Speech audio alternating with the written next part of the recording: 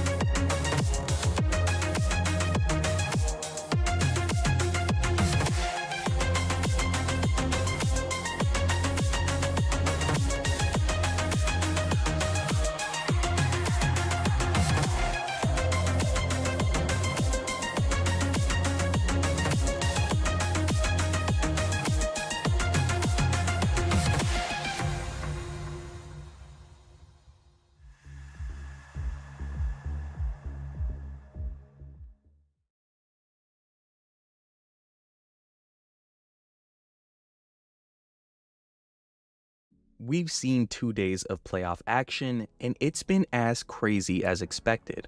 The biggest surprise, no doubt, has been 2Game, who have punched their ticket to the grand finals after upsetting M80 in a dominant 2-0 and crushing All Knights on map 3 to close their series with a 2-1 win.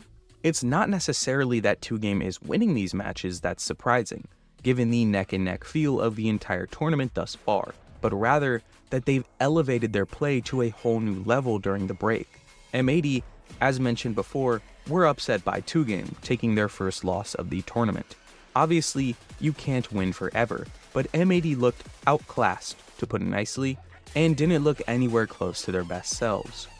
They bounced back with a 2-0 victory over Glories that included a huge comeback on map 2 with an absolutely wild clutch from Xander that all but sealed the deal. A 2-0 victory with a comeback may be the spark that M80 needed to play at their best from here on out. I think this is the first time today, out of all the matches that we played at this tournament, that we played at least a 7 out of 10. So I'm very proud of the boys, and if we keep that up, we're just gonna win, for sure. They'll be pitted against All Knights for a spot in the grand finals. All Knights, despite their loss to 2Game, are definitely not a team to brush over. They pushed M80 to their limits in their opening match of group play and have had time to grow and adapt since then. If they can come out swinging and rattle M80's confidence right off the bat, we could see them capture their spot in the grand finals.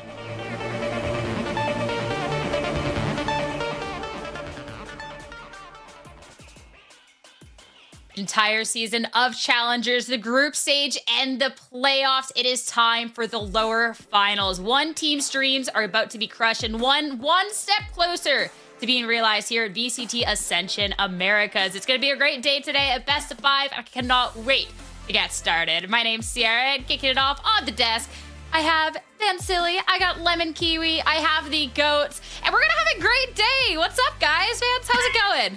I'm chilling, man. I'm looking forward for this best of 5. I've been waiting for this moment too. There's been so many since group stages till now. I'm playing a lot of BO3s, and now we have an opportunity to try to hopefully play the distance between now All Knights and M80 to see who's going to face off against 2G in the grand finals. Yeah, there's just like way too many Canadians right now. There's like Vancilli and I, and then M80. Oh my God, the seagulls are up. I mean, you're talking about M80, and that's who we're going to be following, of course, as they're going up against All Knights here in the lower finals. This is going to be a great match ahead of us. We're only having one match on the day, but as previously stated, this is going to be a best of 5, and it's for the chance to try and make their way into that grand finals there for a date with 2G Vans. Yeah, it's going to be a very fun one, too, because M80 from the get-go during the group stages until this moment looked that they're going to be unstoppable, untouchable, although a lot of their games were not one-sided victories that they had in the group stages. But once they had that one-week break and we got into the playoffs, for them to get upset by 2G already in a 2-0 in the upper bracket was surprising for a lot of faces that coined M80 to be the clear favorites to ascend this year.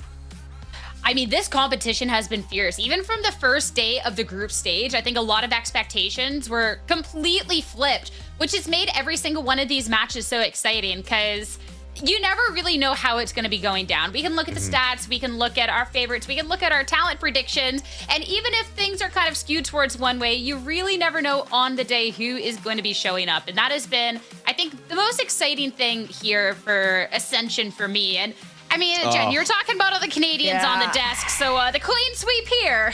Everyone stand for your Canadian national anthem and the Americans on M80. Oh, no, I'm not going to start it. I think it's copyrighted. Say, can you, Canada?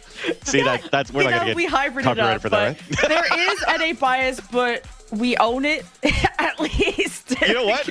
I'm actually going to go with I'm sorry, M80, because at this point, so many times we've gone through talent predictions and everybody's going through this one-sided prediction. It always has the Plat Chat curse that it's going to be the opposite team that wins it. So this is unfortunate. It's All Knights versus 2G in the grand finals now. I mean, man, let's wait till after these maps can clear to figure this out, because it's still going to be a great day. I know that, yeah, you can talk about the NA bias, but when they're a favorite coming into this, there's a lot to be said there, but All Knights, they have definitely showed up so far. It's going to be a great day. And before we get too into the matchups, of course, we do have a little bit of an interview for a little bit more of the players' thoughts ahead of today.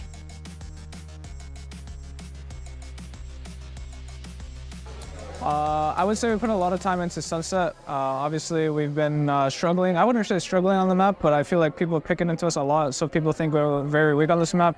It's not the case. We just haven't shown a lot of our playbook. We played very poorly against, I believe, 2Game. And honestly, with the little adjustments that we did make on the map Sunset in particular, I think it's a very strong map for us. And I think that's the very big point of the series. I mean, we're going to do the usual thing we always do. You know, get back home, get back into the hotel room and talk game plan and talk about what we can be doing and we should be doing against that team. All Knights is a very good team, so we got to make sure we have everything down and everything kind of paved. And as long as we do that, we have a good game plan going, and I think we can win. That's a good one. I mean, I would say do the usual, guys. Like always trust in your teammates, believe in each other, work together, play for your teammates and not yourself. That's about it, honestly. I always say trust and believe, and as long as we do that and play as a team, we'll always win.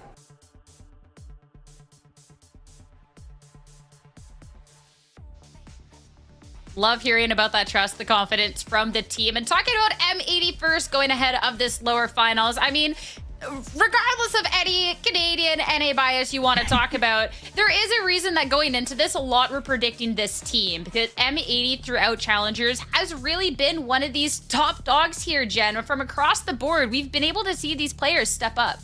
Yeah, M80 is a star-studded roster, but they're facing one of their biggest challenges, which is going up against a different region than their own. They're used to dominating North America, and they were humbled in this bracket already. I want to highlight Nismo. His role on the team is pivotal. Breach maps, trap plays, entries, that's all on him. On your Abyss, on your Ascent, KO maps, his precision is key to get info in that early round. And not only is his role in the game important, but out of the game, he's the hype man, and he looks strong as hell, so I don't think you want to mess with him when he starts yapping across the table. He looks very intimidating too when he starts yapping as well. I mean, he's as tall and big as a fridge, and he's gonna tower down on you when he's looking down upon you face to face. But overall, I think looking back to what Xander was talking about here during the interview is to show a little bit of those changes that after being dismantled by 2G on a map like Sunset, for example, they were able to bounce back very well against Glorious yesterday. So it's nice for them, yes, despite them getting upset by 2G,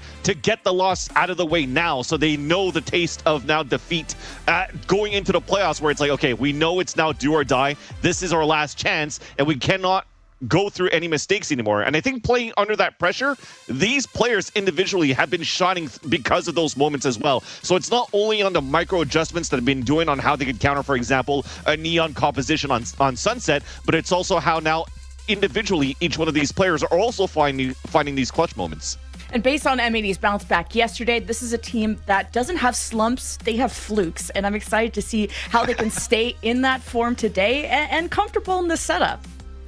I mean, now we have to start talking about the opponents on the opposing end of things, and All Night. Their loss was a little bit more recent, just getting knocked down in yesterday's match. But for this All Night's team, right away in groups, when we're talking about those expectations, they came out swinging. They suffered a loss to M80 in back-to-back overtime matches. I think that was a really good indication of this team that, hey, there's a lot of firepower here. Even if there's a favorite, everyone has come out to play, and these matches have been close. The loss yesterday, Lemon, it kind of stung a little bit, but for All Nights, I mean, the explosive firepower across the squad can definitely get them far.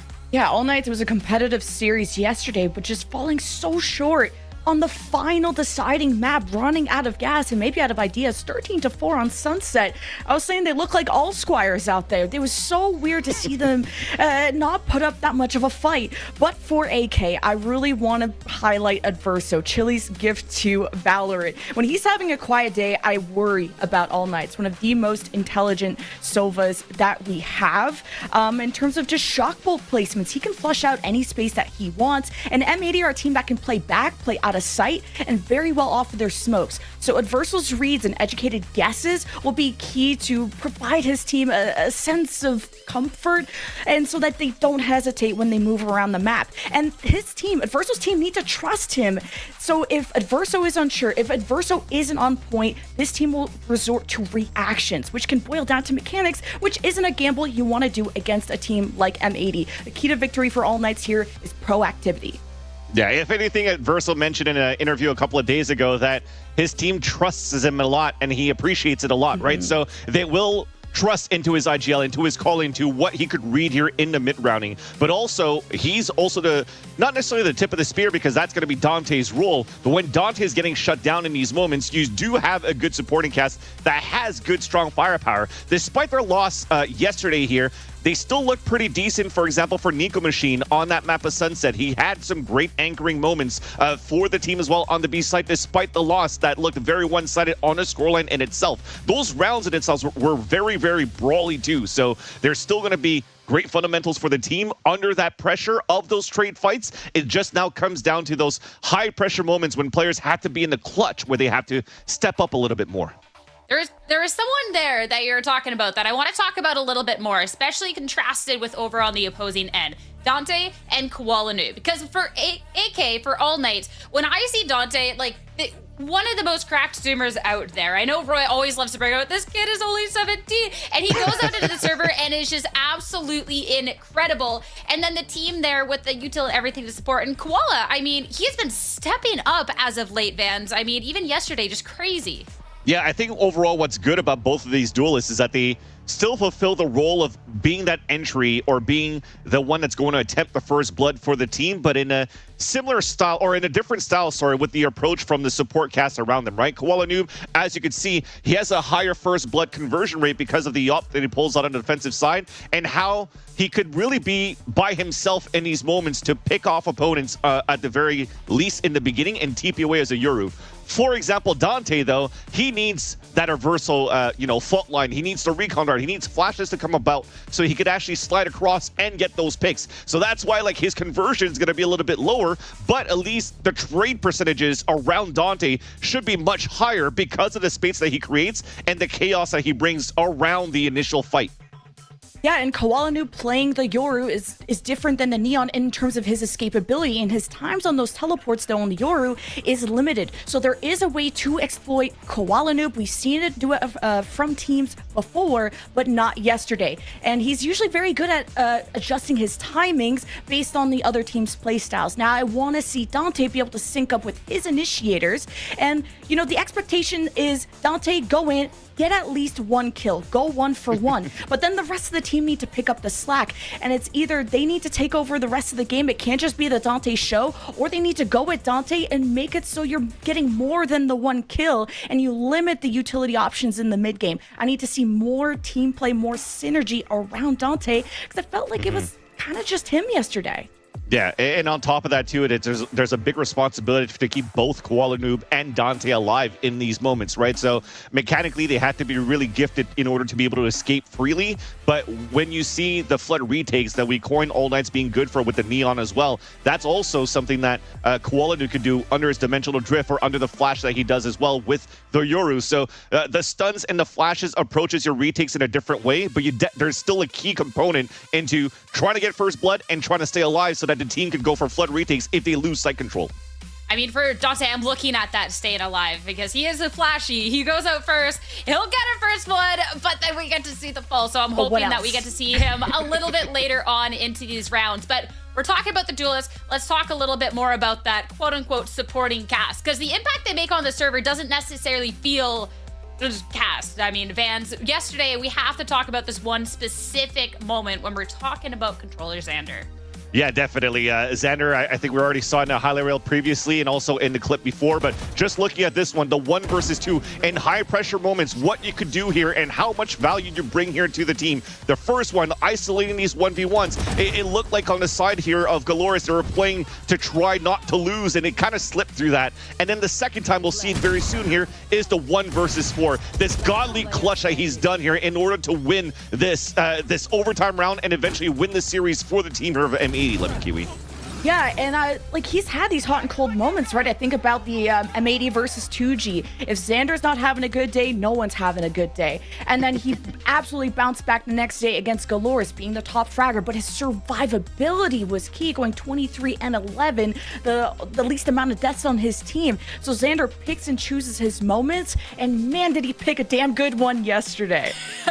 I mean, that clutch potential, especially when we have this best of 5 ahead of us, is absolutely important to advance.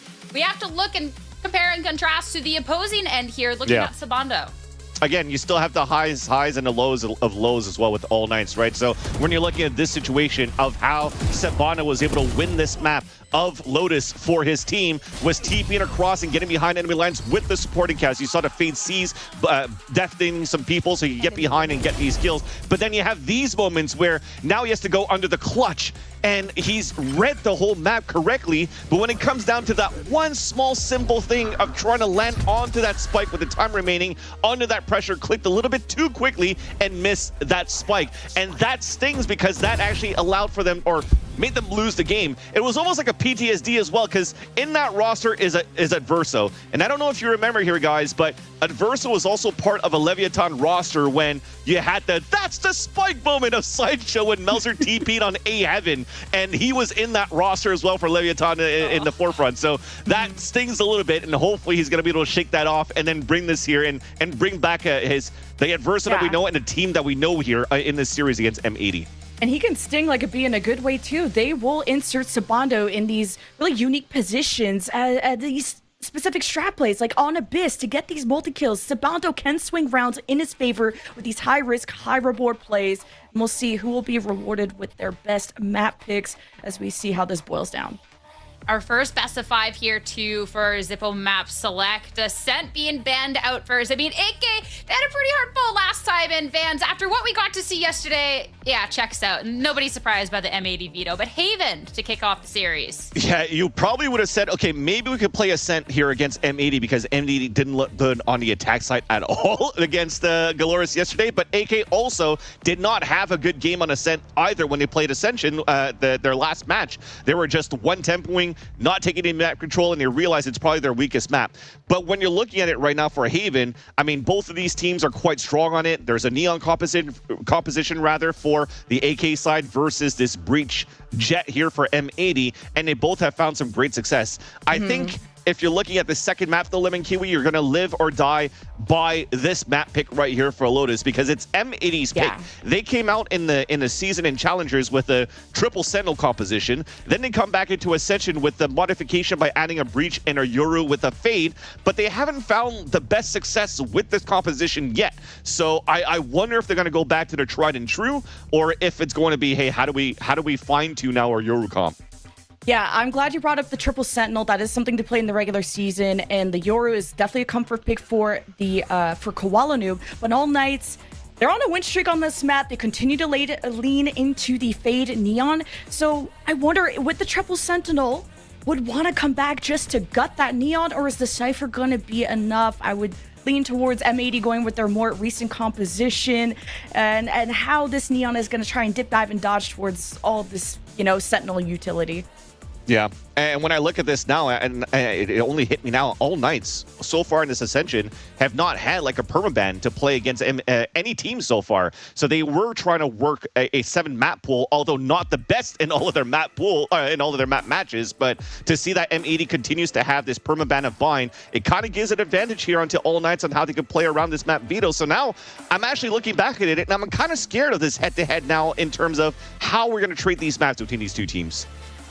I mean, I'm looking to, once we get into that map 3 and 4, because we're going back then to the 2 maps we saw last time these two teams faced, right at the beginning of the group stage with the Sunset and this Icebox. 2 maps that have been strong for M80 and AK. They didn't quite close out a map, but they took them to overtime on both. This was so quick here, Jen, and I think, too, that even if there is a way that, like, okay, M80 picked the Icebox, they had a devastating loss on that pretty recently, and AK have definitely shown that they can step up when needed.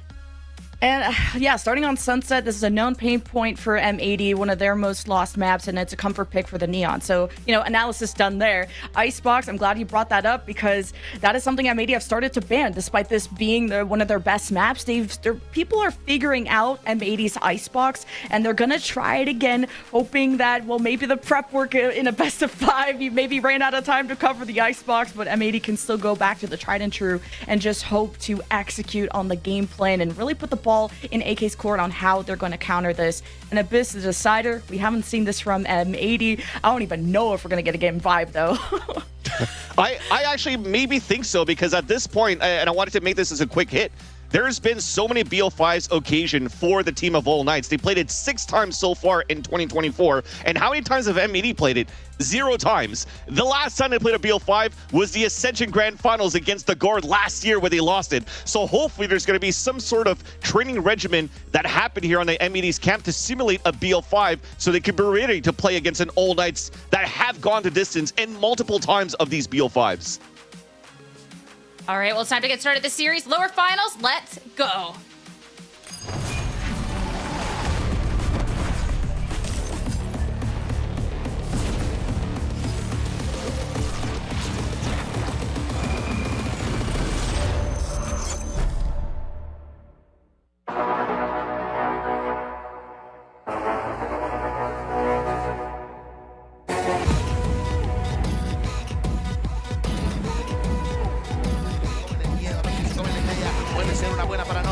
Igualmente se come el cable, vamos adelante, peligro absoluto. ¡Lugar por la espalda!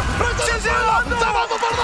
¡Madre de Dios, el señor de la noche! Segundo la pueden tener, siguen avanzando lentamente, nadie se tira. 1, 2 y quién está segundo. Bryce a 150.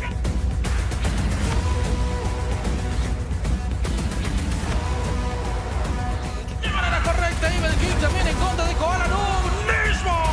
Para la zona de codos y que medio que va a evitar a su compañero, termina cayendo.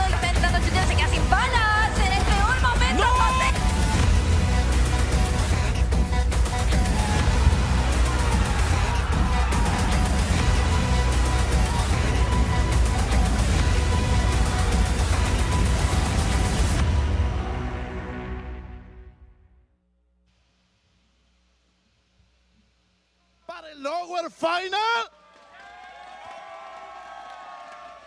Vamos a presentarlos.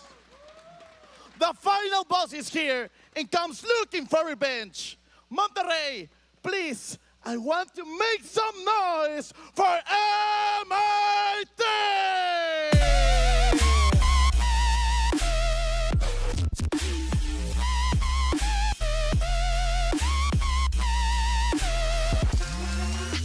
M80, reminiscent last year of Ascension, finding themselves back in the lower finals. Last year, Vans, they made their way to the Grand, falling just a little bit short. This is their chance to get closer to that redemption story.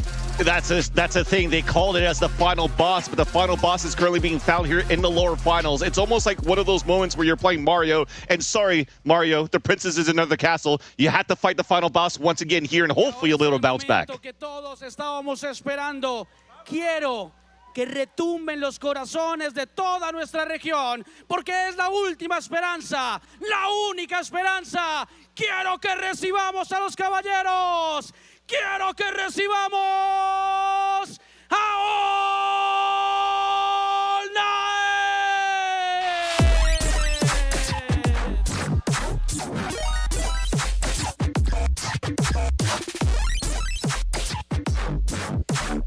All Night, no team has been more explosive than they have already from the get-go. Aiming hard with this play style, and Jen, they have the opportunity. Close it out here. One best of 5 ahead of them to make themselves into the grand finals. The stars of Latin America face the juggernauts of North America, winning split 2, the last remaining team from LATAM after Reda fell in groups. They got 2-0'd by M80 last time. That was the first week of the group stage, and this is a different chapter in their story. Let us know in the chat who you think is going to win. So far it's 50-50, but M80 have been winning over the fans in chat, and they are locked in, ready to go. But All Knights have a sword and shield in hand. They will not go down without a fight. I mean, you're talking about the last time these two teams faced, an M80 with the 2-0, but this was the match right here where I realized this was about to be such a close Ascension ahead of us, taking to overtime on both of the maps, pushing was the hope of NA, the favorite going into this, to the absolute brink. And since then, we've seen that this competition has been so close at every point in the road, Vans. Nothing is free, and All Knights, with how they've played, they have the opportunity to push M80 to the brink quite again and maybe get the upset. Yeah, and that's where it makes more sense as you're looking at the vetoes now, or the predictions rather, where it's leaning more towards M80 because of course you start at the median and then you give time for the chat to roll in, to answer in, and there's all of Koala's family in the chat right now supporting M80, so you know it's going to skew over the North American broadcast side, and it's going to be for M80. But this is going to be a fun game for sure. You talked about 2 games that went into overtime between these 2 teams as the opening game. And also, you had to pinpoint that the second map that went into all of these overtimes was Icebox, where Dante was playing an ISO. And he didn't have the best of times here against BCJ when they were trying to open up that B side of the site with Dante at the point. It was actually more on Adverso and how good of a game he played on that Sova that you mentioned earlier on. Well, we got to talk about Haven and the Blacklight Agent Select that is ahead of them. We've gotten to see these teams throughout the competition, so there's not necessarily the most surprises coming on out. And Jen, here we go. Ante, it'll be that Neon Koala on the Jet. Yeah, the Jet KJ, this is the composition for M80. So he has a lot of comfort behind Yoru and less time than your usual duelist on Jet, sure, but now he has to be more active. He has to be more mobile rather than a more steady play style, more information gathering on the Yoru. So different look out of Koala Noob, but still M80 don't really have a weakness in their map pool. There may be a possibility of a hard time for Net, though, playing this KJ versus its Neon Breach. So hopefully he'll find ways to play around Omen Smokes that Xander could support. If not, they'll most likely have to play a lot of retakes against All Knights. Well, it is time to get underway. The first map here in the lower finals of this best of 5 ahead of us. It's Haven. Who can get off on the right foot here? Let's find out and head on over to Uber and Wyatt to take you through. Thank you very much, Sierra and the desk. And folks, we have everything we could ask for in this series. Some pretty banger maps, a very interesting draft. We've, of course, got Nico and the mogging pose already fired off, and Dante Deas on the Neon. This is such an interesting map, I think, for both teams. M80 actually, why they banned Haven against All Knights when they played them in that first round, but it's been such a good map for them in general. Yeah, very peculiar, right? In 2024, since Haven has come back, M80 have simply not lost. They're 5-0 on this map, and yet it's being picked into them by an All Knights who've already lost it twice in this tournament. So listen, I'm expecting them to obviously know something that we don't, to have figured something out that they feel that they can expose, but I'm just thinking, what? Because when we've watched M80 play this map against opposition here in Monterey, they have just picked them apart every round. It's been dominance, but not in a flashy way, in a comprehensive outplaying at every facet of the game type way. And so, listen, if All Knights can come out strong here on Haven, even take this map, then we've got a hell of a series on our hands, and that's a scary All Knights team. Absolutely. I mean, when we compare these teams, M80 absolutely have the macro play down to a T. But All Knights come in with a level of firepower that threatens to overwhelm them on so many of these rounds. And I think that this Haven map is going to be a great showcase for it, right? It's what we've seen All Knights look to take the tempo, even on defense, push up, and especially make that A side of the map extremely dangerous for anyone from M80. But if there's anyone who knows how to play back and maybe try and receive some of this early aggression and punish it, it is going to be a team like M80. Very calculated, very methodical. And like you said, rounds that they win, absolutely comprehensive. Yeah, no doubt. I mean, this is just madness to see in general. I mean, before we were, you know, getting it tossed to us, Mitch, going back and thinking about where we were at this point in Ascension last year, at this point, it was just all first seed teams remaining. The two teams from NA, you know, aside from the second seed of NA, which were M80. And now, with 3 teams remaining, it's the NA first seed and 2 second seed teams. I mean, the script has been entirely flipped, and what LATAM and Brazil have offered up in terms of the level of play is just outrageous, beyond what anyone would have thought. This All Knights team are so impressive. And already characteristically, All Knights have staked their claim here to a part of the map. They've snuck into Garage and have looked to embed Tinchoff here. Now, this is something we've seen from a number of All Knights pistol rounds. Well, might see M80 be ready for it. He's pinged out. Tinchoff in deep trouble now. Nismo able to capitalize there on that recon. And this kind of resets AK with limited map control elsewhere. They'll try for A-Long. That is lovely from M80. Xander here might be in trouble. So the smoke gets a clean duel, but loses it out. Dante comes in. And now it's all in Kuala's backside. He's got the Sheriff, and here's that individual skill from All Knights. Sabando, who's really come to life deep into this tournament. Just exposing other areas of the map, keeping M80 on their toes, but they're making the right call. Look at this rotate. They're going to see it. Little shoulder peek from Nismo. Yields that information. It won't be a fast hit from AK until we see that fault line comes through. BCJ's able to swing it though and finds Dante. Getting a little bit messy now as that recon is lighting up M80 on this C site. Nismo is able to avoid the aftershock for the time being and buy some time with one of his own. Now we're down to 20 seconds. It's getting a little ropey here, but All Knights still have a player advantage and enough time to bounce over to A. They have been routed. There's only 12 seconds on the clock, and Kuala is trying his damnedest to get to heaven as soon as he possibly can. The smoke is going to come down, and they're just getting the spike in with 5 seconds left. Kuala can't do a thing. He's low. One shot, though, is all he needs against someone like Nico Machine, but he's not being given the line. We're going to have a double up here in heaven for M80. They're smoked out on Link. We have a Verso tucked there anyway. Sabanda's able to find one. That's 3 for him on this pistol. Nismo at least gets involved. Now the 1v2. Recon has to be cleared. Time is short. Nismo sees the player below him. But Nico is ready to take the fight. 46 for Nismo. He needs to play off this fault line, and he gets his one. And Verso, though, a hard player to get past at the best of times. And this time for All Knights, a great adjustment late in the round gives them the pistol. And you just can't get past them in a situation like that. Trying to get out of heaven with man disadvantage is just going to be impossible. And somehow Nismo even made that look close. There was a great rotation from M80 in that 3 versus 4 to get to see, but All Knights with just enough time to slip away and maneuver back to the free site elsewhere. Already an explosive first round with a few fantastic micro plays from either side. A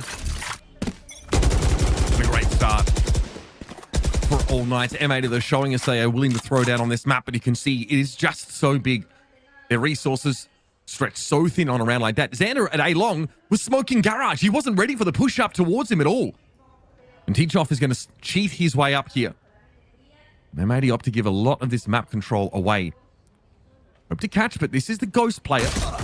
So a kill on Teachoff would be big, but man, you've got to get up early in the morning if you want to get the better of this guy. Now face down by 3, and he handles them comfortably. Walking away with 10 HP with the Ghost in hand. Such a low economy play for Tinchoff pays off.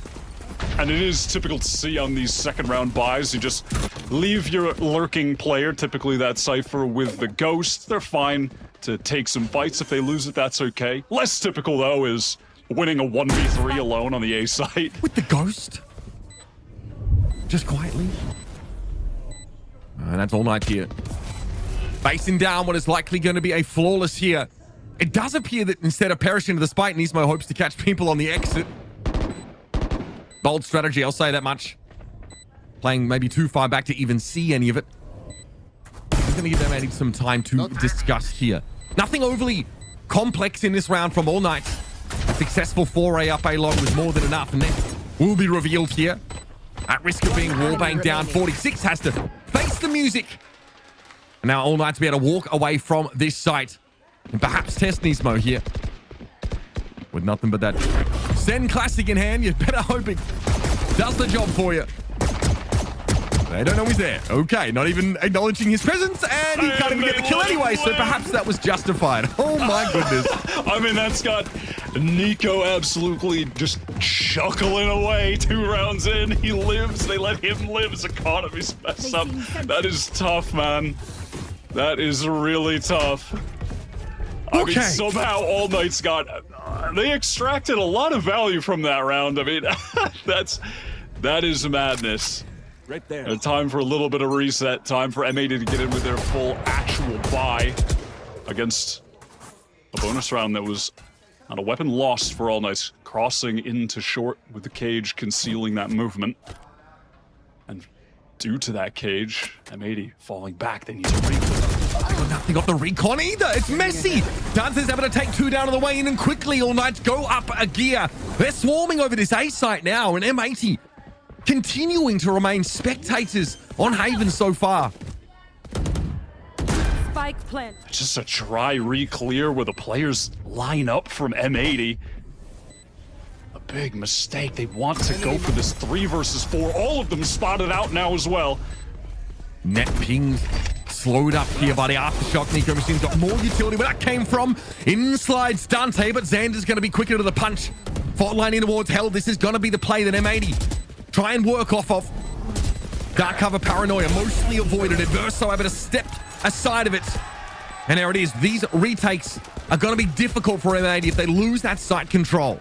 I mean, it's just man advantage, but also just a great crossfire setup from All Nights and every M80 player trying to get out of just one smoke from the same angle. It's just not going to happen, but that double face, such an uncharacteristic, you know, lack of fundamentals in that situation from M80 lining up. And that is tough to watch. Because that recon in lobby wide is allowed to actually expire. No one shoots it. So there's a cyber cage up, but there's plausibility that it's just, you know, a fake use of util. M80 are not ready for that player stack coming up. Sewers at them. And with risking that retake 3 versus 4, it's depleted their economy entirely. Sheriffs, whatever they can get, and All Nights have barely lost any players so far in this game. Net, great shot to get his first kill so far in this game. And maybe M80 can flip the script here with an eco round win. Again, this time they just concede all of this long control. Moves up. Now see some action, but again, Dante very, very good on these entries so far. And the customary smoke towards Heaven, smoke towards Link. Bob's your uncle, and M80 again have to retake the A site. And obviously, the weaponry is better for All Nights, but this is an M80 that looks very out of sorts so far in terms of the gunplay. All Knights look way quicker on the trigger in these situations. Eco Machine shutting down Koala on the dash in. Xander with a 1 trade, but still 2 versus 3. So trying to find a moment. One enemy remaining. Too much cover on that side. And Dante able to get involved. Savando finds his first for the round. This is Xander with the Marshall. And that'll be that. A 4th round here for All Knights. M80 with a chance to get back in. A thrifty there, though, would have gone a long way. Would have gone a very long way. And they play that situation fine. You know, Net gets that kill in short. Beautiful falls back. Him and BCJ doubled up on site while his alarm bot watched for anyone coming up short, allowing them to double face long. But they just cannot continue to connect shots. Dante just swings out, kills both. I mean, they're hoping to at least retain that man advantage by getting one more or keeping these even, right? But just falling apart so early. Such a monotonous looking M80 in terms of the firepower right now. It is lacking in the face of such an explosive team that really thrives in just the honest gun duel department. I mean, well, I suppose it depends on your definition of honest when you're watching Neon's double slide around the map, but you know what I'm getting at. But already a couple things that just shouldn't really have happened in this map to M80. The Tinchoff push up with a ghost to 3k off that. I think they got a little bit bamboozled on that first gun round with not getting info about lobby and then just walking into a triple stack of players. I think M80 are struggling to read the intent here for All Knights. Again, it's hard on this map. It's a big map. Your util doesn't cover it well.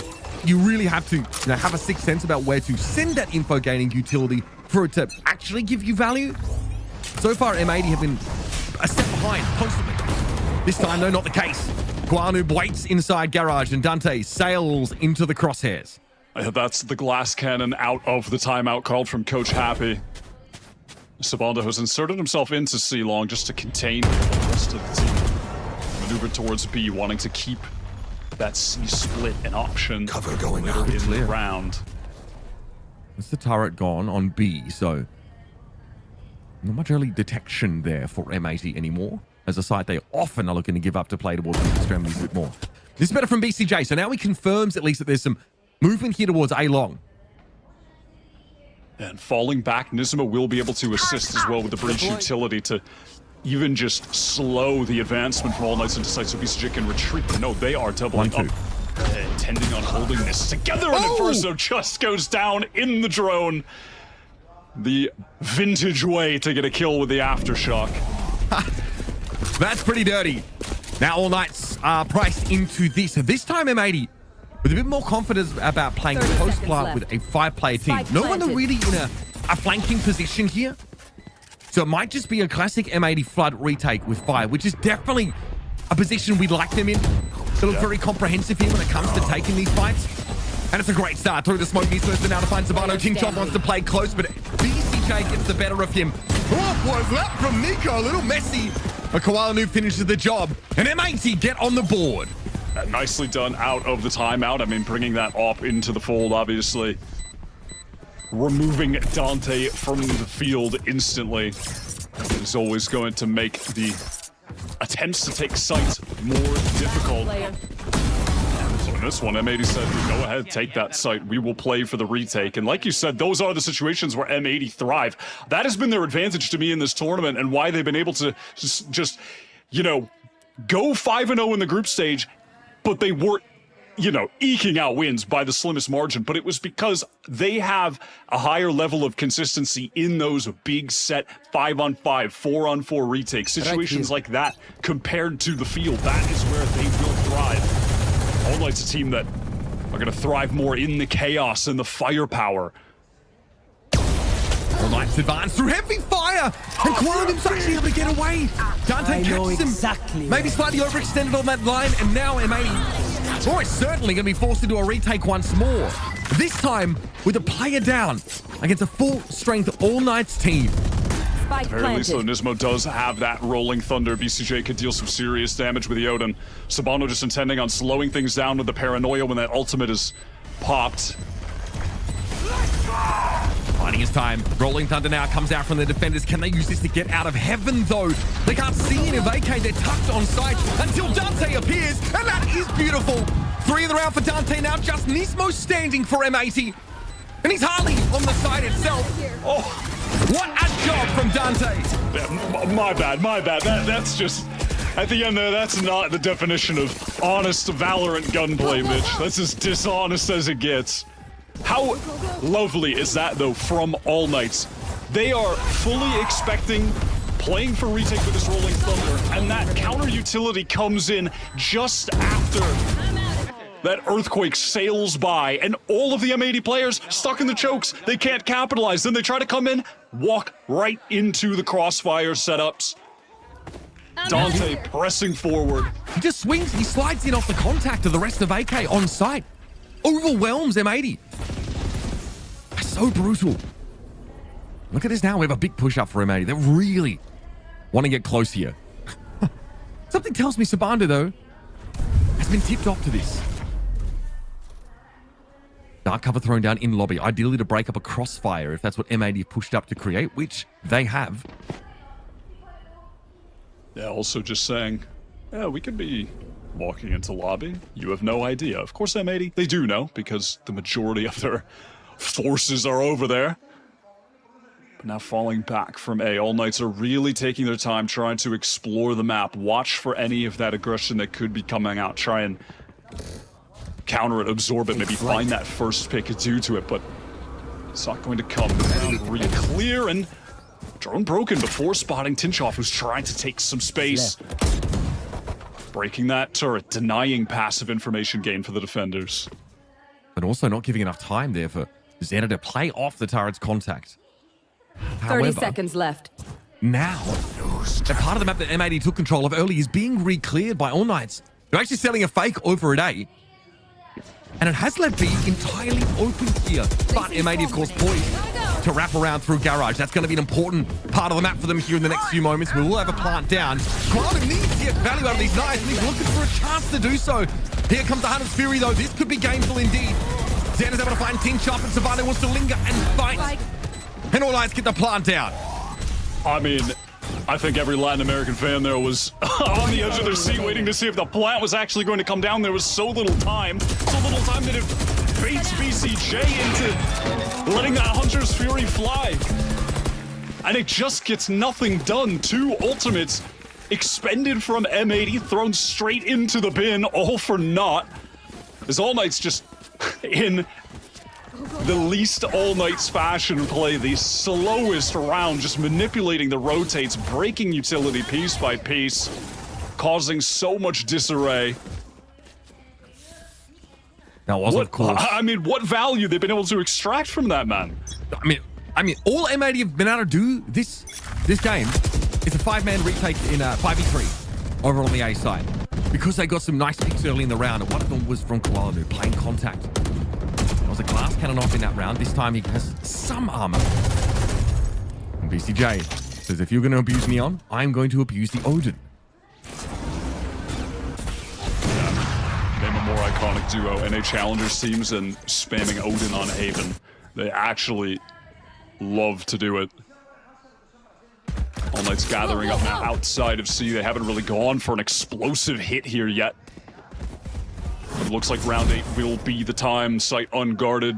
Just that alarm bot to deal with, and obviously that's not much at all to deal with. It's so rough here for M80, but nice timing. They send 2 out of Garage to guarantee at least a trade. Spike planted. However, Lockdown here is going to deny those entrenched positions for All Knights in the post plant and force them to play from C-Long entirely. Adversa, though, has a Hunter's Fury, so it is going to be pretty hard for M80 to break this setup. Yeah, Adversa didn't care at all about using the Hunter's Fury to actually break the lockdown. They're just playing the post plant spam. Here it is. Yep, BCJ taken down by a shock dart. He was the first to step up to try and get the defuse. Xander, though, gets down C-Long. He's going to try and deny this late hold, but Adversa can play back with the Fury. Still, the defuse came through, though. The timing wasn't there. M80 with the antidote to All Knight's brand of chaos. Yeah, I think the antidote to chaos was even more chaos, just sending it at them, spamming through. I'm surprised that Hunter's Fury didn't come through earlier. Frankly, I was looking for it, and when it finally came in Verso, it just pulled the trigger too late. Both Sovas just not able to get the value they wanted from the ultimates on back-to-back rounds now. That is such an important one-way that Xander throws down to C-Long. It lets him get up there in a cubby. And then he's able to find two. All Night's not ready for that level of push-up. I must wait a moment. Gonna slow things down. Nano Swarm here denies Dante that easy push into Garage, but he's still gonna take it. That's gonna have to get busy here. This util is much better from M80 this round. I mean, what is that from Tinchoff, man? What is that? The firepower on this squad is just outlandish. How is everyone hitting shots like that? How is it happening? 2 times now, Koala has been scoped up on the angle and bested by an All Knights rifler. That, frankly, is just not good enough for M80. The BCJs recover the operator, but into that B site they go. Nanoswarm will deny Adverso the chance to push up. Not that he really had plans for that. Just a recon to check. Spike planted. Well, that shock dart is a little too far forward. Either way, Nisman's able to break it the old-fashioned way and run into Tinchoff again, who is indomitable this round. The guy will not be shifted. I'm out of here. Dante trying to get active backside, causing a bit of a distraction. Adverso allowed to push up because of it.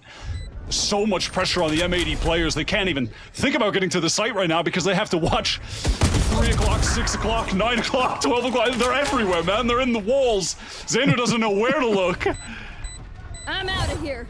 And Xander obviously was holding the opposite side. Fair enough. Couldn't make the correction nearly quick enough. And we'll see Dante. Of course, it's never free. It's never easy. BCJ gonna be corralled here, and that operator will be rested from his cold, dead fingers. All Night's 7 rounds on this attack side.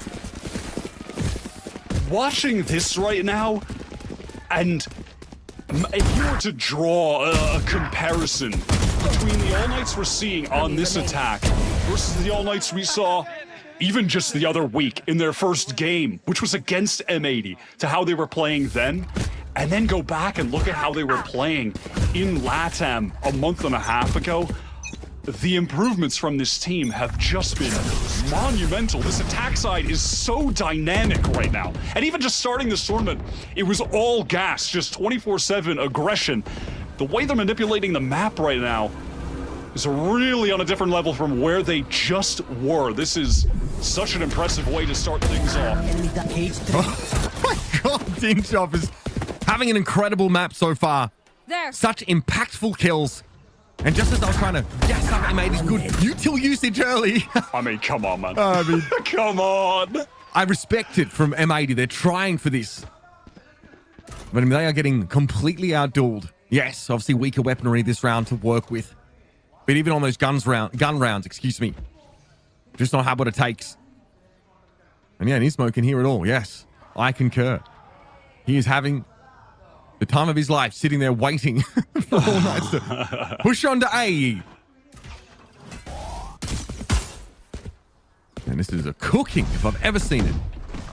And speaking as well to sort of the comparison that I was drawing, you know, watching this team back in LATAM when they were going through qualifying, and you know, when they made it through but lost to Rada, they were here as the 2nd seed. Individually, coming into this tournament, I felt like, all right, this team, they could get some cheeky wins off the back of Dante being this unreal neon player that is just going to be impossible for other teams to wrangle. He's just so good. And then Adverso certainly was having his moments, was looking impressive. But I'm blown away by how well-rounded they are right now. It's just not at all what I expected to see from these guys. It is massively impressive. And I felt in that LATAM final that Tinchoff was actually by far the weakest player on All Knights. He looked so drastically different at this point. At LAN, he's been great. It's not just been this game, but in particular, the things that he's been able to do, whether it's a ghost or a rifle in his hands, having a really outsized impact on the game, putting a ton of extra pressure on an already very thinly stretched M80 defense side. And I'm sorry, but like when all 5 of your players has this level of firepower, it doesn't matter how good your util is at the start of the round. Tintov is just shooting Koala Noob in the face while he's holding a line with an operator. It just shouldn't be happening. They've been doing such a great job at stopping M80's efforts to retake these sites, and they haven't even given M80 the opportunity to play this C-site defense how they like to, which is where they get a lot of their Haven defensive round wins. Okay, well, nice. Noob, finally, yeah, it's been rough goings with that operator, but I mean, and that's obviously why Jet is so important. He can repost after being forced off the angle by that Al drone for no cost, really. So it's important to find kills like that. You have to really dig deep for them. Might AK look elsewhere, but Xander pushed up. This time a little bit more passively, not caught walking. As All Knights come in, maybe M80 can now start to get a feel for the flow and the tempo that All Knights like to play with, but this will not be expected for Sabano. Jump scare! Koala Noob, though, ready. Wasn't watching that particular angle, but Sabano exposed enough of his gallbladder to have it punctured. And it's no coincidence that 2 of M80's round wins, 2 times Koala Noob was able to get the first blood with the op. He's had 4 opportunities for first kills so far in this game. 2 of them success, 2 of them failure. And the 2 successes, they resulted in round wins. Sometimes the game is simple. We don't those want missed shots add up. We don't want to boil the game down to an operator player getting picks or not, right? But against specifically what All Knights are doing, it's not just important, it's absolutely pivotal that Koala Noob is able to find these 10 openings. seconds left. So he can get some wind in his sails, a bit of confidence going, and maybe win back some of these defense rounds for M80, because they've only got 1 more to get. Yeah, 1 more to get on a map where I do really typically respect the defensive play a lot. What you got? You know, Koala Noob is up there pretty high if you look at the entire ACS hierarchy in the tournament. The number 1 wins and losses in the tournament right now for ACS is still Dante. He has just been too good. M80's last chance here. Where's Koala Noob going to post up with this operator? C long, while the rest of the team get to focus their attention over on A. They've got the setup ready to deal with this. They have that breach utility ready to counter All Knight's effort to get up long or to press into short. They are so invested in this A hold. He has the, the requisite amount of Killjoy utility set up there. And of course, AK just want to play away from those Koala Noob angles. If they want to contact the map like they have been. And they're going to be walking into a Roaring Thunder here in a moment. Yep, here it goes. Alarm bot triggered. And here come the rest of M80. Can they get up to it, though? Okay, to catch Dante trying to cross back past that fast lane. That's that first pick. Hard one with a breach ultimate, but they'll take it. Yeah, that is really thorough from M80, knowing that someone would probably dive into that right corner, exposing Dante. Another first death for him. All Knights are still posted up towards A, and at this point, M80, 40 seconds on the clock there. Content to retain some position here as smoke is cycled from Xander. It's going to be even more difficult for All Knights to go out. They don't have explosivity from the Neon. Net is trying to get out of there. Into the mystery machine he goes. But here come All Knights now in a position to swarm the site. But it ain't even fully given it up. They're 3 stacked here over towards Link. But this aftershock is such an issue. And Xander was caught out in the open. Sabano moves up now, TPs into that front corner. And again, it's going to be an even-handed retake attempt for M80 in the last round of this half. What can they work with here? They've got BCJ's util. They can light up some of these players on the side. There's Nismo's flash. Out of heaven they go. Koala Noob inside a cloud burst here. That dissipates. And he sees Tinchop picked around the corner. But no one's looking for Sabando. Oh, that's so dangerous. Net now has to clutch this. And Sabando is just too good. 4 for Net. But Sabando comes away with the dub. What a heads-up teleport from Sabando as the hit was coming in while the flashes were ringing out. Just right onto the box. Teleports behind the M80 players retaking. So smart. So smart. And again, M80, they're struggling to find success on these retakes. The counter utility as they're trying to get into the site is lovely, and the crossfires have always been set up exactly as they need to be. You know, it's genuinely, this isn't an All Knights that are just running around with Dante shooting everybody. They're just winning purely off firepower. No, it's these retake situations on A where they have the site where they are outplaying M80. They are outplaying them in terms of the utility. And that is a difficult half to walk away from. 4, you feel like it's enough for M80. Here, though, this is going to feel a little bit scary walking into this second half. And we know All Knights are pretty inventive when it comes to their defense sides. We know they like to push up. We know they like to trap, surprise. M80 should have so much footage on this team, though, in terms of how they like to play these early rounds. That was really showcased every time we saw AK go to Haven. And it makes me wonder if that was half the reason M80 wanted to ban this map against them in the first place. But of course, they're a bind-banning team. And in a series with only one ban, this is a best of 5, folks. They have to take them on this map. But it's a Haven that M80 haven't lost since it made its way back into the map pool. They haven't lost at Ascension. Not in Challengers. 5-0 this year. We're heading towards the 5-1, though. The Latin American second seed. First map of the lower bracket finals onto the side swap. This isn't a comp that M80 haven't played against in a match before. They've played against pretty much all of the relevant Haven comps under the sun right now and have beaten them all this year, including this Neon. We'll see if they can rejuvenate themselves on the attack side. Look at that. I mean, at no point did AK have to save or half buy in the previous half, based on the distribution of those round losses and how clean some of their round wins were. And that's Sack here. Early on, BCJ sends that shock dart into Garage, intending on breaking some trips to try and drag All Knight's focus there, but it's Tinchoff just playing really a deep setup that he can fight off of if he desires to do so. But just fall away. Yeah, the timing isn't there. One trip broken. Spike planted. Still remaining. Maybe he'll get lucky. He's able to get through it there. Tinchoff knows, though, at least one player in hell. It also means an opportunity for Nico to flush them out with an aftershock or something similar. That is pretty big, though. Those trips doing some serious work. Come on. I mean, I don't know if Tinchoff should be getting it. Yeah, that's a freebie in my books.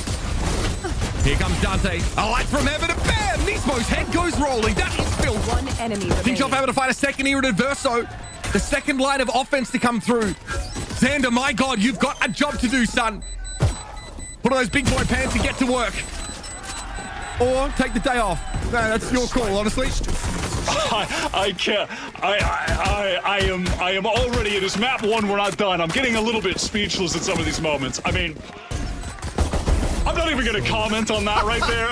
Let's just move past it. The retake utility there, though, is just so good. It's simple. Obviously, it's a pistol round, but it's placed where it needs to be. That fault line with the relay bolt, the slide out, the stun onto default. That space that you're able to create with the Neon there. Not only does Dante get the first, but the rest of the team, they're able to get in after the fact. That was something that M80 were just not able to do when they were trying to retake it themselves. Trying to retake, you know, against those stuns can just be a nightmare. But retaking with them, I mean, that can really bear fruit, and that's exactly what happened there. M80, because of that plant, they forced into this net already on low HP. They're risking it all right now on this buy, and they have to. The round deficit is too large. Sting is here for 4 of M80. All Knights, of course, with very much a default setup here. Tinchoff has deeper trips this round, though, so we're more of an early warning system because All Knights don't necessarily just want to fight on the side itself. And Tinchoff can play off that trip. No, he says, okay, too many of them there. Cybercade survive at a time. Fault line still caught him. Wasn't ready for the angle there, but Dante is on the site. And Koala Noob riddled with bullets through that smoke. Now M80 pull everybody out. No one embedded, and this is all seen. Big Brother's watching, folks. Look at the top of the map right now. All Knights, they've already considered just rotating off to pick up the other side of the map because they still have this trip here. They still have Tinchoff inserted. He's covered the Stinger as well. I mean, if he even just gets one here, that's more than enough. If he lives here, that's more than enough. And there's the free one and a smoke to play with. Again, so many corners that have to be checked. All Knights fighting in the site. They are not going to play retake. They're going to throw down. Tinchoff for 3. All Knights elated. Great conversion. Off that second round of the half, and M80 are in serious trouble. I mean, this is just looking like when my 5-stack runs into the Smurf 5-stack. I don't know what to tell you, man. This is tough. It's just all the simple things, the small things that All Knights are doing correctly. You know, rotating off A there, but Tinchoff left. He has the trip that he's given the smoke to play with. He repositions himself exactly where he needs to be, recovering the Stinger. It's all the little things that are just adding up every single round. And again, the way that they explode back into the site with the neon, with the stuns to help him when the pressure is on Tinchoff short. And the spike is going down, man. This is so impressive. M80. They have to force into this again. Dante's already pushed up, and he's already got his. The stun and the swing. I mean, they just can do no wrong right now. Dante dancing. Oh my goodness! Disco dancing on Nismo's lifeless body. The confidence at an all-time high. The coffers overflowing. The scoreline decisive. And Net barely feels like he's playing the bloody game. You know, until we thought better of him, Mitch, sometimes in old esports, remember when there would be, you know, a BO5 and the team with the advantage, they would start a map up? They can just pretend it's that kind of situation. Yes. They're gonna have to move forward from this point. Yeah, may as well just be those bad 2011 old esports rules when we would play BO5s. This is just destruction. It's just time for the mental reset to move on to their map pick, Lotus. Gotta go. A map pick, which is by no means a sure thing for M80. Dante says that's so nice. I'll do it twice. Nismo though opens up Savannah there. Swings out behind the side, falls to a Bulldog. So, C crawling with M80 operatives. And Orbia get themselves a post plant here. Note the weaponry. A Guardian at least there for Net. Weaponry approximately even between these two. All Knights have not looked to upgrade on any of those weapons just yet. And it's going to be tough to get into this C side, no matter who you are. Not trying to get some position out of long here just to keep his eyes on Tinchoff, who has just been a thorn in their side all game. Tinchoff, that's big. Map point here, and Dante knows it. He charges into the site, and he's found another. Xander falls. He was trying to play from long, but Tinchoff at the wraparound. 3 now on the overdrive pod. BCJ no problem. Sticks a fork in the PowerPoint, and All Knights put them out of their misery. What an utter drubbing Haven has been, and what a way to start the series for All Knights. I mean, what can you even say? Even that final retake was just gorgeous. That relay bolt connected onto everybody. Dante's just getting the freest kills. He's making space for everyone, but space be damned. He's just gonna kill everyone on his own with his own utility. What can you, I mean, what can you even say? This was just a 30-minute All Knights glaze session, Mitch, but what else can you do? What else can you do, man? M80 that is not right. That is just so... they just have to... They simply have to have the greatest mental reset in all of their days to head onto their map pick, Lotus. I tell you what, I will give M80 one more map, and then I am calling a humanitarian crisis. I'm actually calling the UN in. This is ridiculous. Rough start to the series there for M80. They had to take it to Haven, and All Knights absolutely wiped the floor with them. Let's see if they can bounce back. We're going to take a break. Everyone needs one, I think. Bit of a reset before we come back for Lotus.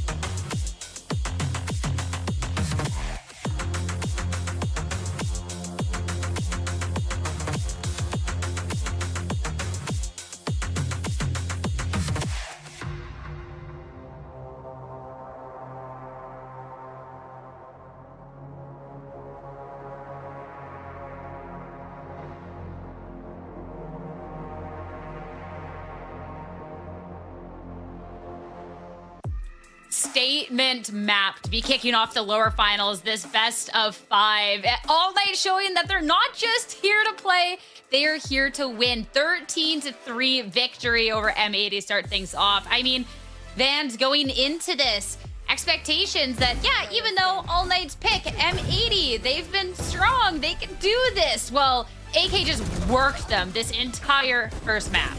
You just talked about AK coming out to play here in the lower finals, but for M80 side, I don't even think they were even awake yet.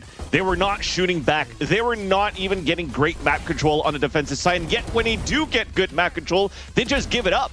And then everybody's getting picked off one by one in the situations where they're not really as coordinated. Yes, it stems more deeply than that and how deep the playbook was for All Nights in terms of not giving a chance for M80 to really cross the line of entering back into the sites when you're playing these post plants. But everything leading into these post plant scenarios have all been All Nights all along, and just M80 losing every single duel. Yeah, I thought this was Valorant, but turns out it's Dante's Inferno. I don't know. That neon was just so unfair. And and we were talking about the compositions before this map came up. This is a 3-site map. And I was wondering, would you want to maybe bring out more Sentinels? And you know, M80, they love that, but maybe a Cypher was going to be enough to slow down this neon, and it was not. And this is now an M80 defense that was stretched very, very thin, trying to make plays by themselves, but not having information sometimes. And this is a different style, right? We talked about Koala Noob not having as much time on the jet, compared to the rest of his agent pool. But now that you didn't slow down Dante, look at what he could do for his team. That was an outrageous map for Dante. I mean, even when they were able to get the first blood on that last screen, M80 for 8 of the first kills and only 3 of the rounds, even when they were able to strike fired first, AK, I mean, it wasn't just Dante. Dante did have the flashiest performance. Dante always does. There's a reason it's Dante, don't get me wrong. But Tinchoff on multiple occasions was stepping up. Sabando, even that 1v2 clutch, fans. I mean, across the board, AK really got to show a couple of different layers throughout this. That's it. I mean, of course, when you even think about the last round where Dante got the 4K to win the round here for All Nights, it was also behind the scenes, Tinchoff winning a 1v1 against Net, watching the flank. And he's been a key piece rather for All Nights on how he played, working the map on the offensive side and also anchor on the defense. And the simplest thing on the defense was just a trip that was activated by Nismo, but not broken ever. So when Koala Noob walks back into it, he gets ping and it's a free kill. So Tinchoff had really free reign of what he could do in terms of controlling that right side of the map. The A side choke to walking into the side on the second round with the Ghost, winning a 1v3. He is on point so far, and I'm gonna I'm gonna steal the term away here from Wyatt. I'm gonna glaze here Tinchoff as well, where you know, you talk about everybody else before we start this match, from Dante to everybody. We never really mentioned Tinchoff, and he now after this map has shown that he deserves a spot here and more of that spotlight to be talked about around the All Knights firepower that they bring. Yeah, I mean, I was worried after the series yesterday, but they showed up today and already, I mean, they were awake, they were ready, they were chugging their coffee. Whatever they did, they were ready. And Vance, when you look over onto the opposing end, I know that there was a certain moment that you wanted to talk about where that wasn't necessarily effective on the opposing end. Yeah, and it's looking at the Nismo on that second round, but it's not necessarily to harp on Nismo or to harp on M80 overall. It's just to show the mental game, the mental resiliency, and the start for how All Knights kicked off this game. It looks like they're not chasing after the kill, but you just want to make sure here that Nismo stays alive so that he only has 1,000 credits moving into the next round. And he brings a fault line, it stuns a few players, and they're like, screw it, let's just run back into where the blast radius is gone. The other one's just bunny hopping around to survive. And then the screens, the reaction on the faces, they're all laughing the whole time. So they definitely came in with so much confidence since that second round too. And it's been a story of All Knights all along. Just a weird day for M80. It's just simple stuff like that you pointed out, fans, and even just trying to clear Cypher trips, missing the shock bolt by BCJ, getting found on the flank, and just they got outread. It's as simple as that. I mean, they gotta get that workaround now.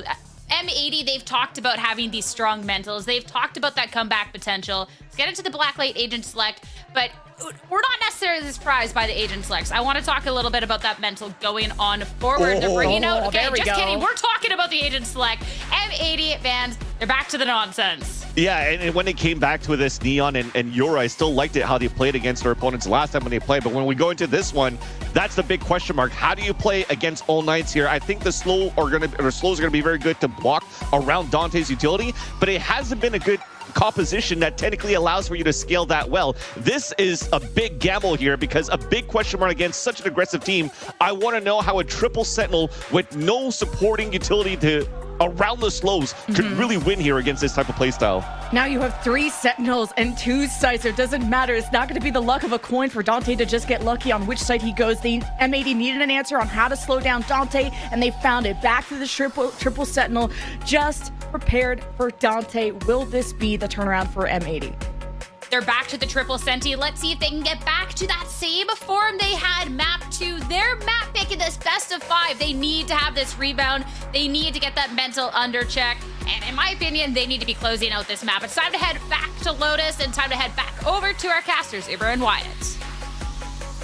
Thank you very much, Sierra. Yes, a composition that we saw M80 debut throughout challenges and look pretty terrifying with.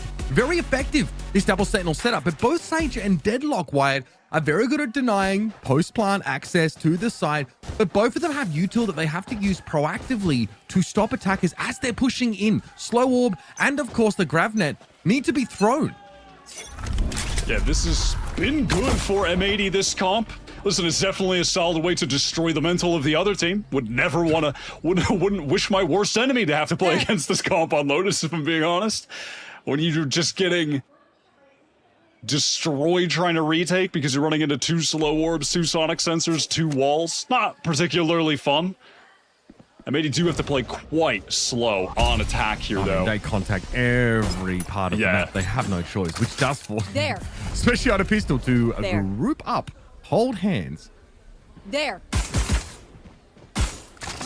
M80, as they will be doing, just trying to take some of that slow space over towards A in the mid-round.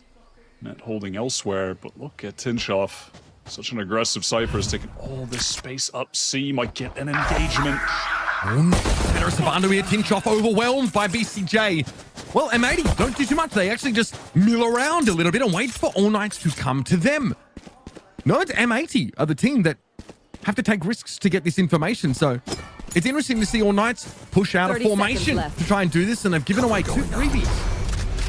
Trying to get over to A fast. Nico Machine will be able to get back sight. Nice. Aim better when crouched, though. Nico able to find one, eventually overwhelmed. Oh, yes, barrier mesh in upper. I mean, you have to take the fight here through drop, but Adverso already 10 seconds left. Spike planted. We are going to now be in the post plant. Verso shrugs off the decay, and now he'll be joined by Dante. 2 versus 4. All of M80 stacked up inside tree here. Okay, is that util? Well, there it is. Dante runs straight into it. Xander cleans them up. M80 here, I wouldn't say a showcase of what their composition does best, but we did get to see 2 post-plant walls deployed. And listen, perhaps just mixing things up in a moment like this where you've gotten blown out on the first map, lower bracket final, everything on the line. Might as well try and throw something different at them. They've just played that Yoru comp 2 games in a row. You have to imagine All Knights were definitely prepping for that. They knew Lotus would be in this pool eventually. It's inevitable with these 2 teams. They both like to play it. And M80 just go back to what worked in America. And if All Knights are not well prepared, they could definitely stumble in moments like that. You really just can't be going for solo push-ups on defense alone like that. I mean, look, there's certainly a time and a place, but M80, the way they play, how slow they are, more often than not, are going to expose individuals if that's their intent. Surely as the sun rises on a big map like this, All Knights are going to want to push up to try and hedge their bets a little bit more effectively. And there's a lot of trap potential here. This 3 Sentinels, I know it might sound strange, but the attacking side already obviously favored on this kind of map is probably M80's strongest, because once they get a site, they're locking it down. As the Prowler takes a chomp out of Nico Machine, and there's not a lot he could do to deal with the rest of those M80 players coming through. Team Top again goes wandering, again pushes up for info. Net is more than ready for it. And obviously not the weaponry nor utility with that A setup to deal with. M80's trying to get back in. I mean, Classic barely even good enough to deal with the Prowler, right? But that mid-round re-clear with the smoke down towards stairs. M80 walking back on through. 30 seconds left. These are the things that All Knights are going to have to be ready for throughout the entire half. Yeah, and this has just been push-pull for M80. That's all they've really done.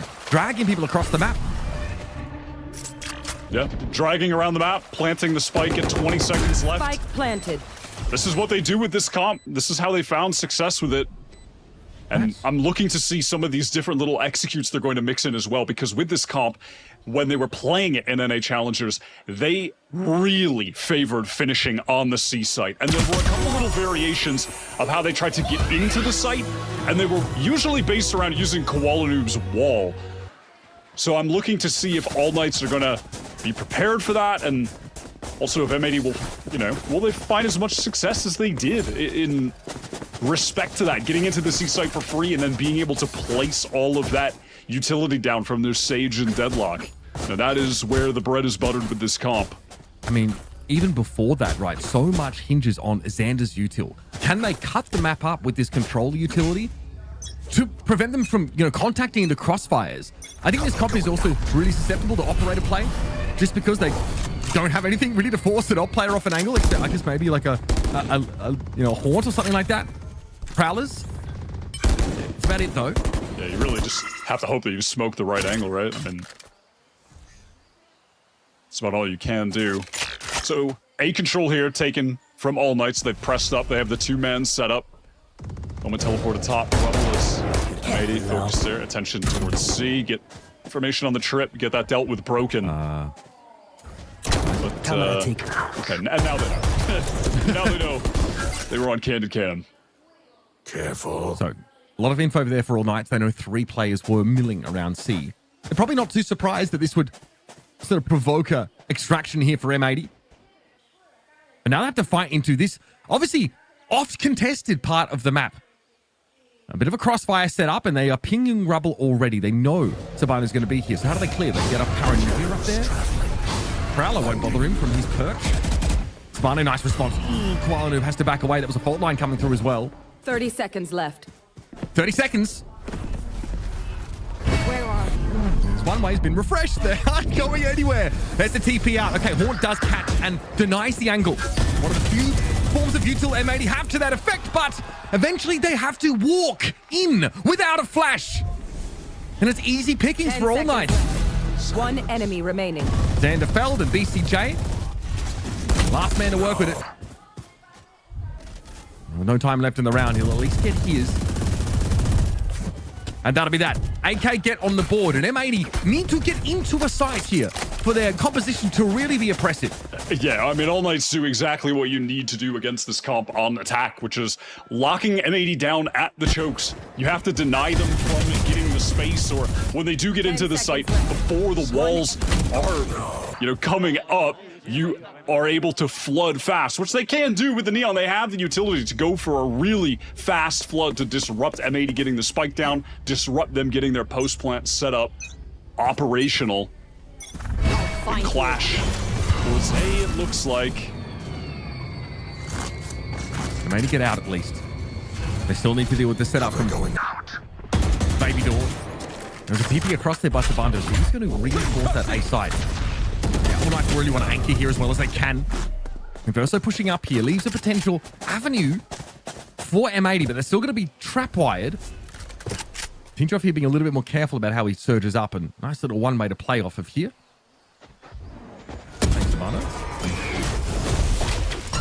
Well, I think he doesn't want to be here right now. This could be dangerous. Gonna have to back away. Annihilation also at the ready. Tinchoff though, he's well... Whoa, I thought he was well clear of it. Not the case. And of course, this is a death sentence for a solo player at the site. Kwanu waits for Sabando, who's stuck into the dark cover, maybe to try and break that cocoon. So we'll get 2 for 1. Vintage Koala Noob, that wall is going to be going up on the C hits constantly. Sometimes he's going to be on top of it. Sometimes he'll be hiding in a smoke on top of it.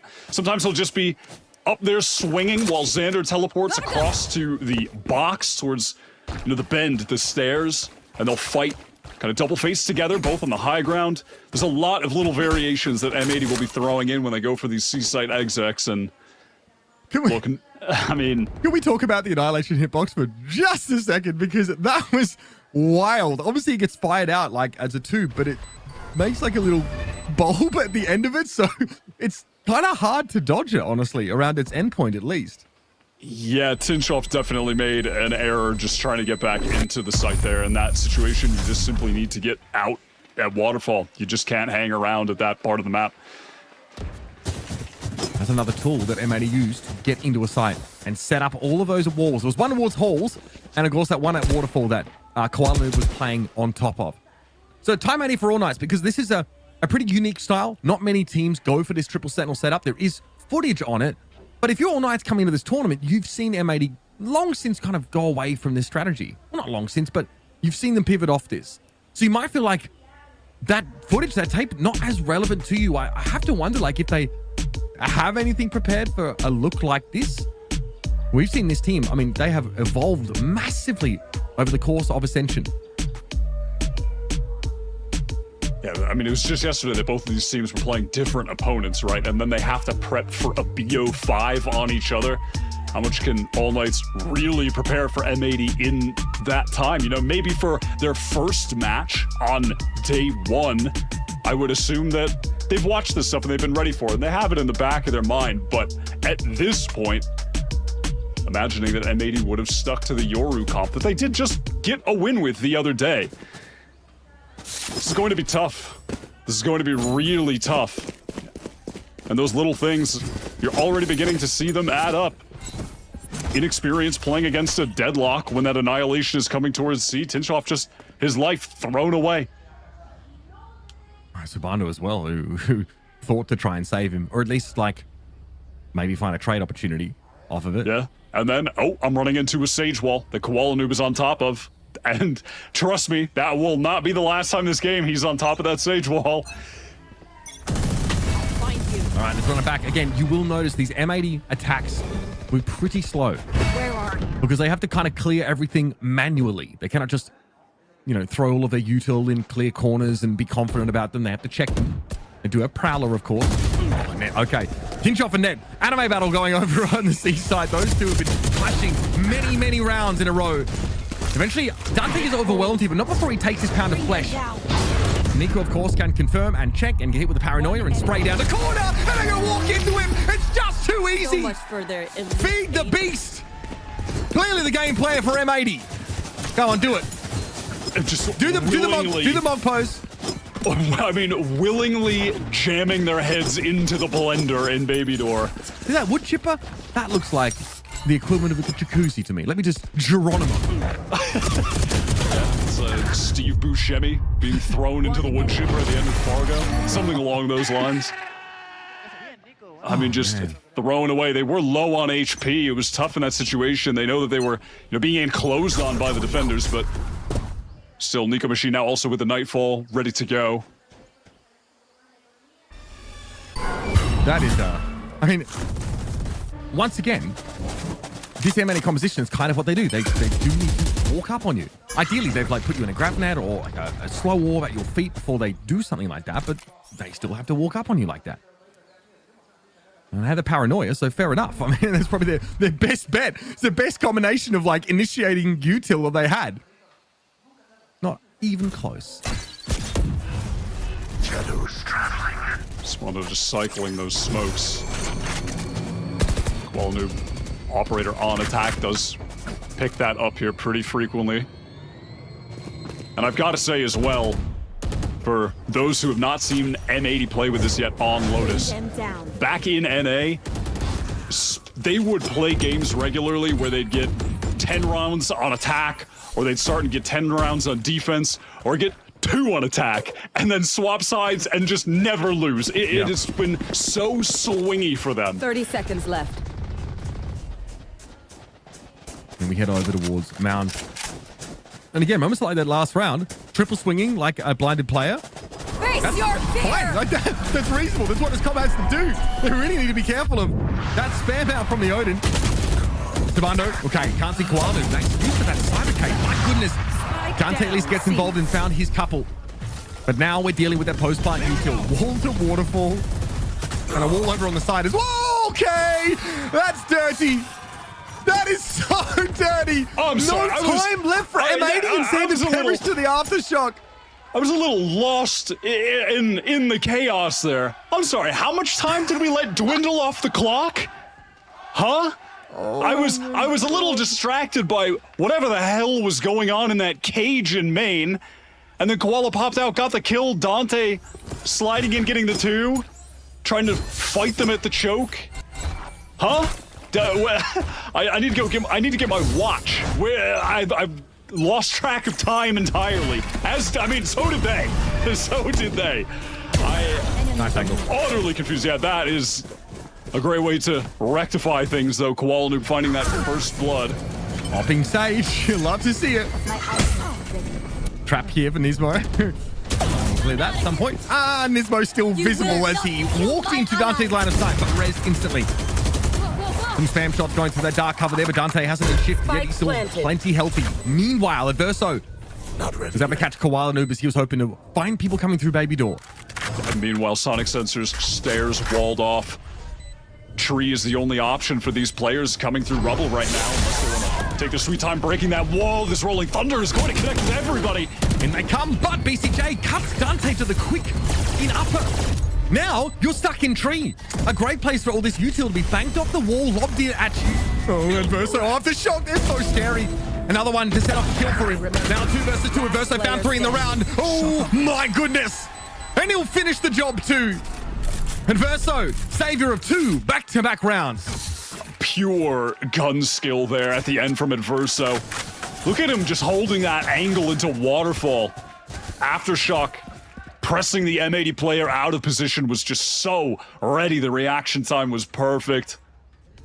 Winning out all the duels there. M80 scrambling at the end, taking that fight before he even had to tap the spike. Time was getting low, just trying to find a window to swing, and BCJ goes down. I mean, M80 were set up exactly as they wanted to be, Mitch. They had all the Sonic Sensors placed. They had placed them they had placed those walls towards stairs to cut off rubble as well for anyone coming from behind, which is where most of those All Knights players were. They're fighting forward. They killed Dante in heaven. And it just still doesn't matter. It just still doesn't matter. The fights are consistently going the way of All Knights. I don't know what to tell you there. That is, it's a backbreaker, and it's got to be attack pause here. They need to clean things up. I mean, they look, credit to M80. I'll give them some. They managed to control upper there. I like the timing of BCJ pushing into Dante. So they had that part of the map, pretty well covered off. The barrier mesh was making it hard to move into A via, stairs or Baby Door direction. So it was really just tree. But All Knights were able to push out into the site. Adverso forced the player in drop to show themselves with that aftershock, found a free kill. Not what you want to see. Verso incredibly clever in his last rounds with his YouTube. Verso really just has been massively impressive in this tournament. A forgotten player from the tier 1 scene, honestly. Used to be with Lev. Here comes that annihilation. Here comes the C. Exec, and it does connect. Xander's teleporting in as well. Backside.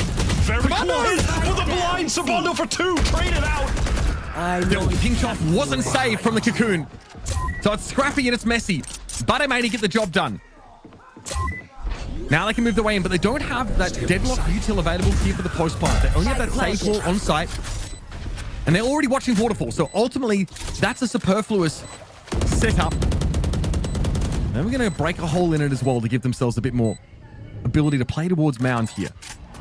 His round ain't over yet. No, but that was some great play from Xander, just positionally speaking, pressing up, getting that dark cover down, breaking the Prowler.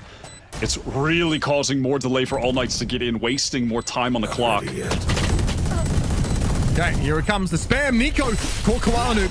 Not quite a defuse out. Versus going to push out ahead of this util though, and Xander falls. Man, how is he supposed to intervene? How is he supposed to see the spike? Nico gets it to half.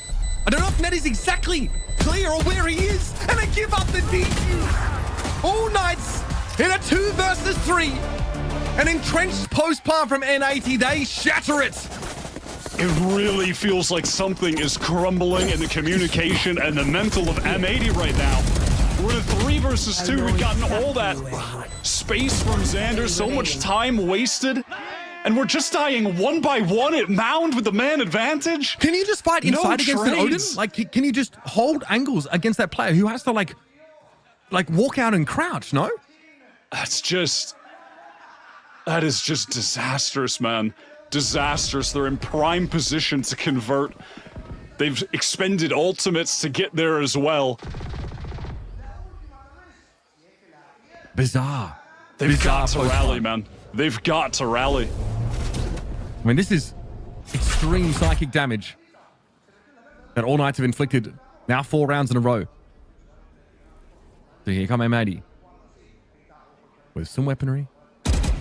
The dark cover. Oh my goodness, Koala Noob already sat down. I think they're aware. I think All Knights rather know M80 are coming and no, discipline! And the blinded 3 fall. Disgusting! It's just filth. And now there's no money left for M80. We're hardly even playing Valorant. We're playing in a round like that. It looks like we're playing the tutorial where you're shooting the little robots coming into a site ascent. I mean, it's just too easy for them right now.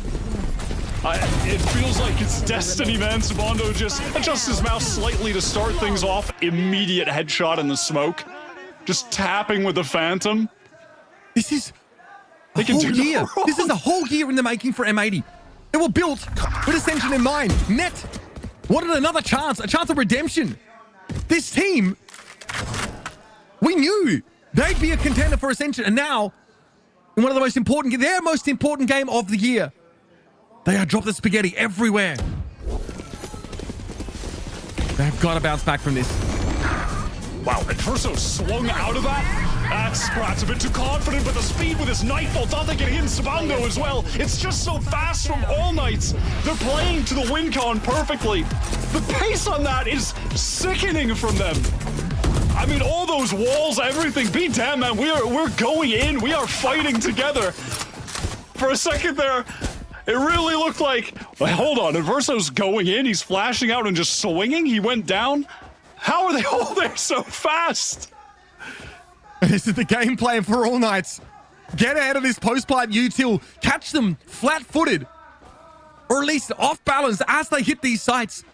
I mean, and that's a round for M80. It's like, let's just throw this at the wall, see if it sticks. They were obviously on a half-buy save round, not much more than stingers to work with. But now they have given over so many of these attack side rounds to All Knights.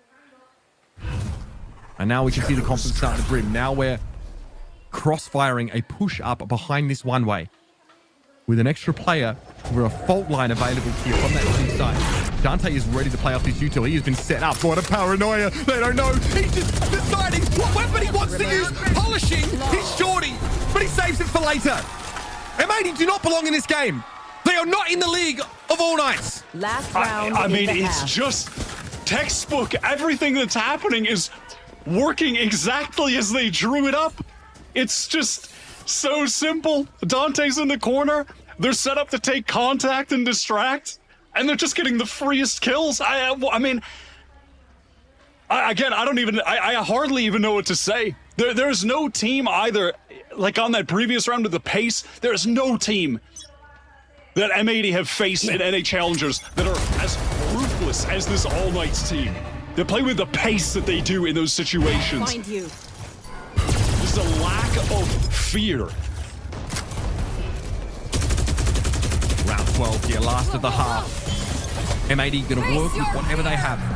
Nightfall, one of those abilities. Nico able to get off the side, but they do know there's presence towards upper. They're going to guess that either way. Cam here for a quick spot, and here comes Dante, but he walks headlong into Argus Fury. It doesn't matter, rather the Rolling Thunder. Dante still able to find one. Player advantage for AK, but Net playing close under the rope. So Link's able to find his. Still no plant. Still no plant. The spike is out in the open. And All Knights are now converging on A. It's just Nico here towards upper, but he has a line on the spike. Sabandu doesn't know just how close M80 are. It's about to clear. The horn comes out. It's just too easy. It's only Xander now. Xander in a 1 versus 2. Xander with the stinger. Xander with the get me the heck out of here card. 27 HP remaining. 1 teleport. Eco Machine weak, but Tinchop full HP. Utility pretty irrelevant. That dark cover does at least cycle. What can Xander even do, man? He's got the stinger. If there just a stinger. If there is anyone on this team that can spin this situation into gold, it is Xander. But he is working with Play-Doh. He is working with the basest of materials, and Nico Machine tells us we don't have to worry. That is another 9-3 half for All Knights. What a defense. What a showing against this triple sentinel comp. They came ready today. I mean, at the beginning of this game, Mitch, remember when not 20 minutes ago we were talking about, well, how prepared are they for this composition? M80 have been playing with the Yoru. They were playing this back in NA Challengers, this Sage Deadlock comp. They're damn prepared. They are so prepared. Just on this last round 2, perfect window to flood into the site as M80 are getting in, before those sonic sensors are down, before the barrier mesh is blocking off any of those pathways to retake. They are in, and they are taking the fight to M80 every single time. All of the bait setups worked perfectly. This is the 2nd seed from LATAM against a team that everyone favored to be qualifying into the Partnership League for next year. Like you were saying, this M80 core that's stuck together now, this is their 2nd year playing, trying to repeat what the Guard did in the last. Keeping that core together to qualify, to ascend together. And the 2nd seed from LATAM are on the verge of playing spoiler. They're up 1 map. They're dominating M80's map pick. And guess where we're going? It doesn't get any easier for M80 from here, Wyatt. Sunset next on the docket. And if I'm checking my notes, seems like they play Neon on that one too. Seems like we might have more Dante Neon in our future. A man who is simply unstoppable. He just plays with no fear. In this map, he hasn't had to do too much. Sit there in corners and let his team roll out the red carpet for him. Lay that util. I'm thinking back to consecutive rounds where they posted him forward and then just flashed and lit up M80 as they walked in. And Dante was able to take 3 at least on each of those occasions. I mean, God, he was out towards Mount. He just like changed his weapon to the shorty, thought better of it, switched it back, used the gun inspect key, and then found his kills. Yeah, there's layers to this. All Knights are so far ahead right now, and M80 need... oh, God. They need a pistol, but they're going to need more than that, folks. And listen, just to inject a little bit of hope in what I did mention earlier has been the case with this comp for M80, where some games, they just string together 10 rounds on D. Sometimes they string together 10 rounds on attack. It has been so swingy for them, but it has gotten them the wins at the end of the day.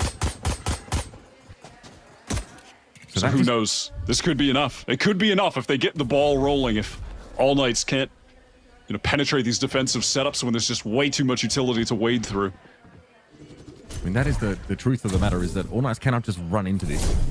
I like this, like a delayed barrier mesh deployment here. This is going to be around for much of the rest of the round, if not cleared. And Nismo can obviously play off of this, but here, someone can be watching for that Nismo swing. Still, they give away the game. Very clearly going to be heading to the C site now. Sonic Center as well will shut down any push over towards Waterfall, but VCJ is forced off the line. Dante in the site. Nismo lit up by that horn, and Dante is there. Well, they got the site, and as the smoke clears, there's even more for All Knights to take. M80 now playing with 2. Net speculating, attempting to right the wrongs. But Dante simply pockets his 3rd kills and goes on his merry way. And Koala Noob is just not enough against this tide of raw aggression from LATAM. So many crucial things amiss. In that situation, you can see BCJ, he's jiggling close with the C's. He's supposed to throw that down to stop the hit coming in, but he's literally just in fear. Runs away from the corner, doesn't want to lose his life, but in exchange for that, it's Nismo who loses his in the backside because those attackers aren't slowed down. He's pounced on, by Dante sliding in. The pressure from that attacking haunt, the blind, the paranoia. And the site is just given up. And it looks like the map is just given up. All classics for M80. Obviously can't force in this scenario. No. Maybe All Night anticipating a push up. Oh, Team Chops has seen it. I was going to say, you can't give them more than that, M80. So that's the A presence for All Knights now neutralized. Trying to get in on the C site once more, going with speed. Net just completely flummoxed by the moves of Dante. He's able to move up, but that Phantom is going to work. He's low, but it doesn't matter. He found another one through the smoke. It's just all too easy. When it rains for All Knights, it pours.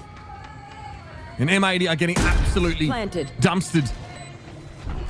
You're not kind of around you'd expect to win here, but this puts them in force mode for most of the map. And Nismo looks at the gun drop, thinks that would be nice. It would be. And Dante is not going to get it. He's not going to get it. Just a simple high-low setup. And that round out in clean fashion. Well, either way. Watching Dante play this, it's just a totally different agent. It's a totally different game. There are few to no Neons who can use the movement and utility like he can. Yeah, especially not in M80's home region as well. There's only a few, Neons. I'd say Sim probably principal of those, and I really don't feel like he gets close to Dante at this level of consistency. Well, I don't think most tier 1 Neons get close to him. Certainly, I don't think in terms of just the raw movement, the mechanics of the agent.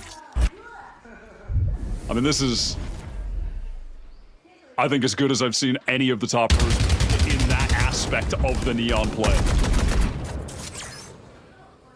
While Noob really hoping to find a way to punish this clearing of the barrier mesh, but there's just no way. Bring them down. So that's taken down. There was a cam there that's been removed. We have that aerial camera here just above the archway for the defense. Go, go, go. There. I mean, bro, if they take the C site with all of this here, we just gotta move on. I mean, Dante is in and he gets shut down. The tripwire placed. The net now swinging. Much better here from M80, making use of that defensive util. Still though, okay, the kills are coming sporadically, but they are there.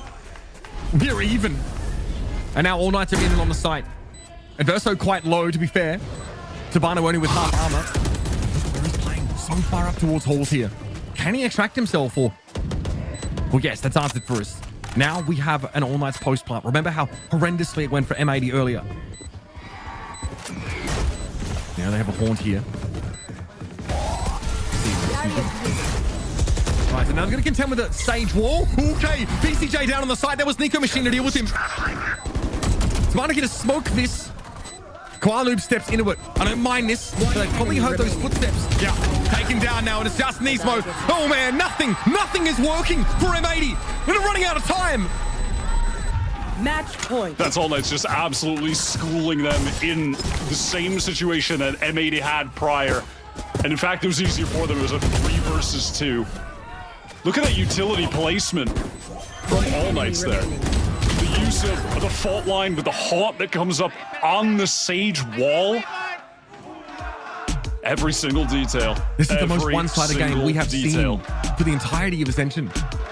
By far. What is it? I mean, M80, what? Are they at risk of getting 6 rounds on the first 2 maps of this best of 5? I really am just sitting here stunned. I am just stunned. I don't blame you. I think the M80 contingent in shambles right now. They had, in theory, everything they could have really asked for in that round. They had All Knights on a couple half buys. There was like a frenzy, and there was a sheriff involved there. They had the trap wires to play off of. Xander was in the site, ready to anchor. They have so much of that Sentinel utility, and All Knights, frankly, are giving them use cases for them. They are fast hitting these sites. But walls can be broken, and so can wills, apparently. And M80s looks to be in thousands of tiny pieces.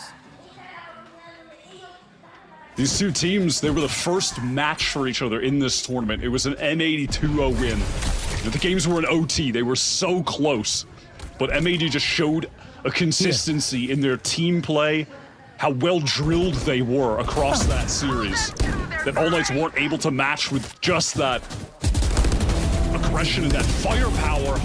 But here they've just got it all. How do you bounce back from this one? You've got to make a play. I get it. I don't think that annihilation got any purchase. Now, what do you have to work with? So Nismo is pushed up pretty far, but he's ahead of his own barrier mesh, to my understanding. So he's stuck here. Very much committed. Verso does it maybe unaware of this. There might be just one of the time swings, and Verso wins it out. In doing so, takes no damage. Still holding on. Crucially, by the way, to that aftershock, something he's played off of beautifully. Great in a post plant here, which he's almost guaranteed to get. Is he going to trend over to B here? Net is known for these slow rotates, these slow flanks, Apoth-esque in their complexity.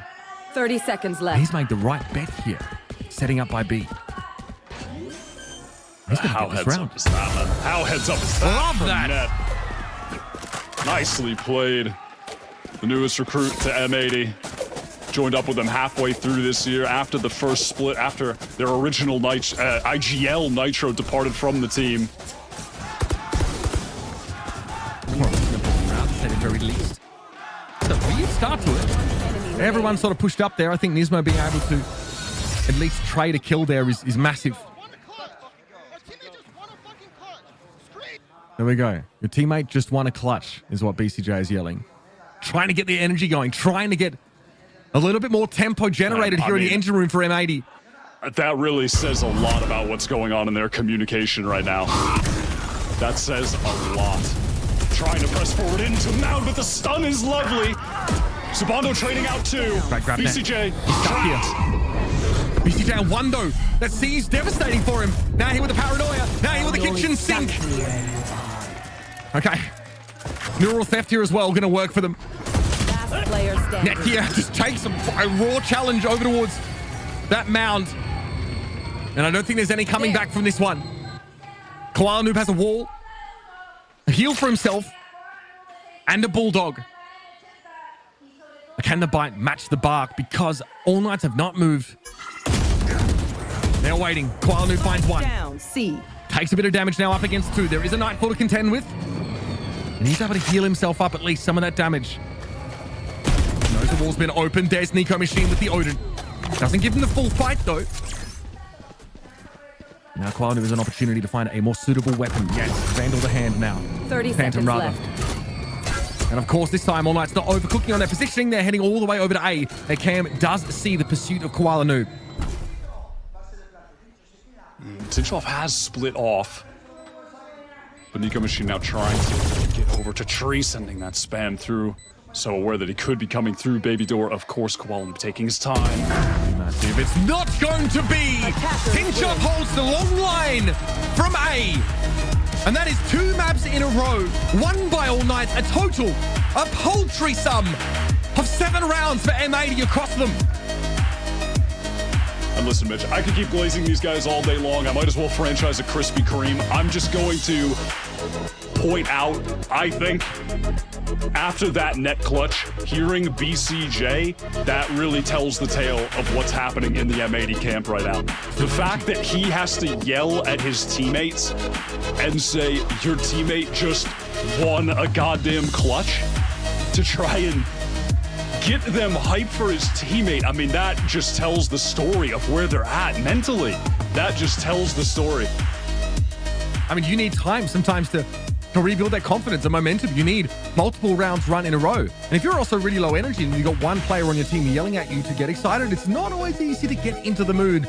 But M80, their chances of Ascension are now on the line.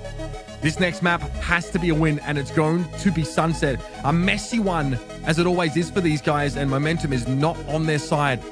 Can they generate some? We're going to step aside. We're going to find out after this.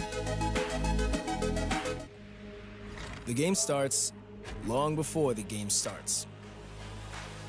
And warm hands are faster hands. Gain the upper hand and power up your pregame warm-up with Zippo hand warmers.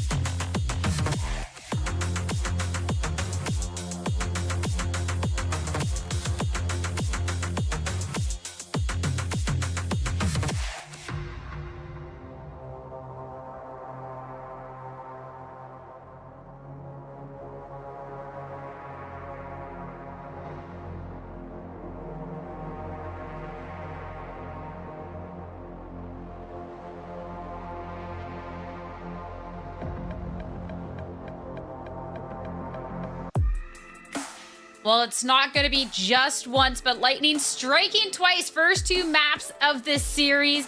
A total dismantling of NA's favorite coming out from All Knights. I mean, when we saw the first map here, Pee-wee, it was a strong statement. Could they back it up? The answer was yes. I mean, M80, they tried a new ideas, going back to something that was old but gold, and it wasn't it. 10 seconds. Yeah, you know that part where I was like, for M80, it's not a slump, it's a fluke, right? I take it back. I did have the craziest cope though going into that second half. I was like, okay, M80 are down 3-9. Guess what happened yesterday? M80 with a double sentinel on Ascent. Similar vibes of a lot of sentinels, right? They were down 3-9 when their attack sucked, as it would with a lot of sentinels, and they came back and won against Galores. So I was like, watch this, everybody. This defense is about to pop.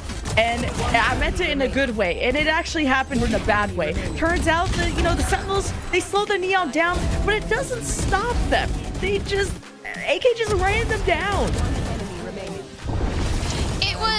It was a little rough. I mean, my biggest question when we saw M80 go back to this triple senti that we've seen coming out from Challengers was, is this enough to stop Dante? Is this enough to stop the rest of the team?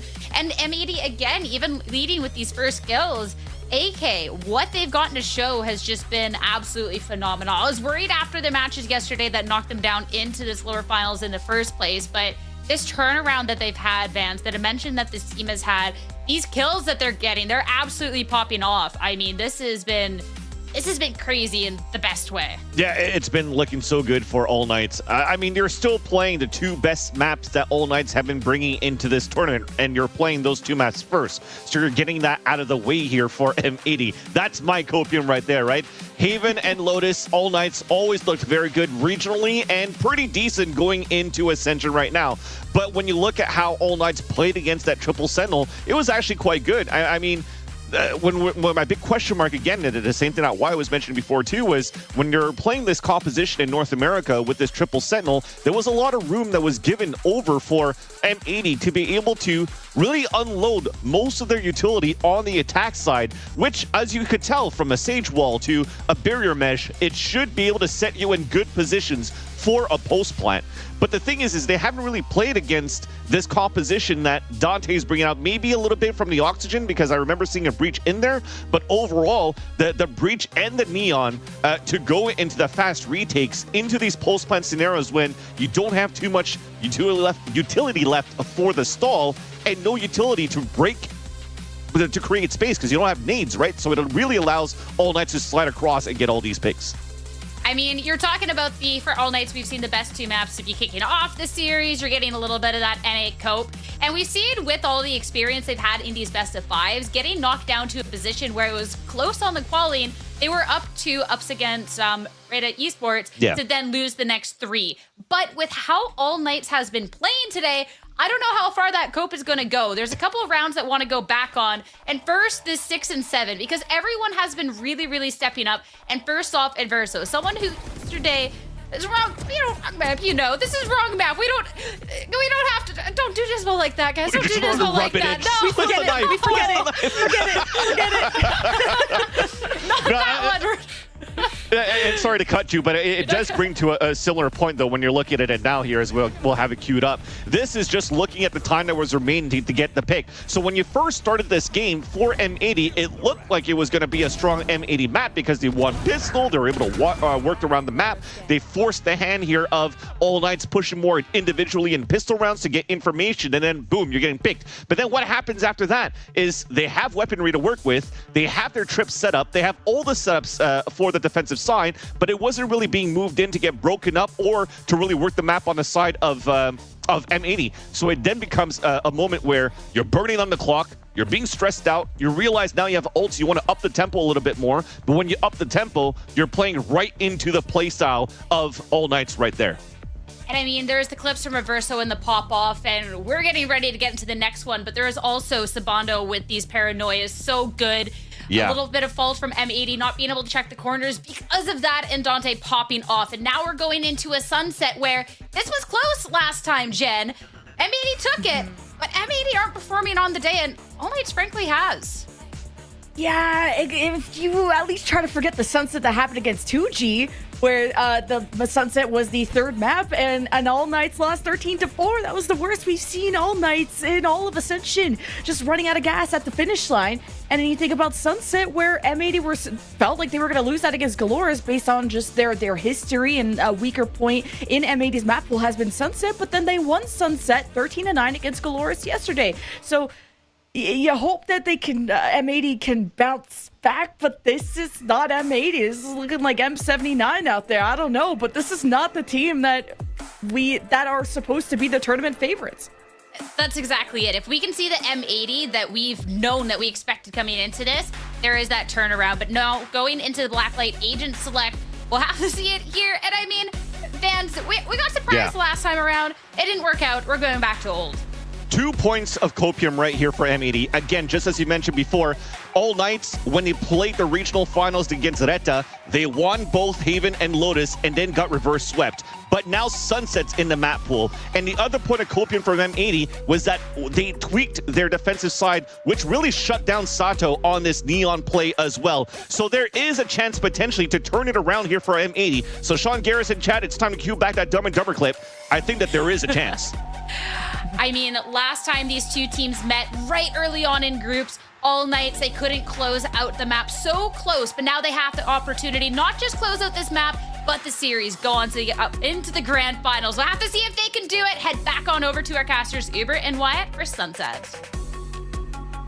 Thank you, folks. Yes, we heard from Xander today in the interview saying we made some key changes to how we play Sunset. We feel like that gave us a huge edge over Glorious in that matchup. And frankly, there are a lot of things that they did well there. Xander was, dominant, and Koala Noob also was 6-1, first kill, first death. So very, very active, very involved in the early rounds there. So again, we'll see that strategy likely revolve around him getting good use out of an operator if he's able to buy it up to deal with his contact pushes. But I mean, we just can't ignore the last couple of maps, Wyatt.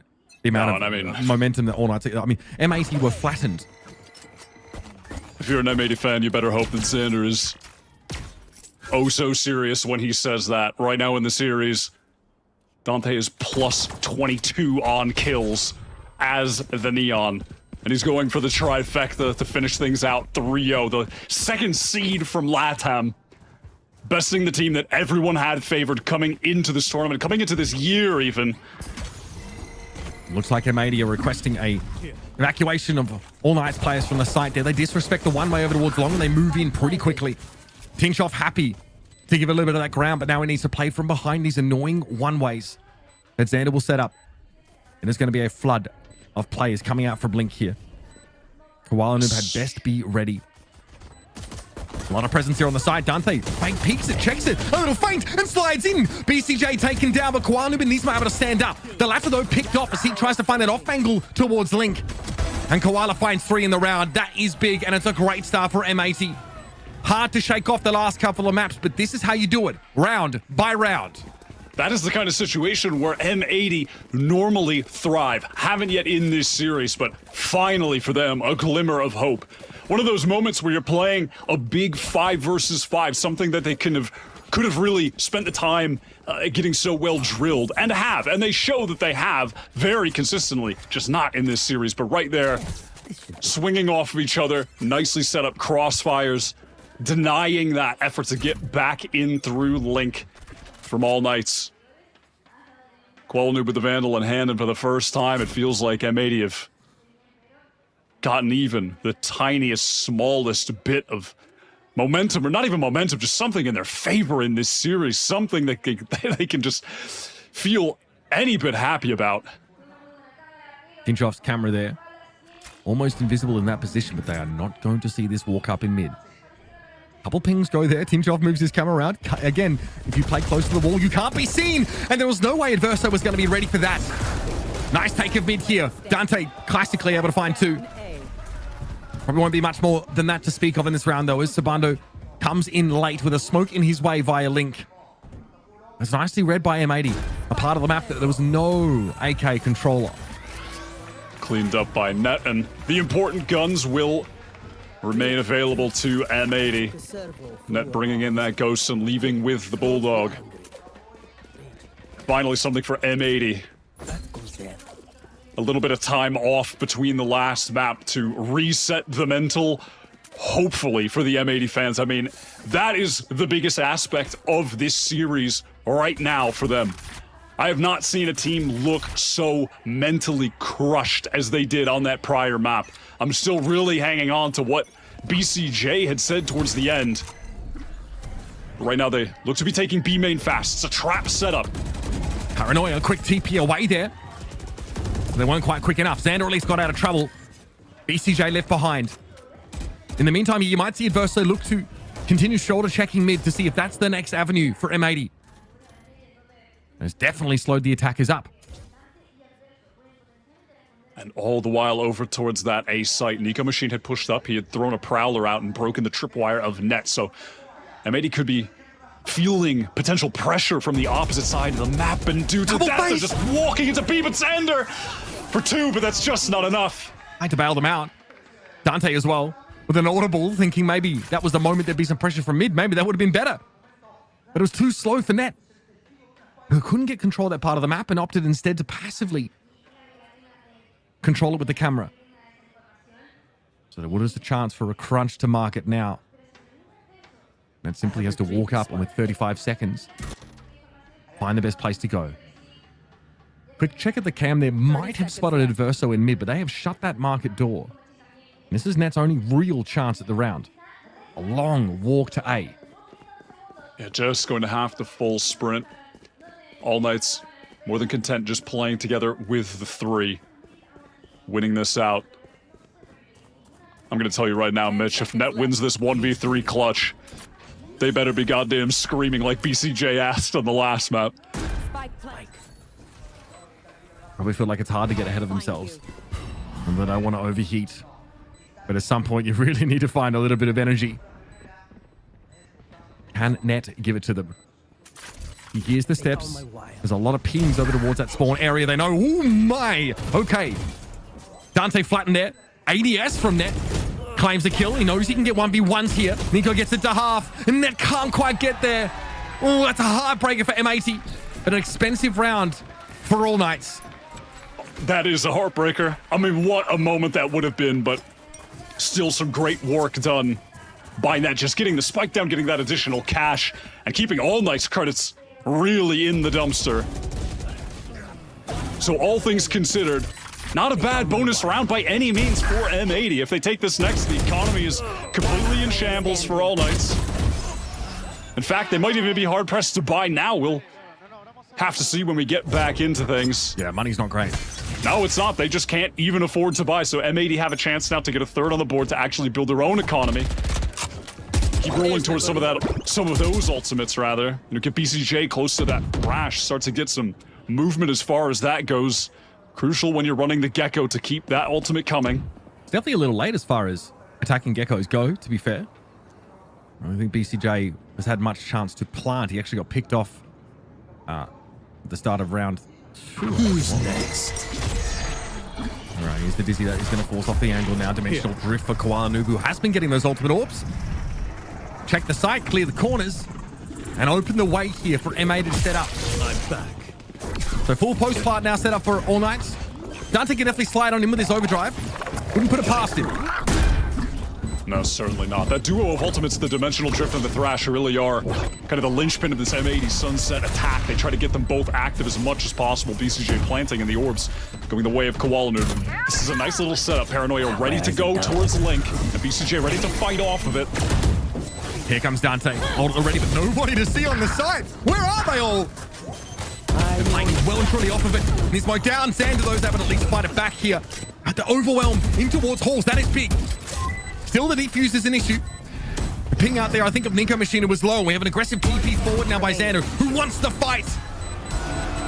And they get what they came for, M80. Nicely done. That's 4 attacking rounds posted for them. Or rather, 3. Finally, some life, man. Watching a sentient team. That's a great post plant, especially against Dante's overdrive. Playing off-site, not allowing themselves to be in that close range where they might get connected onto by a fault line or the relay bolt. They really just bait him into overextending. playing fully off-site and then collapsing back in. That little reposition from Xander playing with net into the 2v2. Great micro decision from him. And that's maybe what they were talking about when it comes to these adjustments. How to stop these explosive retakes from All Knights. I'm calling attack pause here because they have been forced to give up the site on a number of occasions. There's a sense that in that round, they don't have much choice. Dimensional drift is not something they want to hang around for. They need to play away from it. They need to play retake there. Not every round that was going to involve one of those ultimates that basically just claim the site instantly. And All Knights need to decide if they are willing to fight forward, fight in the site, or continue giving it up and trying to go for these retakes. Now that Dante essentially can be leashed a little bit by M80 to give him just enough rope to hang himself with in terms of the space he's allowed to have on these sites. And if this is the map where they can finally figure out how to shut him down, luckily for the rest of this series, not particularly great Neon maps. It would be Icebox and Abyss. Can finally get this man off that agent. They just need one map win here. Will reveal their Sunset really is the Neon's playground. I will say that, in those LATAM finals, it was the non-Neon maps where All Knights started to struggle. Yeah, it was. I mean, they straight up in that BO5, one with Neon, lost without it. Wow, quality. Fast pick on the Tinch off. This is the pullback. Okay. Clone going to be taken there. Relay Bolt. Huge amounts of damage eaten by Dante. And Dandy here. Back of sight. Nismo's going to be there as well. It's crawling with M80 players. I think you're saving. I don't really believe there's any other option, right? I mean, 2 versus 5, it's just that fast, it's just that easy. Koala catches Tinchoff totally out of position on that rotate into market. Free kill, no trips, all right, time to go, and they scale into the site, punish all the players back pillar. It's just that simple. M80 playing with some gusto, actually playing with a proactive mind. I mean, so far in this game. There's also a round where AK don't give up that B side. They try and stand. They try and fight for it. They're not really able to get like a double stack over towards, B main like they, I think, had one of those earlier rounds where they are able to trade upwards. And there's no pressure from M80 through mid as well. It's just straight up on the site. So it's nice to see that M80 can still play to that kind of win condition here, one that requires a heck of a lot of composure. Let's go. And that coordination at this stage in the series. And they're clawing them back, folks, for attack side rounds. They've got to be happy with it. They don't look like they're happy with themselves yet. They're putting in the work. Yeah, and this is the situation now where, that Katamari ball can really start rolling for M80, where they're about to pick up a couple more ultimates. Nismo is just one off the Rolling Thunder. They do have the Thrash for BCJ. This is another big opportunity for them. And in fact, they've just been getting so many kills that still this economy for All Knights has never been able to grow past one full buy at a time. Dante's got a lot of space in B main for the team at the very least, so maybe they can close the gap and stack with these bad weapons over on the A site. It certainly looks like they want to do that. And Nico Machine is on the way with his stinger. Shoulder peek there, baited Verso up. He doesn't dare try and post up on the corner here. And Thrash is going to have him turning tail and running. Nico Machine dominated to try and deal with the interloper. And he gets caught out. Good pace again for M80. They're going fast. They know they got the better weapons. Koala pins Nico to the wall. Dante Diaz in Palm Springs apparently for the weekend. Yeah, nothing for him to do. As again, that economy has been so up and down for this team. Trying to reposition right now. I thought he was just going to be over there enjoying the beach, maybe soaking up the sun a little bit. But he actually kind of wants to go exploring. Have to see. I mean, M80 can certainly afford to go for this. He does get the first and tries to retreat. Yeah, and Dante's the one that can buy next round either way, so fair enough. Okay, some energy now. We like to see that. I know, some genuine excitement for the first time. Finally for M80. I mean, M80 have now gotten more maps in this one than either of the others. And it's a really healthy lead on this attack side. And it looks pretty fluid, right? The way they're moving is, look at where the kills happen in this replay. Like, they are pushing up. They are taking those fights. They are not allowing All Knights to develop a foothold. They're not even allowing them to fall back for a full retake either. That Thrash, I think, maybe threw a spanner in the works for All Knights. They sort of cleared it with Nico, and then they were sort of forced to stand and fight. And Verso was in theory supposed to play off Nico, who only had a stinger, but that didn't happen. They both got rolled. All right, mid control. Nice fault line. Being running too well. Koala Noob gets himself into market now, but it will be a counter fault line from top of mid from All Knights. Beautiful. I mean, that's a position where Dante can really abuse the one way, but he's denied that now with the Rolling Thunder. Centers made the cross as well. I mean, TP'd. No overdrive, and they have to retake with this operator on Dante. Awkward. You might want to hand it over to someone else here and get a rifle. That's the 1-for-1. Okay, here comes a Nightfall, but Xander, what timing! What initiative! Takes the opportunity for a very good fight. But Dante now still dangerous. He has handed the operator over, or dropped it rather, but eventually he is brought to a stop. Xander is firing just like their last outing on Sunset. And what a time to do it. Oh, what was that little shot at the end? Was that just a one-tap to clean things up? And Pryor calling that double swing to fight stairs. Lovely from Xander. Fast, mid-split, mixing in something different on a crucial round. Winning, getting ults out of All Knights as well. And I believe they've already now got the dimensional drift for Koala Noob. M80 really are very focused on the ult economy when they play Sunset. We were speaking about that before, but it really is kind of the crux of their success here. And there it is, yeah, the dimensional drift. Just to make things a bit easier on this round. Koala Noob, wow, teleports and Nico Machine just put in an awkward position because of it. He tried 41 for Xander. Nico Machine thought that was a free kill. That was the literal clone, my brother.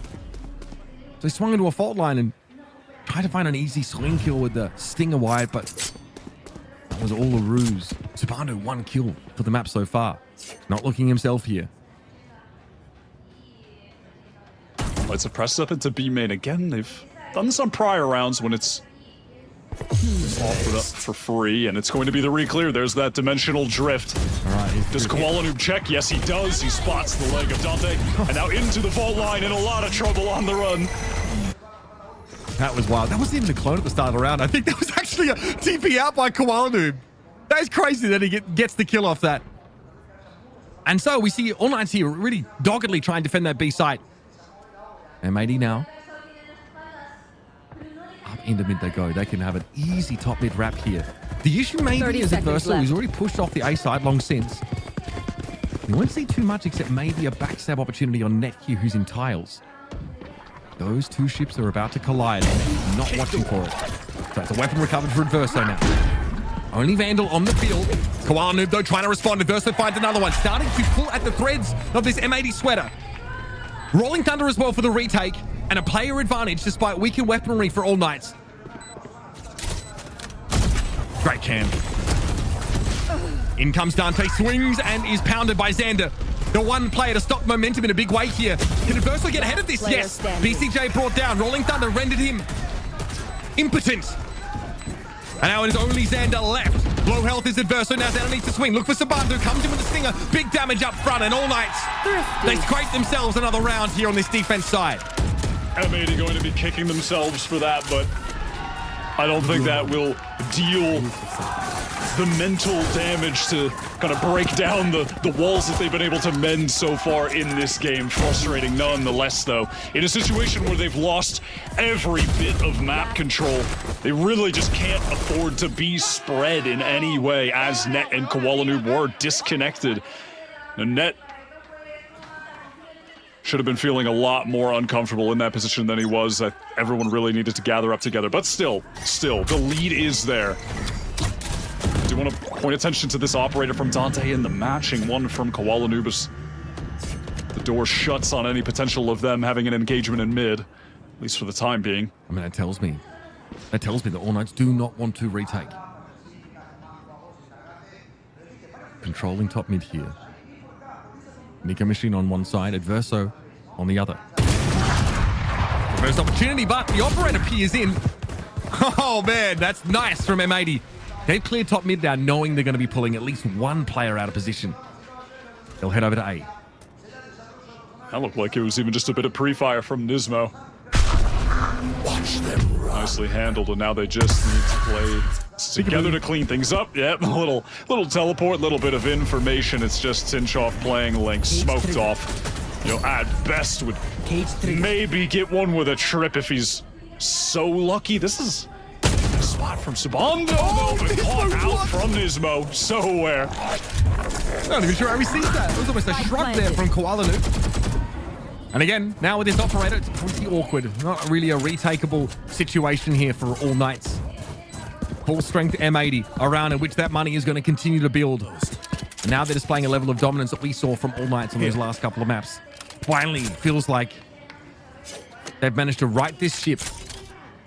It's a long series, folks. A best of 5, of which we're in map number 3 here. And M80 have begun the comeback. Mixing the rounds up nicely. They're keeping All Knights guessing. Dante stunned up. He's got the up close range and he's fully blinded by Dizzy. I mean, he's trying so hard to live. Neon, very reasonable. Very. Might be a few too many M80 players. Hard to catch on to. But that was the operator that Dante was trying to take into the next round. Again, they really wanted to play forward, have this good, like, solid top mid control. And it's just awesome fundamentals, really. The operator swing onto that angle from Koala Noob first, and then they broke the top mid hold entirely. That means that at that point, they can really go anywhere. And they make the informed decision by checking B lobby. They see Dante's there, and they know there's no reason not to hit A. Place broken immediately. Wow, so much spam through, and Net's the one that goes down, not Dante. Subando on the run as well to retain the early man advantage that they've gotten, and with Net going down, M80 scrambling. They could be pushed out of A right now for all they know. Again, it's still a relatively defensive stance over at A. All Knights have a camera set up in Hall, so they have no intent to really challenge that. Maybe play off its contact. There's a trip there too. Hello. This phone booth is occupied. I must wait on that swing. Spotted by the camera. Another layer. There's a trip. Okay, first one wants to play off his own fault line. Good damage onto Nismo. That is going to send M80 packing over to B now. Got that main control, Subando. Unfortunately for M80, the one man with the rifle is on the side. Here, damage comes through, and Nico Machine with the swing. You've got to be joking. It's just Nismo with no health, all alone. Gun to his name, it can afford to lose it here, especially if it keeps a lid on things for All Knights. But there's nothing else to be done here. Nico Machine dominates mid, and a flawless round here for All Knights. Getting their third. They definitely look a bit more subdued now, but as they should. They're getting some real resistance, finally, from M80.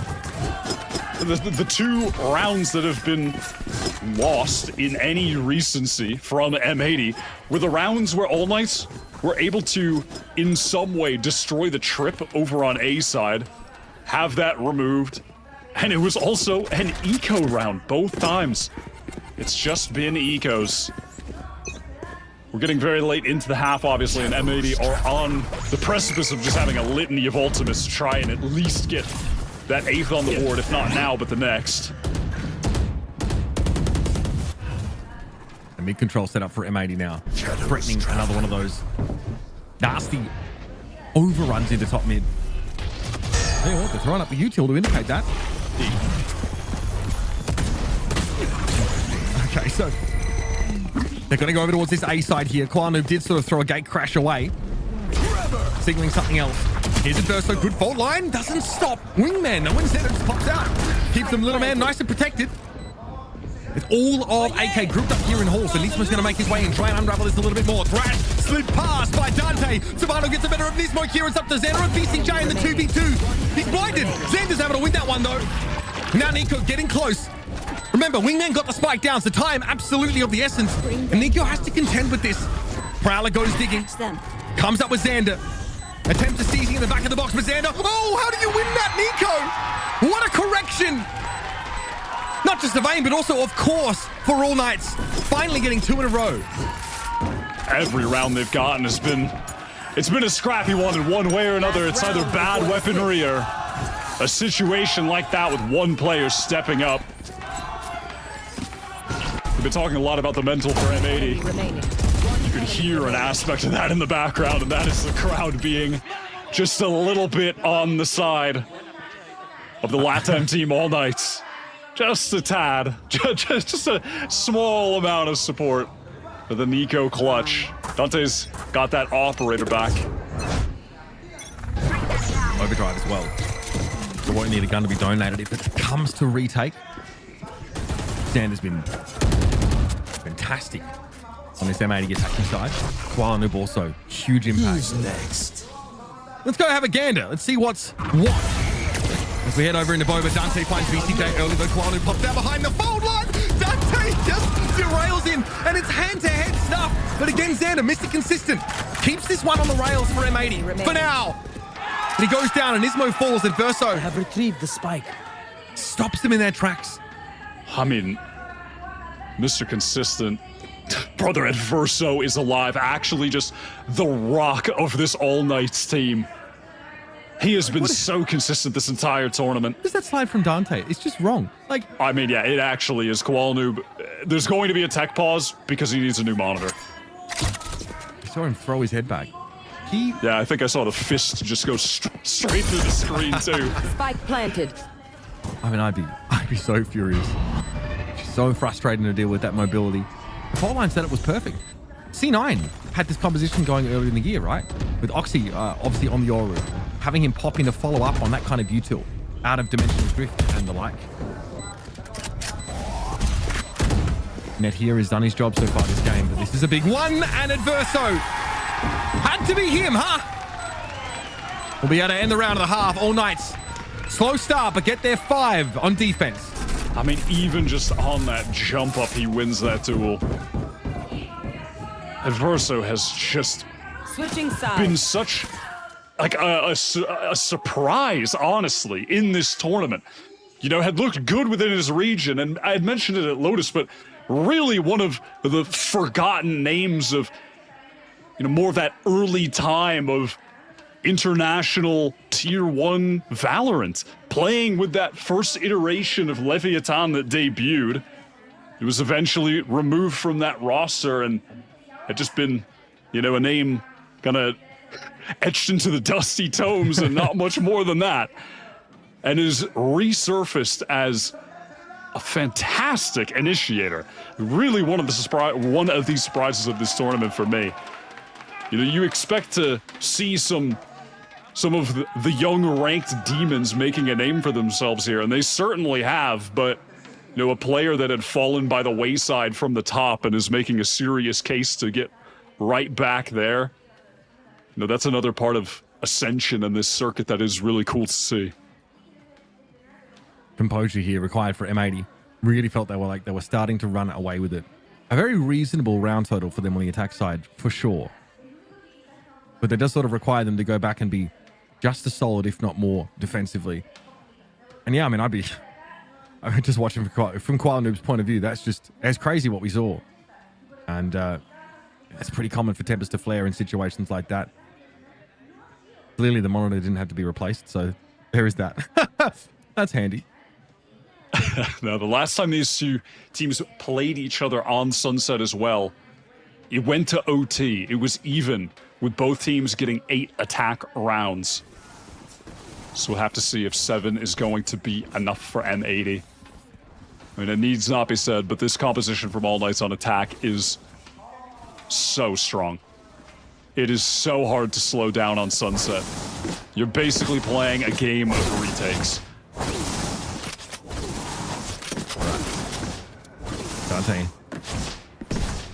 having a great game as per usual. Let's see what it does in this attack side now as All Knights again to secure their spot in the grand finals of Ascension 2024 and get it done in 3 by taking this map. It starts as it always does with the pistol, and M80 are all playing off of the B side entirely, trying to play at enough of a range where they can preempt this mobility from the Neon. Well, that's beautiful for Koala Noob. Great opener. And all of a sudden, he's back deep in A. And all of a sudden, they've got to walk in with no smoke. Sanchez on the angle, but he goes down immediately. Dante so fast into market. Shut down, though. BCJ feeling the pressure, the utility, the fall, and the Prowler. A lot to deal with. That's BCJ doubling his kills for the game right there. Just giving Dante enough space that he can react. Very, very important kill, that one. And it definitely means that All Knights have to look elsewhere. Still, despite losing a player early on, Tinchoff was able to get in deep. And remember what he was able to do on Haven. Such a threat with this Ghost, especially from an unexpected angle. Koala Noob is ready for this one. Tinchoff. There's a push coming from Link. So they give over a free kill, but there's Tinchoff again for 2. He's even the odds. BCJ's a little bit low, and Tinchoff needs to wait for Adverso to get there. It's unlikely M80 give him that time, but here's Adverso. He arrives. One shot will do it, and he eventually finds the connection on BCJ. Oh, we're heading to an even game, folks. You can count on it. In the rounds that are mattering the most, again, it's Adverso stepping up that late wrap, but Tinchoff too. They're just not being traded out. It's a common theme of the day, and we're going to keep harping on it. The individual skill from these guys on All Knights is just outrageous. How are they not getting traded? How are they winning back-to-back duels? That one's going to hurt. M80 felt like they had the advantage. Looked good on the first picks. Dealt with Dante. And Koala found that early Sabando pick as well.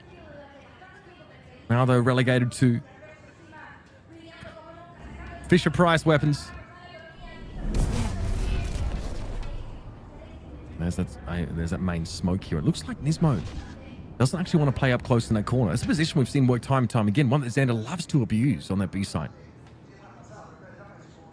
Team camera from net in. Yeah, just gathering some information. Tinchoff spotted, camera broken. He's the player here that is going to set the tone for AK in this round. He's the Ghost player. Yeah. He's going to hear all this. Always so active on these round 2s when they win the pistol goes down though. Here comes the hit onto the side now. Dante knows there's a little bit more lightly held, but 2 players pushing out a market. There's an opening here for All Knights. Xander somehow gets away with 3. It's so unlikely. And it always seems to be him. Sabano ready for the Ghost? Absolutely bloody not. And now the 1 versus 1. Despite all this, Koala Noob has only got the Sheriff to work with. Spike in the hands of Nico Machine, but now Koala Noob's been spotted out. 25 to play. Koala Noob with patience here. That was a fake plant there from Nico, and he is adamant. Koala is going to come through from market. He's not wrong, but now his information's a little outdated. Is he ready for this play around the corner? That is great util use from Nico. He gets the early warning, and he's even the game. It's just the timing on the haunt. It's just the adjustment that he forced Koala to make. If that didn't come out, if Koala was steadfast with the crosshair on the angle, peeking around it, you've got to favor him to take that kill right there. So much damage done. I mean, the determination on Xander right now to not go home. He is dragging his team kicking and screaming. He and Koala Noob. I mean, that is a huge round. So, I mean, during the break between losing that second map, the weight of this game has put him in a mentality where he's stepping up. He's not being crushed by the fact that 2 years of work are 1 map away from just going up in smoke. He is refusing to lose. Was he 21 for 8 right now? 3 kills with the Classic? It is just mad. They've got to shut this hit down. This is a thrifty year for AK. I mean, their bonus was so rough that they've got a bucky, for God's sake. And yet Net is just locked out of the bunch over on B. Enough for All Knights seems to be more than enough. Not only is Net down, not only does that, turn off that passive information gain, the denial of the Neon, one of the only enemies to the Neon, the tripwire. None of those to deal with.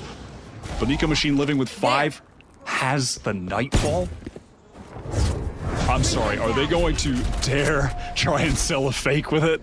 I mean, that would be madness. It seems like they just want to use the Prowlers to try and make a note to M80 that they want to work back towards A, but M80 has not faltered from this B cycle. They have 3 players ready. Here's BCJ, fault line comes through. Nismo, I think, was also near side of it. It's going to be Xander again. It always seems to be. Adverso with the Sheriff finds BCJ. Having a nightmare of a game is BCJ, and Nismo fares no better. 3 up here for All Knights. Still no plant quite yet, but only Boba is the setup for M80. Left. Nico is still low, just at 5 points of health. That camera's good, but there's no check of the corner. Xander with 3. Cover going down. Xander fighting tooth and nail for this. Sabano keeps the stinger. And see Xander, he gets him. Oh no. M80. These rounds started to fall through their fingers. That was a thrifty for AK. They had fingers had a freaking bucky. And that was M80's buy round that they really waited on. How much more can one man do? He's just too weak. He can't fight against a Stinger at that range. And even with 3 players, the site is just overwhelmed by the amount of utility that the All Knights comp can just explode into that territory with. Xander cannot do more. He cannot do more. Crushing. Crushing. And at the end of last map, I mean, it was BCJ that was trying to keep everybody's head in the game, and right now he's got to get his own bearings straight. Oh, what is he, 3-4 kills right now? He is really struggling.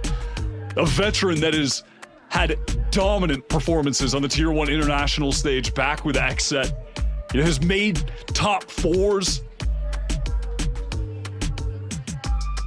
Thinking back towards how that team performed at Champions a couple years ago, is trying to get back into the Tier 1 scene, just hasn't been able to find a space to do it. He's really got to rally. Both coaches really getting in the ears of their players there. And I mean, if there's one coach that knows a thing or two about playing with pressure, it is definitely Happy. The storied TAC FPS career he's had, how many tournaments he's played in, how many deep runs and wins that he's had over the years of his career. Just trying to instill everything he can into this team right now. Coach Sonic there as well for All Knights. Psychology graduate. Probably pretty handy in a game like this. Well, Noob here already taking some of that early damage. Not a buy to write home about here for M80. Definitely bargain bin level. I mean, the way that this game has been playing out so far in attack, the attacking spawn barrier might as well just be a B main. There's just been no pressure. It's just been for free for All Knights every round. I think this one will be so easily bought. M80 might look to set up a trap play here. Nismo's not fault line, but it's okay. With a Marshall in hand. Nismo, you can see him, how often he looks up at his minimap in the top corner of his cameras where his screen is. Wants to try and catch a rotate here. Player disadvantage for AK, but they've got the guns. Xander, though, looking dangerous. He has a Vandal in hand. Definitely investing in the right places are M80. Now it gets messy. Net falls down, but the flash was good. Nico Machine dead to right there. And Xander has to step out of Boba is brought down. 25 on the clock. This one doesn't fancy the Marshall anymore, I think. Sabane pulls out of there, though. Gives Nismo a bit of space here. He's got a timing. Bit of damage. Oh, not Haven all over again. Please, God. BCJ with the backstab is good. 2 shots, 2 to the head. He's got the thrash, but it does get broken. Dante here can win this 1v2. Nismo doesn't have the best weapon, but the Dizzy is good. Forces Dante away. Sees Nismo. Quick correction. 10 bullets left in the chamber now. The fault line catching on towards him. And M80. That is a hard-fought round. One to hang your hat on for sure. We were just speaking his name, but what a time for BCJ to come to life. Only 3 kills before this round. 2 Sheriff headshots on the B main flank. The timing was perfect to the millisecond just then. Some distraction from Nismo, who with only the classic press forward off that audio cue, the teleport from Sabando, knew he had to take some space, had to create space off that, create an audio distraction for BCJ too. 2 versus 3. All of those rounds, any round like that, it feels like it was just always going the way of All Knights when things really get chaotic in the end. But goddamn, M80 needed that so bad. Okay, so Operator here for Koala Noob and Dimensional Drift up. So likely, we actually don't see the ultimate here. So not something he can really pop out of with the op and go to town, although it would be fun. I don't think fun is really on the agenda for this M80. It'd be fun to be in franchising. That would probably be the most fun thing they could think of, yeah. Save that for ranked. Here. Xander diligently holding this one way. Sabando has been found here on a couple of rounds now. It's likely to be refreshed. There is a util, of course, AK through this. First the Prowler. This is going to slow them up. Can't use the fault line now. Great mosh pit from BCJ. Here's the slide.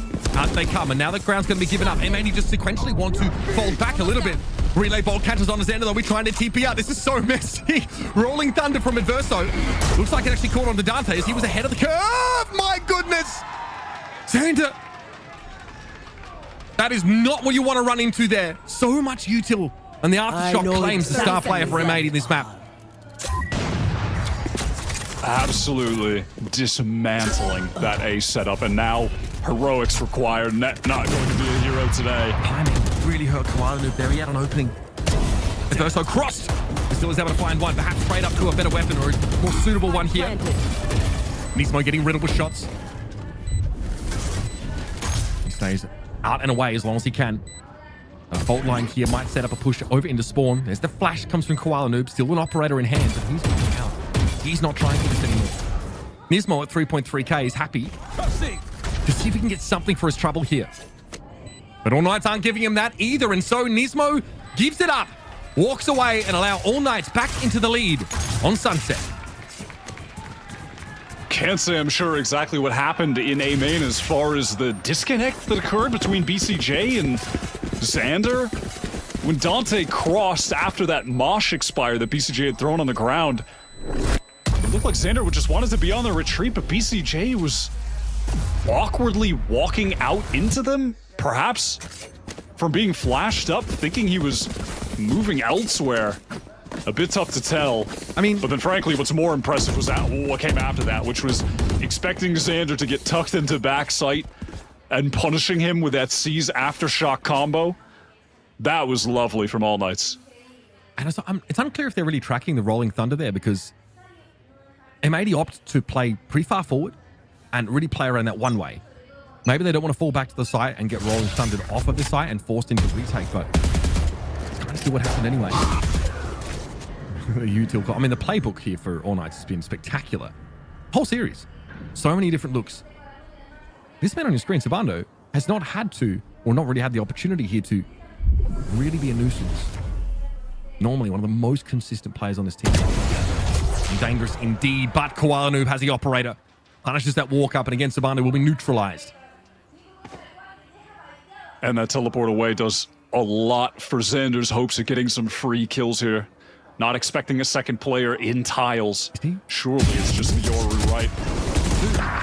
Make it more. No, Dante able to shut him down. Very good at reacting here.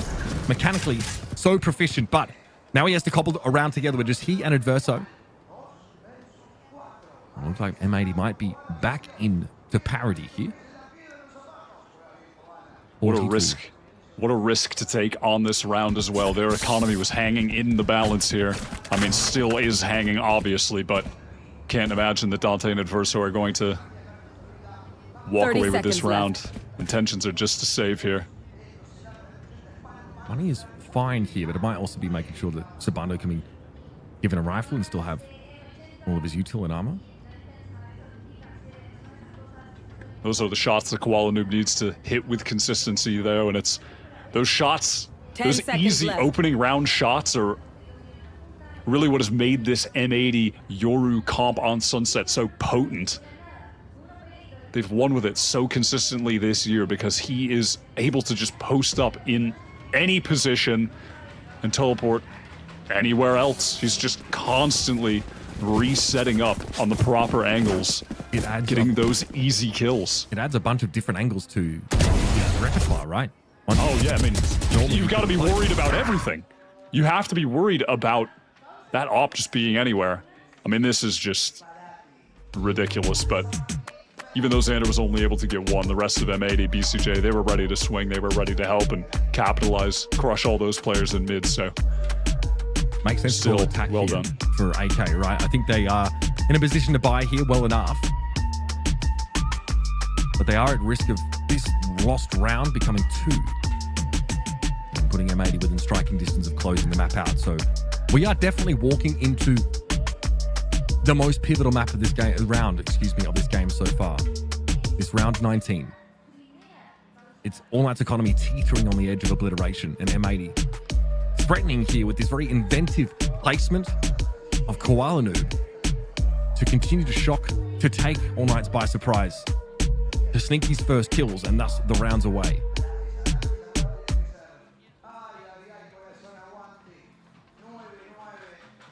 The operator will be so difficult for them to deal with. You know, Kuala, he started this series a lot of attempts to op on the jet on Haven, the first map defense, and things were just not going his way. But when you put the op in his hands on Sunset with the Yoru, I've really never seen him crumble in these situations. This really just has been his map this year. And he's posted up now in B main with a couple potential targets to await him. Dante in that area of the map, but there was a fault line to force him back. Or could be, rather, from Adverso. So they are. I mean, this exploration here for AK is very tentative. Kuala knows he might have a free kill here. Obviously, he can get back out of here. Fault line is needed to force him off this line. Escape crash expired. Okay, flashed into it. He's stuck here for now. All right, into the dimensional drift now. This means he can get out, see all this action, but it doesn't mean the operator doesn't have a chance to chime in early in the round. Is he going to pop out of this? Okay, he doesn't. No worries. Dark cover there as well. So All Knights now losing a minute in the round and have done relatively little with that. No mid control here. Still playing so slowly around this one-way spot at A-long. Yeah, at the moment, it's just that cam for mid to get the information if M80 are walking down themselves, but that is not the case. A dark cover and a prowler are thrown over to the A site now from All Knights. Trying to sell it. Trying to feign that presence, yeah. But still. The MIBR strat with the sky. Just throw the dog. Here they come. Set up. Hit by the paranoia as soon as they get to the side, though. Dante's in trouble. Nizma's able to find him, and Xander steps ahead of that cyber cage. It's Adverso caught in the corner. He comes up second best as well. And Xander getting close to 30 after a staggering 19 rounds. That is awful quick. And just as they feared, All Knights now are in trouble. It looked like M80 were just able to blind Dante. As soon as he tried to enter through the site, they had that cage pop forward, allowing Xander to press up. VCJ holding from back pillar, just stuffing the All Knights at the choke, ensuring they couldn't get past. That was really nicely handled. Need to look at the economy for a second when we're getting back into this. Yeah, I think there's like 3 guns here, I think, available to All Knights. Obviously, M80 been sitting pretty, and that was really nicely done. They just choked out all information. Yeah, 3 rifles, all light armor for All Knights, and very quickly now getting, okay, finishing horn position, getting themselves in towards halls now. Kuala gets a free shot, though. That gate crash is already headed over to spawn here. And it looks like All Knights not trying to give it to him. They are really overthinking how to play outside of these operator sight lines, but Kuala is always in a different location. He's always mixing it up. And if he needs to, that gate crashes all the way towards B, so he could get to that side of the map to assist if he's required to do so. M80 have some good map control right now. Xander's pressed up all the way in main. Might be in some serious danger, though. I don't mind this angle, though. No, because without saying, he's got to at least get one. Relay bolt's a problem, though. And if he does get one, he actually has his ult. He might be able to teleport out of there. He does not see this. And this is not being cleared with util yet. No, like they know it's possible, but they're not checking. Dante was holding it. I think he's going to have this for free. He hears this prowler go out now. Xander activates. This is dangerous behind Adverso. And Xander finds his 3. One enemy Not remaining. even Dante could turn around and make something happen there because Net gets involved. And there it is, big brick by brick. M80 building their way back into the series, folks. A Blacklight flawless here in round number 20. And I don't even want to look at Xander's kill total right now. Yeah, I mean, thank God for M80. Xander's laid 30 bricks of his own. he's got them all, bro. I just don't understand what was happening in main there. You saw Dante holding the angle if someone was back there and they were going to peek out to the left. He's holding it. They just never cleared it. What a mistake. What an error. They have thrown that round away. Thrown it straight into the bin. They don't want to give away their position, so they don't want to clear it with util. They don't go fast enough. Now, though, they're looking for a turn of speed. Again, the same issue. Kuala will be sat here, looking for a free pick. Even a shoulder pick could be dangerous, but Face your fear. this time they could bait the shot out at least. Nightfall over on the site, doesn't hit anyone at all. Prowler heading Kuala way, he's able to get out. Another missed shot, but still. He'll be allowed to play further. Dante there chopping at the bit, trying to get off the leash. Let me get in there, he says. And now he's amongst the site. Got to be a full retake for M80, but they are with fire. They've got Thresh as well to make this work. Here comes Thresh straight away. Xander appears. It's going to be Nico going to be caught out by that instantly. And here's Koala Noob. That's 4 kills. And now that point comes up. There's that energy from M80. They've come alive. He doesn't need to ask them for the energy. They're finally feeling it. What a great retake. And again, we were talking about it when this series began, and we haven't seen it until now. But those are the situations that M80 thrive in. Put them in a big 5 versus 5 set piece, and I will bet on them over any team in this tournament every single time. I will always give them that edge. I mean, look at the setup for Koala Noob to teleport into sight with the Thrash coming in, just collects all these free kills. There's so much chaos for All Knights that they just can't pivot their attention to that gate crash. Looks like this Koala Noob pushing down mid, gate crash still to teleport away. Looks like this map's gotten away from AK now, Wyatt. Kingshoff, not a darn thing he could have done about that. Trying to play a very reasonable position in mid. Quite deep, in fact. Will be carved out of formation by M80. And now they back up. Just a little thrust. Koala with that on operator in hand this round, but still the same strategy. No gate crash set up just yet. But it will be easy for him to fall back off this fault line. There goes the gate crash. Still going to get busy. Dante slides on in, and he's met with a showstopper. Koala takes the Neon out of the picture, and now Net's able to play back here with full information as all Knights are lit by the neural theft. Not once, but twice, of course. Big Flash comes out. They're trying to clear that corner with the aftershock, but Net is good for another 2. And now it can back away. It's up to Sabando. The 9 and 18 Sabando, one of his quietest maps of Ascension, in fact, to take a 1v4 and salvage this. With the knowledge, of course, that Icebox is the next map in this best of 5. An Icebox with a Neon will not be in play for Dante. It's Sabando versus every M80 player just locking down that angle. And that game was all Koala Noob and Xander. Part of that original core that have stuck together now 2 years to try and qualify for partnership together. They stepped up from the entire team. Everybody needed them to do so desperately. The opping from Koala Noob, the amount of multi-kills from Xander in pivotal rounds. What a performance. That's tough for Happy. That's tough. We'll just cut away. Importantly, now, someone else will dap him up. With that map win for M80, All Knights are all out of Neon maps to play. That's it. Yeah. The rest of this series is Icebox and Abyss. And obviously they need to win one of those to secure their chance at a final. All Knights, by the way, no strangers to being reverse swept in a very important game. Happened to them domestically. They were able to fight back there, but can they do it here? M80, they made a start. They got their map win.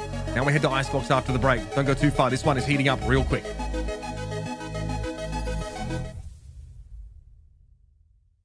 I don't know, but like something like restricting your diet like they did before. I feel like I've definitely heard before, and I feel like, I mean, I kind of get like you're not eating like bad food, but like I think the guy took it to like a whole new extreme. Like you couldn't eat like anything, and then like before match time came, he ate this and that. It's like, bro, like come on, it's not that serious.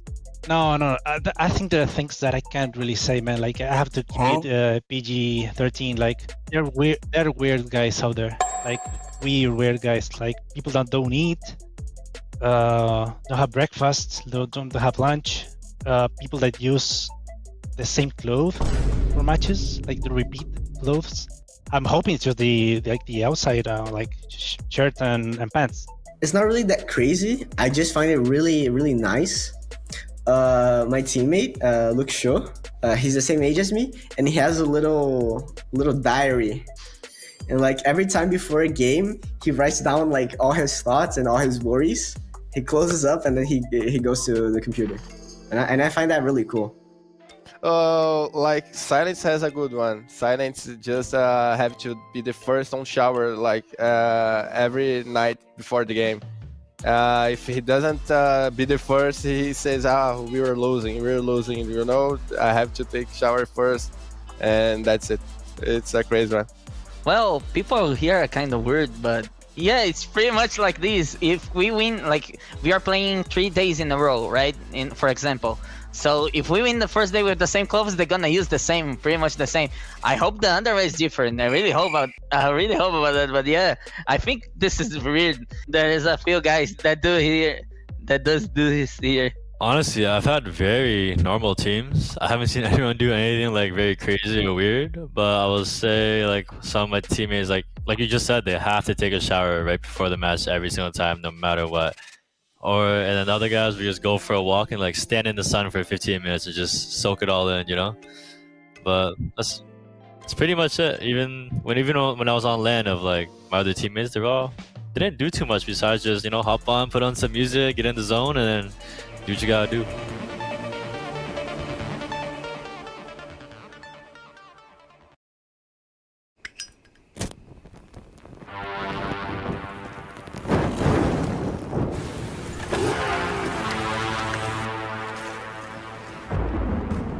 They say in life, there are no guarantees.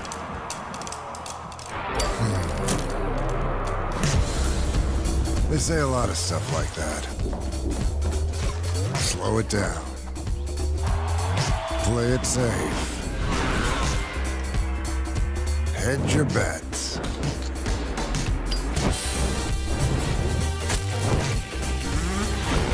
So what? You gonna listen to that? You gonna stop because they can't guarantee you'll pull this off? No guarantee you'll win? No guarantee everything's gonna be fine?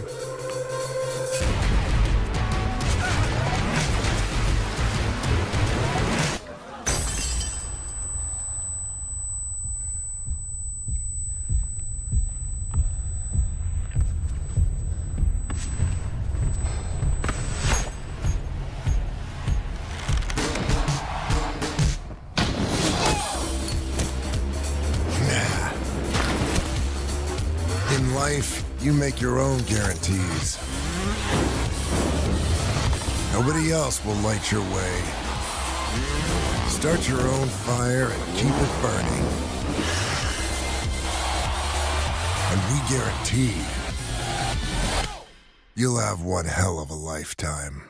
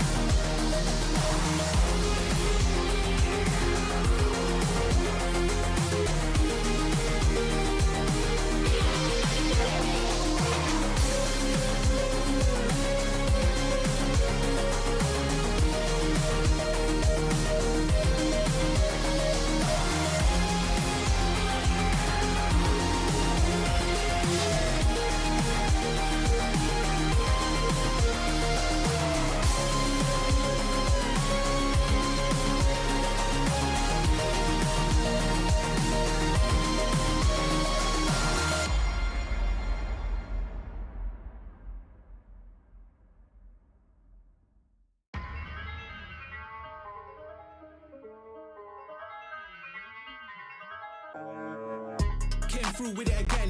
They know that I got spirit with a pen. Don't know why they try to compete when they know that in victory it's never gonna end. Them man are weak, that's why they could never speak. They ain't like me, I take it to the peak. Different type of steeds that I breed. Wheel up on the mic, they won't get one of these. Please, I don't wanna hear no talk from them. I don't wanna see nothing at all from them. They can't do it like me. So all I wanna see really is a round of applause from them. Vibes in the air, we caused it again. Life isn't fair, but we rode it again. All of my teams being ready for the war, there's no warning for them. Tell them again, I ain't here to make up no friends. I just came through yet again. We look, you never got one of them. Top of the pile yet again. They can't stop this child now again. Reigning champ, I won't lose it. So you know I'm gonna win that again. Tell them again. Tell them again. Tell them again.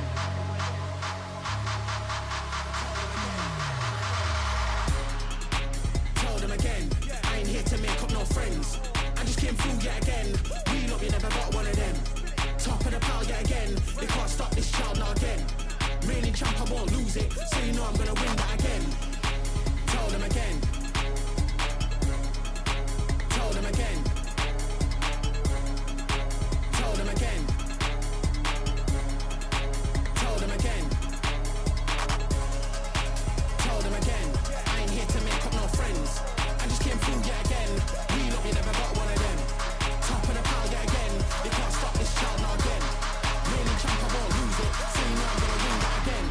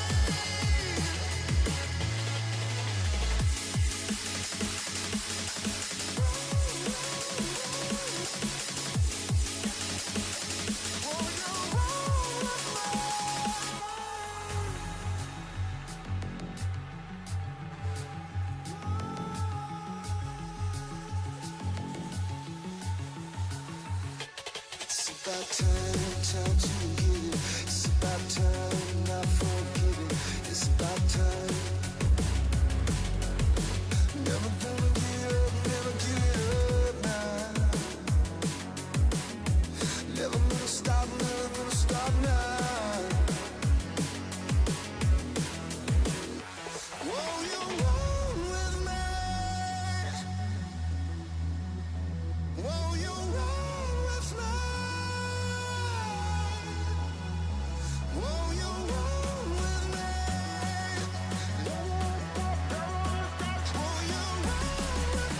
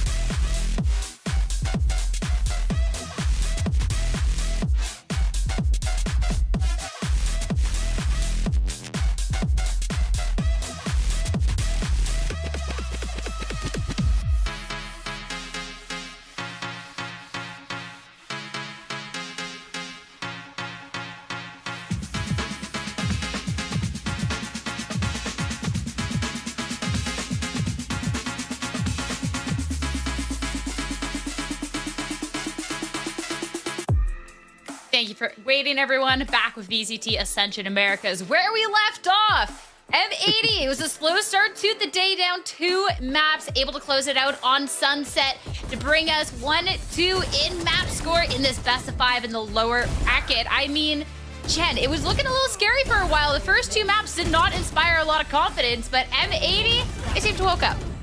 Yeah, I was running out of cope a little bit when we were going towards Sunset, which has been a pain point. But before we went to Sunset, we said that All Knights took a heavy hit with 13-4 yesterday in their match, and M80 coming off of a win. But really, I want to zoom in on the Dante story. His survivability went down a lot in the second half. Finally, the Kryptonite. M80 found how to stop this Neon. Dante went from a nearly kind of even KD in the first half to a triple negative in the second. M80 figured out how to stop the Neon, and it was less about like a Cypher, a Sentinel, but rather how flash heavy M80 gets, committing more numbers to guaranteeing favorable trades. So if Dante pops off, you overwhelm him. Nismo and BCJ had a combined like 26 assists and involved in most of the kills. So it really took a united effort out of M80 to stop Dante. That's the thing, shutting down Dante. But even when AK were even playing a defensive side, it was actually the first time you got desperate after a timeout and brought an op on a defensive side for the first time for Dante in this tournament in itself, and he wasn't getting good value out of it. It had to be the supporting cast around like Adverso to be able to string some rounds over on their side. And finally, in true NA fashion as a fan, you're starting to see M80 show life, and then AK's catching up. But it came down to finally a thrifty round where BCJ got a 3K, which finally allowed for us to get a little bit more economy for M80, and then it was M80's show. If you just focus on the defensive side, Xander went 3-0, Koala Noob went 3-0, and Nismo went 2-0 just in first bloods and first deaths alone, which then means that they had full control of any spots they were watching, and you saw it from the aggressive position that they were doing, the bait and switch that were being positioned as well for M80 on the defensive side, to finally see them close it out and give ourselves a chance here to see M80 potentially push this into a 5th map. I mean, Sierra, you said it didn't start off well, but Xander popped off. We said he picks and chooses his moments to shine. And I think the 30 bomb is surely that, along with the amount of first bloods, 15 for M80. But we look towards Icebox, and this is favorable for M80 again. Yeah, last time these 2 faces, we head into our Blacklight Agent Select. It was a double OT. We'll have to see if All Knights, they can close that out. M80, map 5, back over to our casters for Icebox. Thank you very much, gang. Succinctly put, now, of course, Icebox comes up as our 4th map in this series. Once in which All Knights have that interesting element of involving the ISO here. But this has to be a map where you feel good about M80 in general. One of their best of the course of the year, but we said that about Haven, and that went very differently. So, M80 on the attack side here was straight into it, with Dante taking a pretty forward position early. At the very least, though, this is, and frankly, not even at the very least, maybe at the very most, this is a M80 after that mental bounce back that we've gotten to see. They were so out of sorts, but I feel like they're kind of writing everything that happened off on the first 2 maps, and it's all about this now. I was worried for a second. Ascension was getting so close. Koala Noob stuck forward as well, and Verso just swings that. Weird. This is bizarre. Nismo fighting 2, I think, is huge. All Knights try and go for a very far forward play, but they did get spotted out. As they pushed up the 2 plays inside, I think BCJ got a shoulder pick on them.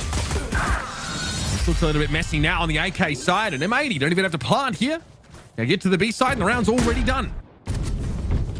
I think if you were to show someone that round and take the mini-map away, they wouldn't be able to figure out which team was on attack or defense, if I'm being honest.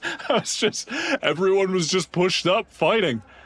All right, I mean, there was a bit of a delay, perhaps more of a momentum killer for All Knights. They come into this straight off the bat, lose a round in an odd fashion on a map that they don't particularly favor, that they've already lost to M80. This is certainly a good chance for M80 to even things up 2-2 as far as the maps go. I mean, they're trying to ban this map a lot of the time against M80. They obviously prefer not to play it when they can. Not an option in a series like this one, though.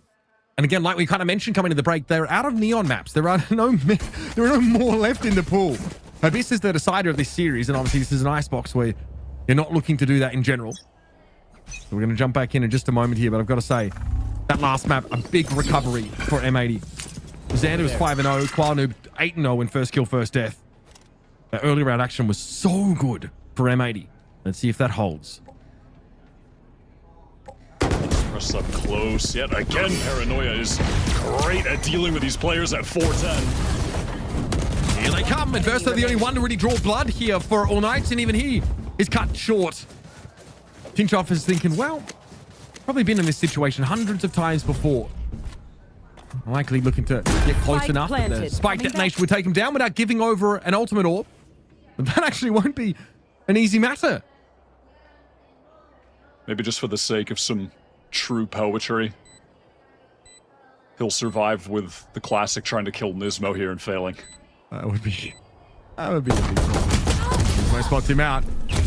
All right, gets his revenge. Tinchoff is taken down, and that will be the round done. M80, a pretty strong pistol despite a bizarre defensive push-up from All Knights. And we're going to have our eyes peeled to see how they find value from this ISO pick, which is a pretty unique one. I was going to point out before that Paranoia came out and M80 really just dealt with that stack that they are trying to get the orbs to the ISO. Dante picked it up there. They did that prior in their match against M80. The first match they played in this tournament. Really putting an emphasis on that. Putting an emphasis on getting Dante in a situation where he just gets to 1v1 his opponents.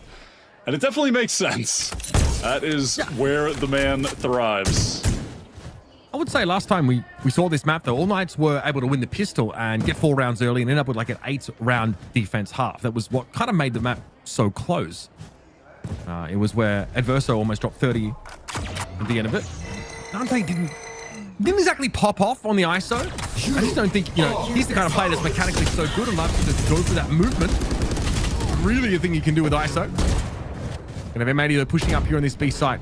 And already that null command available on round 3, no less. Thanks to Nismo's involvement in so many of these fights early on. Leaves the defenders without many options. Oh, and net on the late backstab. Bonus round looks like it's going to be converted. Inevitably, the shield is broken. Dante can't cycle for the second. Down to 2. And it's over. They're on the run. Net on the hunt. Why not? Celez the Bulldog has the cash in the bank. This M80 economy is going to be out of control already. We're just 3 rounds in. They've barely lost a player. Net swinging for that one. The hits that M80 can do, though, with this double controller comp with the Viper and the Omen are so cool. How did Quality already get here? Look at this pressure. That's huge. They are ruthless. That is All Knights-esque ruthlessness, Mitch. And I think it's worth, going back to that double controller idea, because the Omen inclusion gives them a lot of really rude one-ways that they can, use over at the A site. And also just like being able to drop a dark cover down to Snowman, it sort of just, makes up for that period of time where the Viper wall is down. So once you're out of that B site, it's pretty hard to get back in, without just straight up swinging a smoke. And the layering of that utility is what kind of makes this double controller composition so powerful. And there are teams that try it with Harbor, right? Obviously, the Omen with that extra mobility, allowing Qualnoob to play from some odd locations, especially if he ever wants to go for an op. He can play yellow, for example. It's pretty powerful. Yeah, they love to use this dark cover here in main just to obscure that common angle from back yellow, where on a round like this, maybe someone on All Knights would have a Marshal and one of the longer range weapons just allow for an easier take of main. Patience is the game for M80, though. Dizzy over top, and Sabando forced back off the angle, at least temporarily, maybe hungry for a re-peek. 9 frags for him. He's on the board now on Icebox. Make it a second there as well. Doing the dirty with the Sheriff. What? You better hope that's enough. Net now looking to test Nico's metal. And comes out on top. So we have ourselves a 2v2. We're still a healthy 45 seconds left, but Net really spotted Dante there through mid. It's unclear, but he will link up now with Qualnoob, and they will have a crack at this. They still at least have a controller. So they're going to have the dark cover to get them up on this side relatively safely. They can throw one up to, Nest and towards Snowman and get in here. They are taking their time, staying very quiet in this situation. Adverso is working his way over. Does have a couple shock darts, maybe get some damage through Dante. Full kit as well. timing. You can do that little combo, perhaps. Doesn't even matter. Verso just catches the timing net. Was worried about B main, and now he's left alone. Okay, so posthumously, at least he can work with that smoke from Koala Noob. Still has a much better weapon. Keep that in mind. Also has a turret here he can deploy should he choose to, but no time for that apparently. Here come All Knights. Oh, there it is. The shield on Verso lets him shrug off that hit. And they overwhelm. That is purely the shield winning that out. I mean, maybe the trade comes in afterwards anyhow, right? But, I mean, that double tap, at the very least, saved Dante's life. But that is just purely Sabando. He's just swinging around, taking the duels, hitting one taps. Just this guy is nutty. Peeks out. The 0 point connected onto him too. The 0 point is crucial for getting that info on a player back yellow if they are there. Oh, and he was there. He definitely made his presence known back yellow. They just could not shut him down. It looked like M80 were about to just run away with the first portion of this game after converting that bonus, retaining so many weapons. Obviously, they've still got enough for a buy, but All Knights could have been in serious trouble already on Icebox.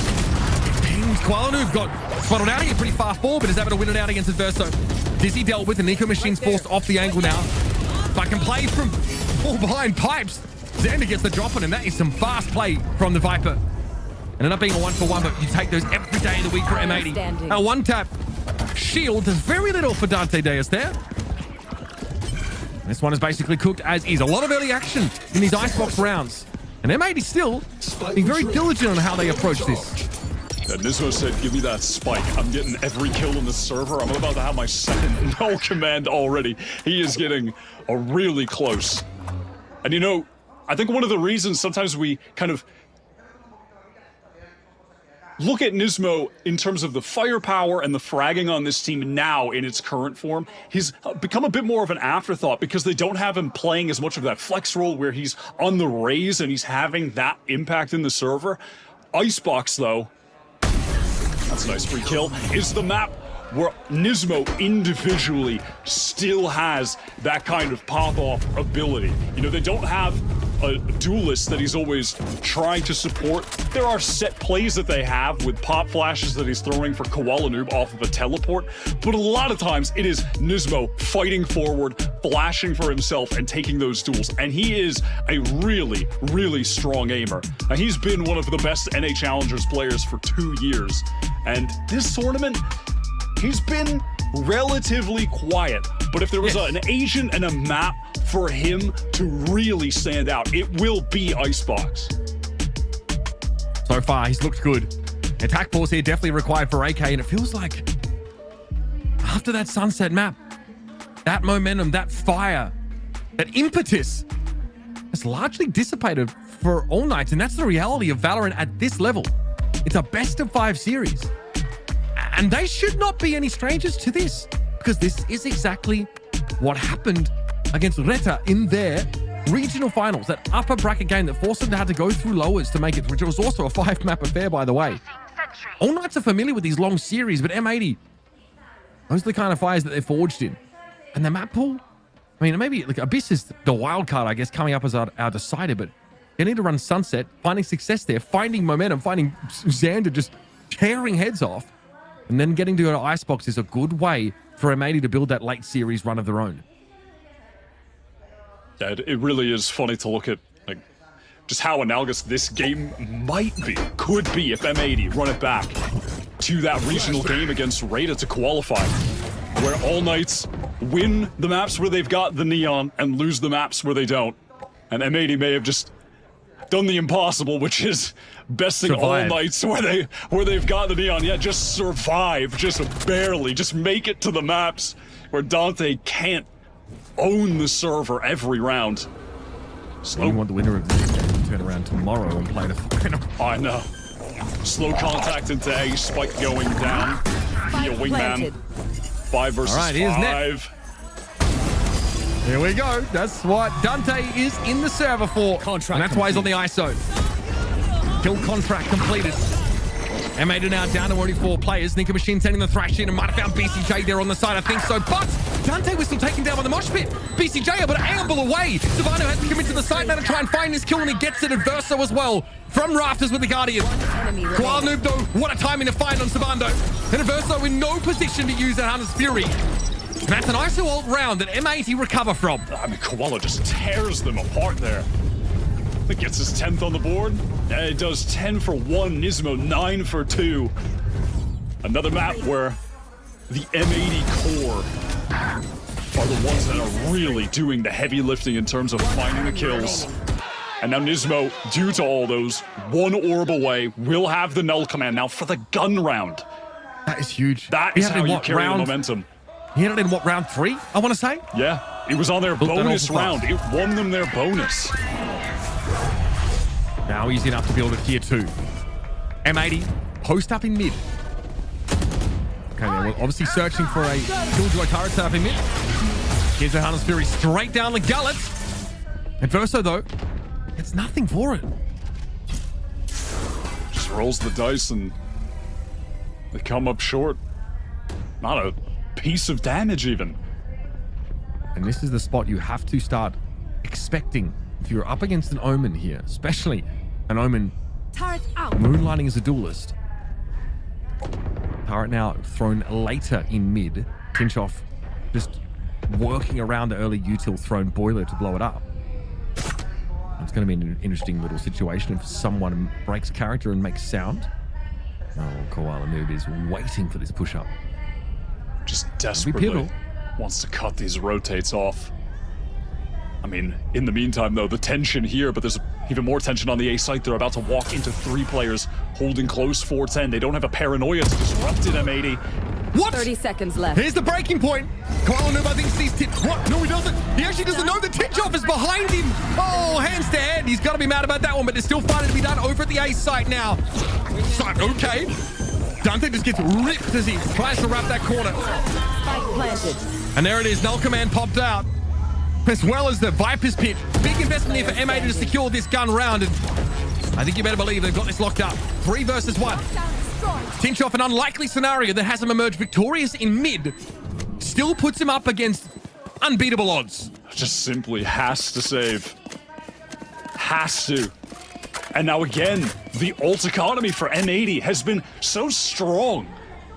It was so strong on Sunset, earned them a number of rounds, those dimensional drifts, the thrashes from BCJ, and here already, 2 null commands, each one, round 1. Xander with the pit, BCJ with the thrash next round. That's an ult to open it and an ult to close it. We've got to talk about the elephant in the room here. That was a lockdown round for Tinchoff. I mean, yeah, lockdown risked in a 2v3 that didn't even get to go off. It was broken by the molly. Exactly. That hurts. And that is M80 meeting All Knights at their theoretical peak in that kind of round, right? Able to shut them down. I mean, the Hunter's Fury found nothing. The lockdown found nothing. And M80 said, we'll spend ultimates here to shut this gun round down quite happily, keep building that economy. And they have a thrash up now. An immediate dizzy from BCJ just to get information on some of that early presence. It is shot down. M80 taking their time over towards B main, where All Knights for the first time are getting a bit more adventurous, pushing down so deep. First time since the pistol. Xander on the angle. Does Zabando want to tempt fate here? Xander, not quick enough off the starter's block apparently. He will be eaten up, and Tinchoff gets involved. That's perfect for All Knights on a weaker buy round, making sure they trade every one of those and they trade up. Happy to give a bit of round, of course. Tinchoff is now M80 moving up. They do not have Viper's Pit available. They do not have any Omen smokes either. Both their controllers are down because of what happened at the start of the round. And they are, for all intents and purposes, utterly exposed on the map. Here's more. I mean, they pushed up and they pushed up close into the Stingers, the range where they're going to thrive.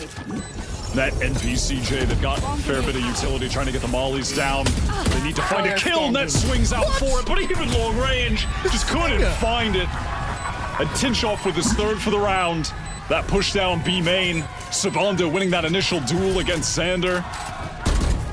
Just the aggression, the controlling of the space. Well, thanks for the guns, boys. Right, not a round for M80 to hang their hats on at all. But a healthy lead build up here.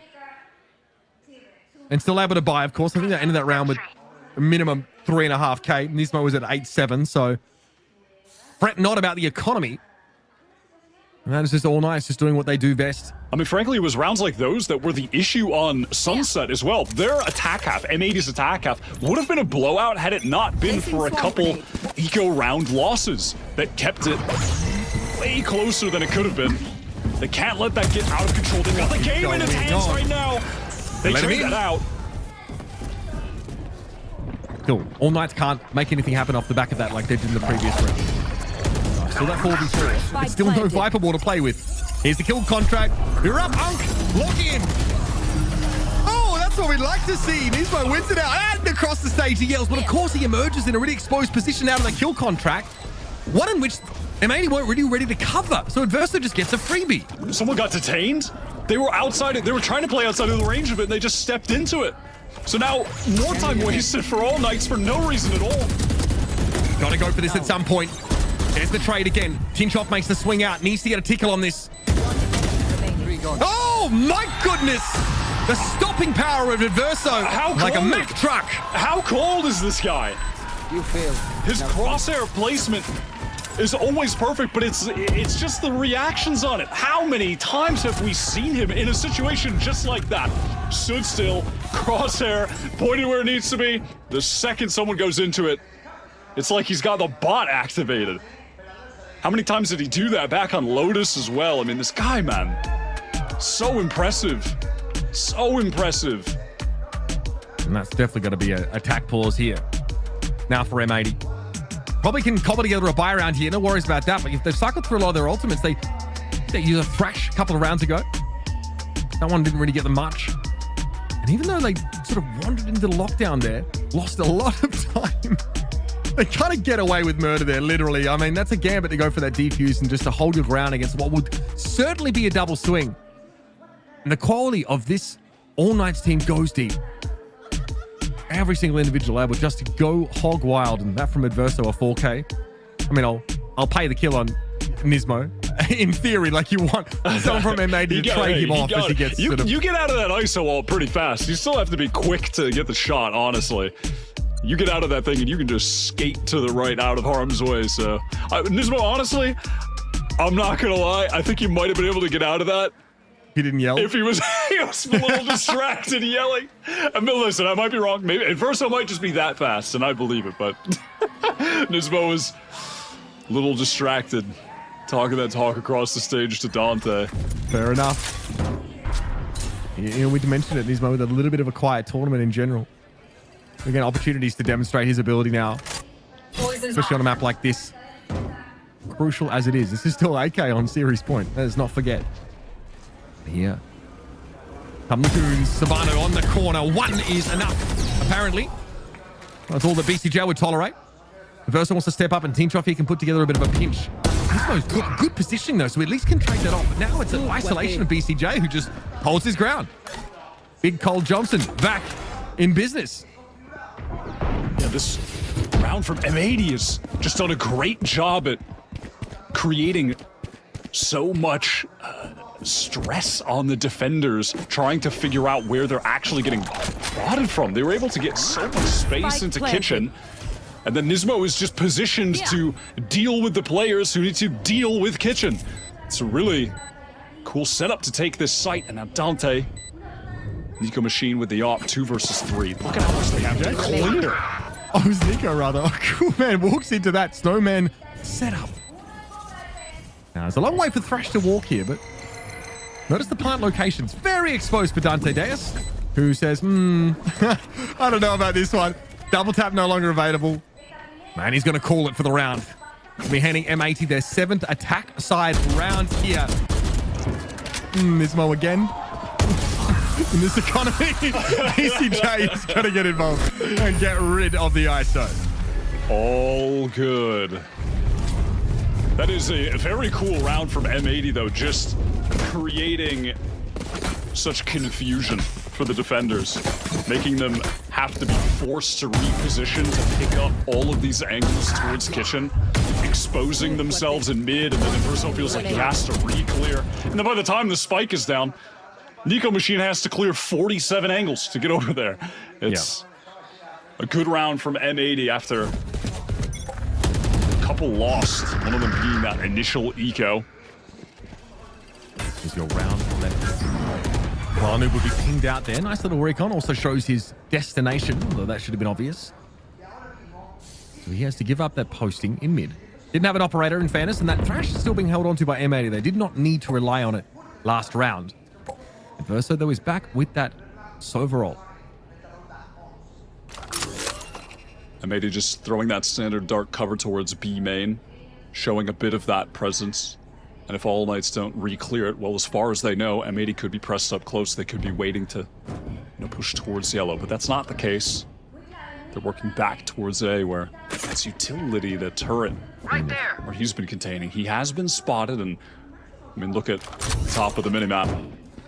The herd of All Knights players making their way towards fortifying that A site where Dante is lying in wait, in danger of getting caught by the Thrash.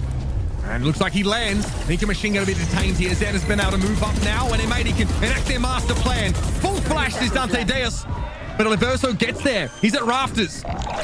Wingman plant though now as Xander shows and sets up that double swing. It's now just M80 exercising their numbers advantage, and Tinchoff has to come from the rear. Won't be spotted out by this, of course. KJ off the map, so no early detection. This is going to require M80 to look in two different directions. Can Tinchoff be the savior? He was going to walk into a held line that Nismo can swing off of here. If he sneaks past 410 that way, it would be pretty cheeky. The BCJ gets him there. 8 rounds now for M80. Whether it be attack or defense, the overarching M80 play on the A site is always phenomenal. Look at that second layer. The protocols for moving up past that defensive Viper wall is just very good. Yeah, exactly. That's what I was going to get at. Like that initial Thrash, but then the second layer of utility, that Dizzy coming back site. Dante is there posted up, ready to anchor. He has teammates as well, but they cannot do a damn thing. The scaling off of that is just always perfect, and M80 are just as good as when it comes to taking the site back when they're on defense. Nico Machine recovers that orb. He has the Thrash available. This is the last round of the half, the last opportunity he'll have to use it, so has to make sure he extracts every bit of value from it that he can. Same for Adverso with that Hunter's Fury. And Nismo can just stop it all with this null command. And there it is, going to force AK back instantly. Dante Deus flash as has been expected. Now we actually have a bit of a split here on towards A. This is scary. Obviously that retake wall will obscure Net and Xander until the curtain comes down, but it's on the attackers instead that it falls. Nismo pushing off here. Maybe a slight overheat. They have a plan already, and I like this fallback from Nismo. He will have some backup here, but the swing from Tinchoff would have been dangerous. He just gives some ground. This will allow Thrash though to move in and occupy. We actually had a player go up to Nest here as Nismo trying to get out desperately. Ducking, dodging, diving. There'll be Tinchoff to bring him down. Hunter Fury still up here for Adverso as well. Lockdown comes in from the defenders. It's going to be hard to play into this. And BCJ has nothing to look at. Stop the defuse there. But bound to be detained if he's not quick. And he gets out. Now Koala Noob has an opportunity to intervene now in this post-plant. Tinchoff trying to run in front of it. But the spike defuse has been taken down. Unreal! M80 forced off of A. And still interrupt the defuse. All Knights just couldn't win the duels. They couldn't get a moment to get the spike there to half either. There was just no time pressure really being applied to M80, despite them having to run all the way back to Belt from the lockdown. BCJ, really though, credit to him, heads up for staying in. He shot the wingman. Yeah, breaking that wingman and then getting out. He had just enough time to get out too. That is so well played. One of the most experienced players in this tournament, period. And Nismo, that adjustment, he open-faced so many angles, should have really gone down. And then just adjusts onto the guy onto the railing. I mean, come on. He's 17 for 5. This is the map where he can take over, where he's not just going to be playing the breach, sending out fault lines and flashes for everyone else. So he will throw those flashes for his teammates when he needs to. He'll do his job. but a lot of his job is to also really enable himself, and he's been doing just that. I don't even think attack is the better side for M80 on this map. I think they're better on defense, so this is tough goings for All Knights. Maybe a change of the wind here. Coming out of a pretty insane showing, of course, on Sunset to take that map away.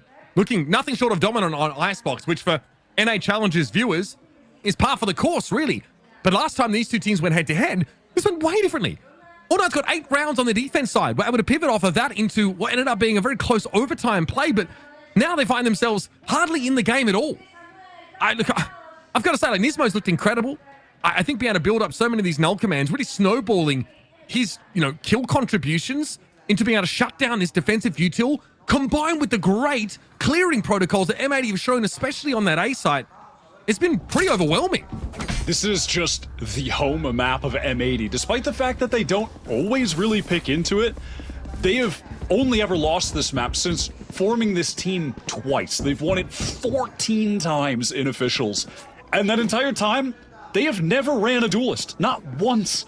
They have just been playing these no duelist looks, and it's always worked for them. It continues to work. And so much of that is because of the Nismo Koala Noob aggression that they have in tandem.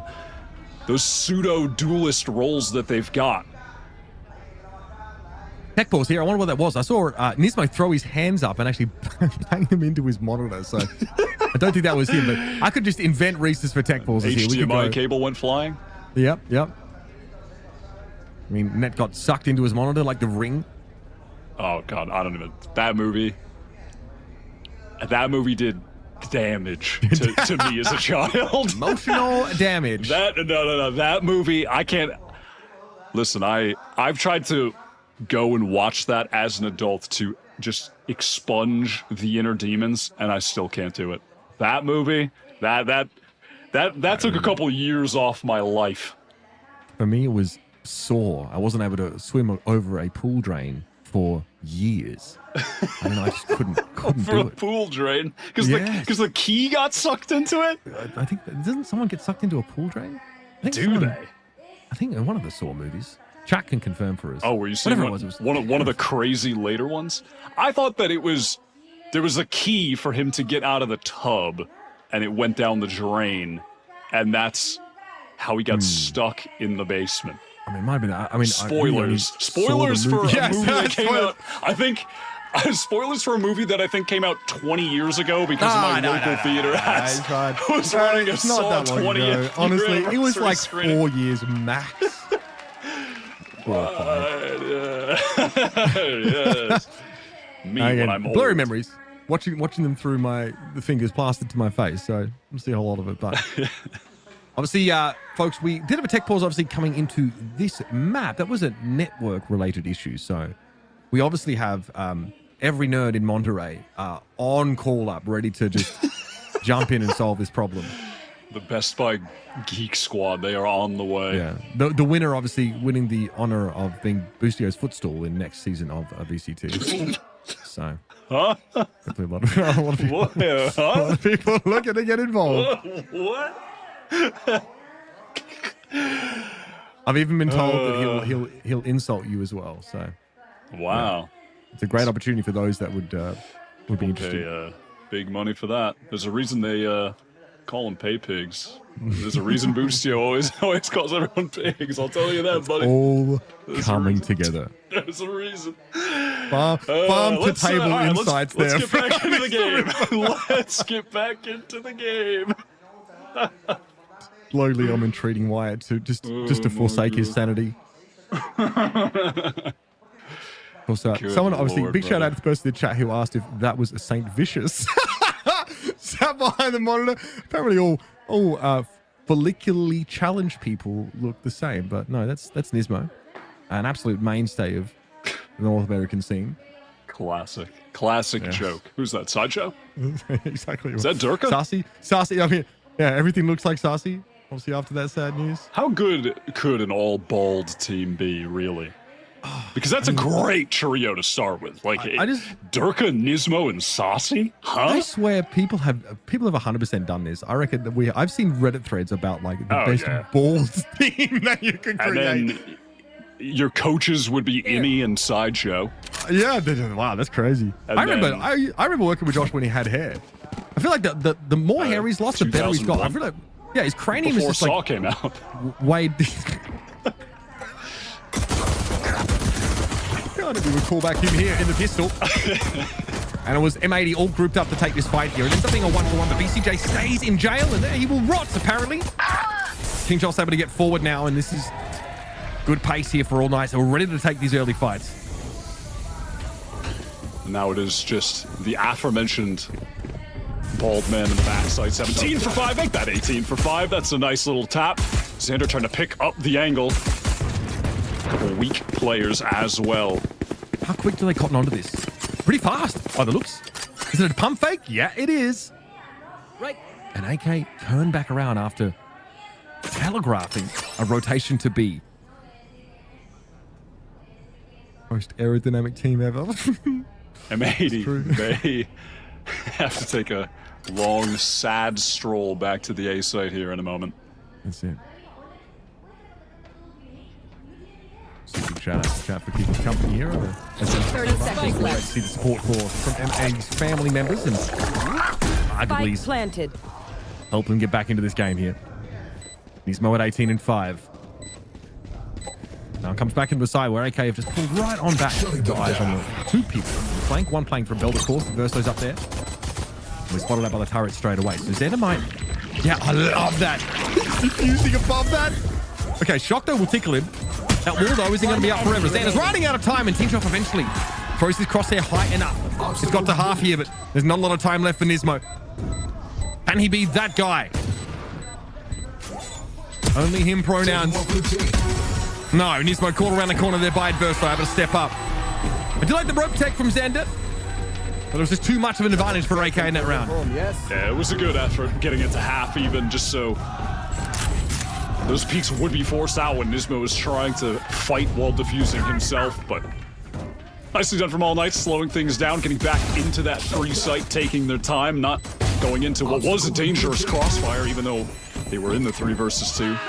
A healthy Xander and Nismo could have really done some damage had they overcommitted, overextended into the site on that prior attempt. So the game's not over just yet. All classics for M80. And some decent weaponry in the hands of All Nights, aside from Tinchoff, who of course will just be with the Sheriff. Typically the Ghost, but he's opted for the Sheriff. Bit more money to work with. Here come All Nights now. They're going to get contact probably a little earlier than they otherwise would expect off this Paranoia. There's the swing. Paranoia could come in soon after. Xander trying to isolate here.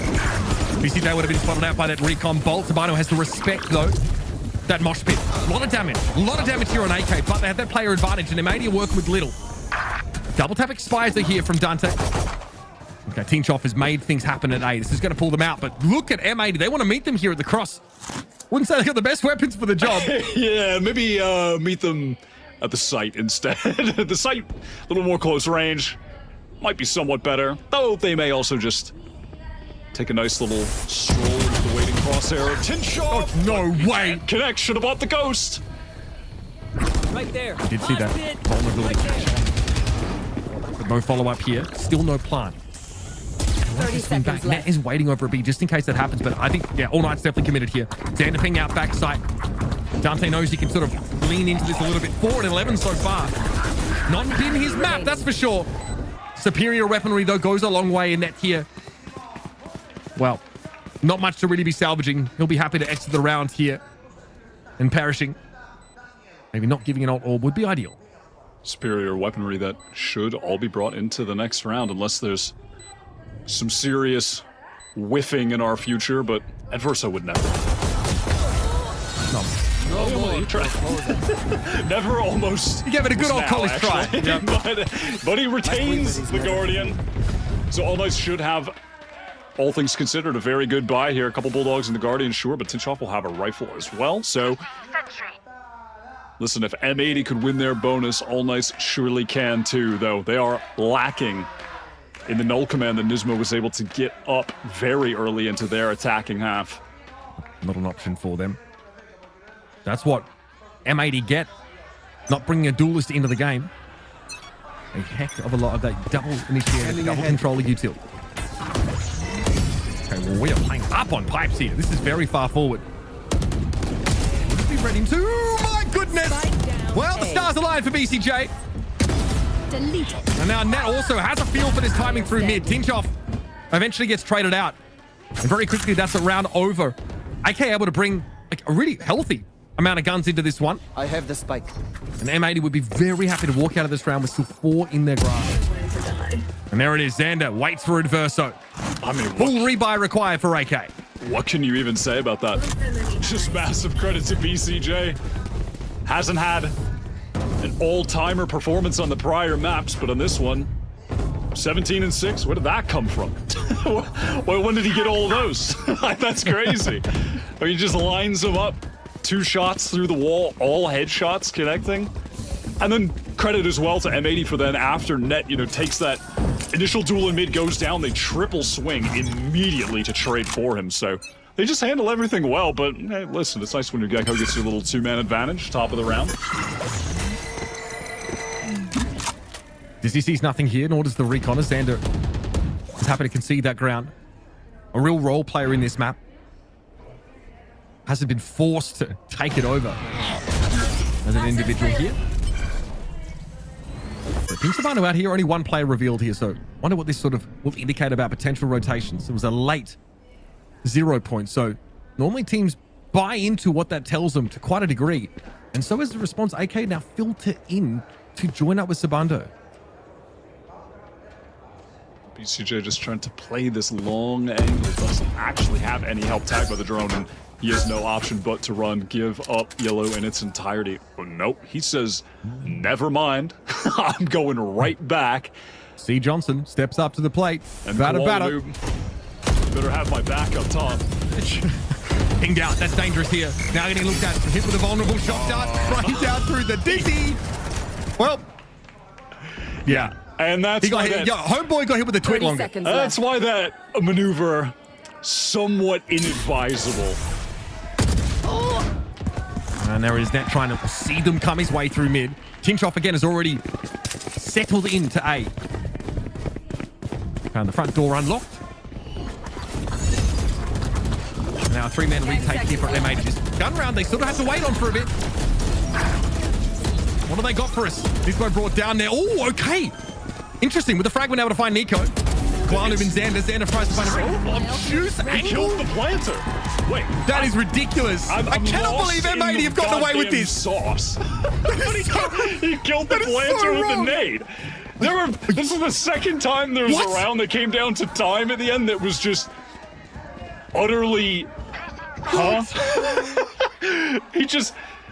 Huh? Come on! He got that over the fragment nade. from Nismo, man.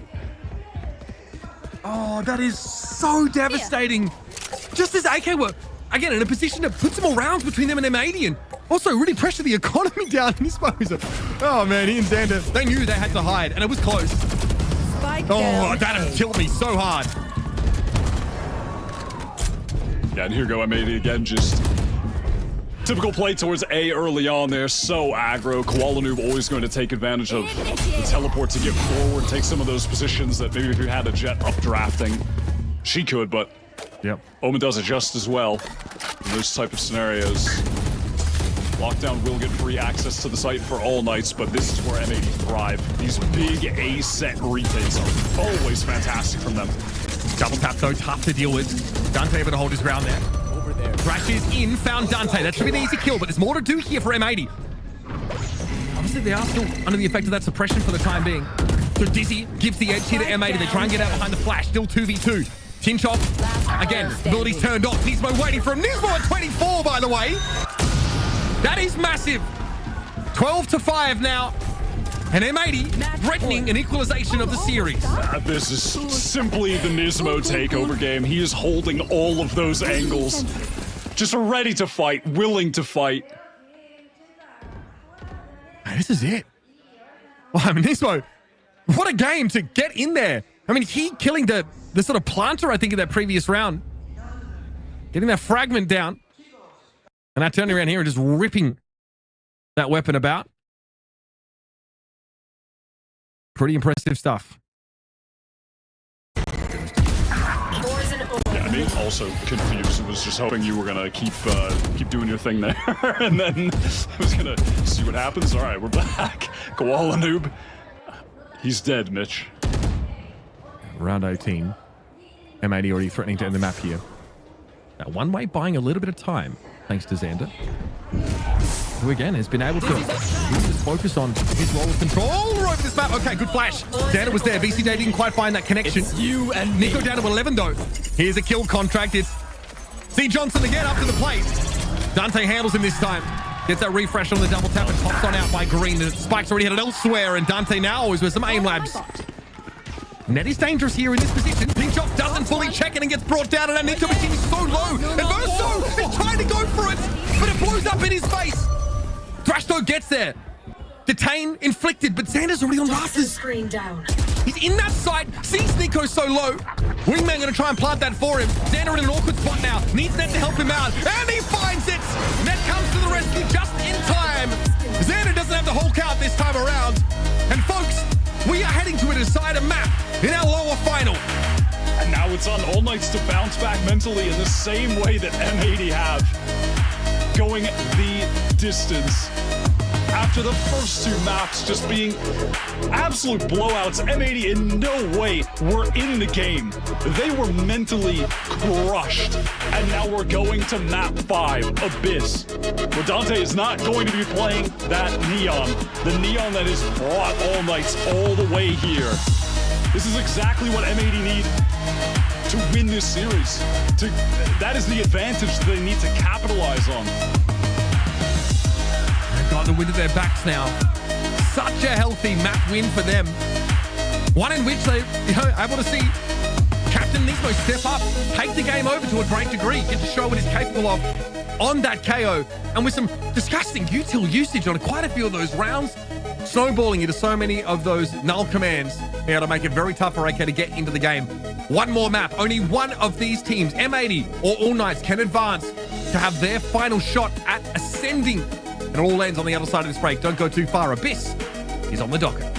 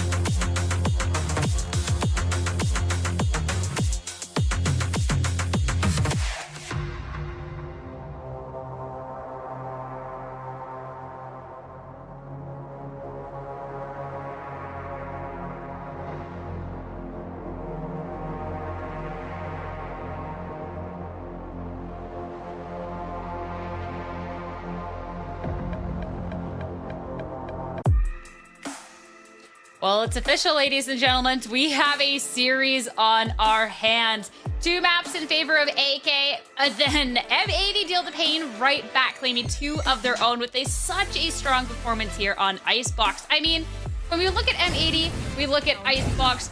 This is a map that, you know, is normally pretty good. It's one that's been feared, but recent downfalls on it had questions, especially in this series, and not many questions now. I mean, Koala had tweeted about the team's comeback potential. It should never be doubted. This team has strong mentals, and Jen, we saw that come to fruition here.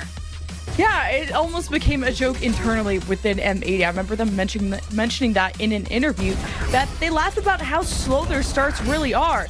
And that was molasses at the start of the series. Like, these 13-4s were driving us crazy. We thought we were going to have a short day, but like you said, Sierra, the comeback is insane.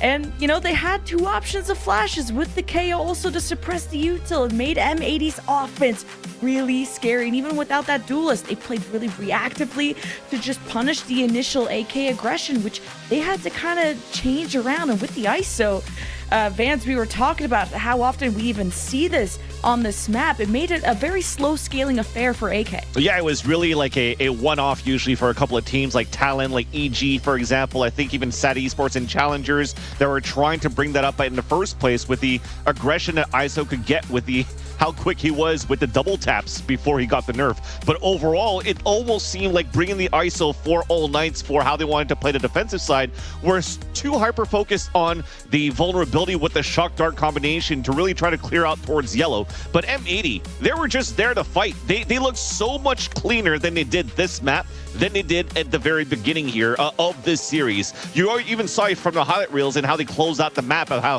Xander could just be out in the open and just flick left and right to the wingman, to a headshot, to another, support from net.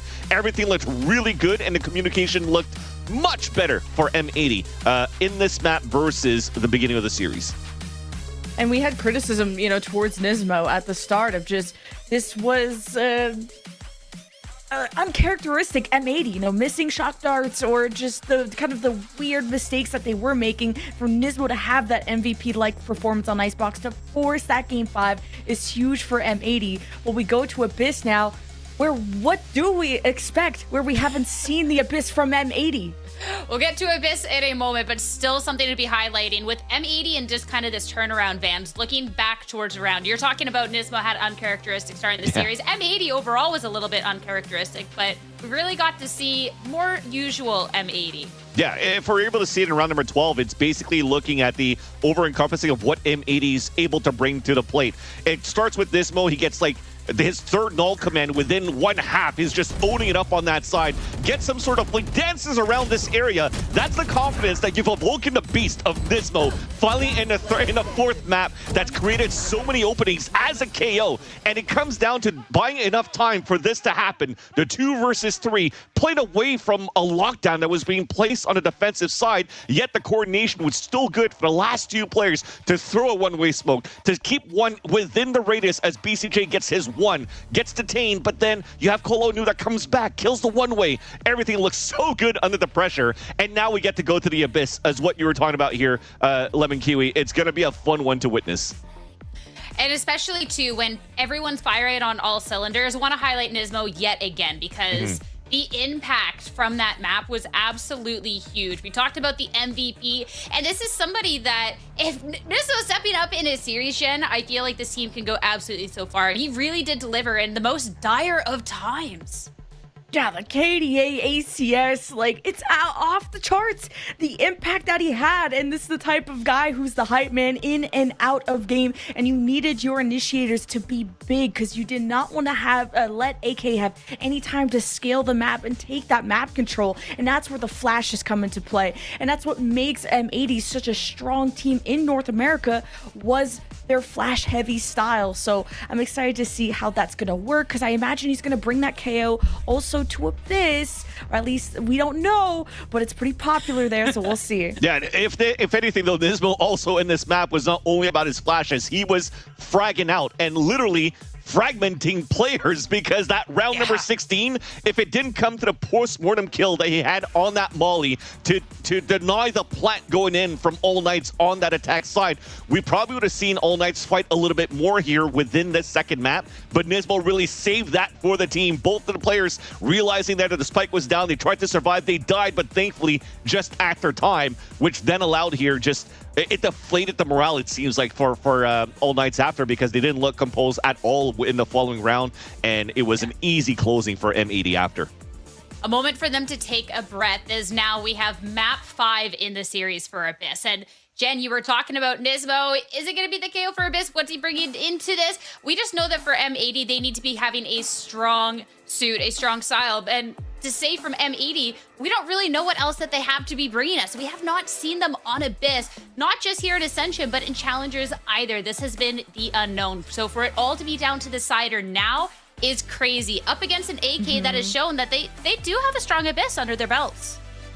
Yeah, especially All Knights, yeah, they are pretty comfortable on their jet, and that's the big question mark, is how is M80 going to approach a jet-like map where Koala on Haven was, you want to say, out of his element? He was getting picked off, you know, more used to that Yoru style, and we don't know if M80 are going to lean towards the jet, but most people do, and I imagine probably going to be a mirror composition around maybe the Omen, the Sova, and the Cypher and stuff like that. The Duelist is what's really the style that both these teams differentiate on, where it's more Yoru for M80, and well, actually we're gonna see in the agent select right now what the duelist choice is gonna be, because also M80 like to not play duelist sometimes. I feel like the jet is very necessary here. I was gonna say potentially even the Yoru would have been good here for M80, because that's something that even G2 brought out at the very beginning for Abyss, and it kind of fits the playstyle of Koalanu to be able to have fast TP to support and then go for the repeaks with the second TP.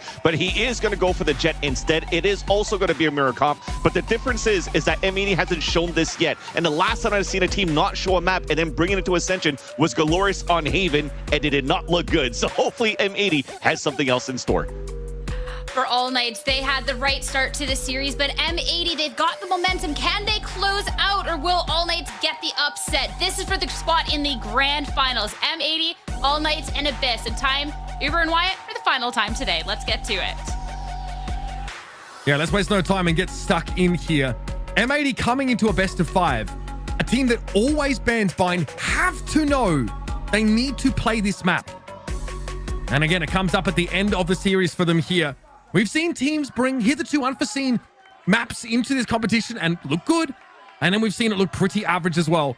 Nothing crazy about the composition. I think, Wyatt, you were in agreement with, in Vans and thinking that maybe we might see the G2 comp come out. Yeah, but definitely. No, or at M80 least going that standard. Yoru. At least something similar, right? But yeah, basically, Yoru being the most important thing. Yoru has been Koala's go-to this year. And not just his go-to, but M80's. They have built their comps and strategy around the Yoru being played. Koala takes that first duel, always with the Sheriff on the pistol on defense, and has been good for them today. A couple first engagements won in just the same situation on some of the prior maps. Nismo holding close. What a shot from Dante. Koala trying to trade, forced to reload, forced to fall back. Really common angle we see players take up on that site. We must always see the walk up, especially if there's a dark cover on B itself, to check that angle. Dante Deus takes a little bit of damage in that exchange, but so does Koala Noob. And AK is still thinking they might want to go for this. Xander will post up on the angle that was just vacated forcibly from this map. And then it is down mid. VCT's found one, but that's awkward from Xander. Can't quite find it. Connects, but Koala Noob is still in the game, and he is still fragging out. And Verso almost punished for that. Goes down to 44, but Nico Machine is here. The commitment now for AK, well and truly on B. VCT did just cycle that recon. A lot of pressure can be applied to it. First off, the flash over top, and Net just deals with Nico instantly. Whoa, what a random hit through the box. And Verso to 28. Double face now here. This is dangerous for him. Trying to stop the DQs, trying to slow it down. But M80 will not be denied. And they're going to walk away with this pistol. And the rare occasion where Verso is the one denied. My God, man. Trying to get jumping up to top site. I mean, gets that first kill on BCJ. That is a sick attempt. 3 on the round already for him, but not enough. Not enough. A lot of credit to Net for how he played in that 2 versus 2 as well. Just swinging together, BCJ and Net was really the key. Just deleting Nico Machine when he tried to peek off of his own flashpoint in main. M80 starting so strong. This time the Cypher util is going to be set up over towards B. Obviously with a very difficult to remove camera. It's already gone. Well, now, of course, really wants to make use of this long sight line. Xander's been crept up on. There's already a player very close to him.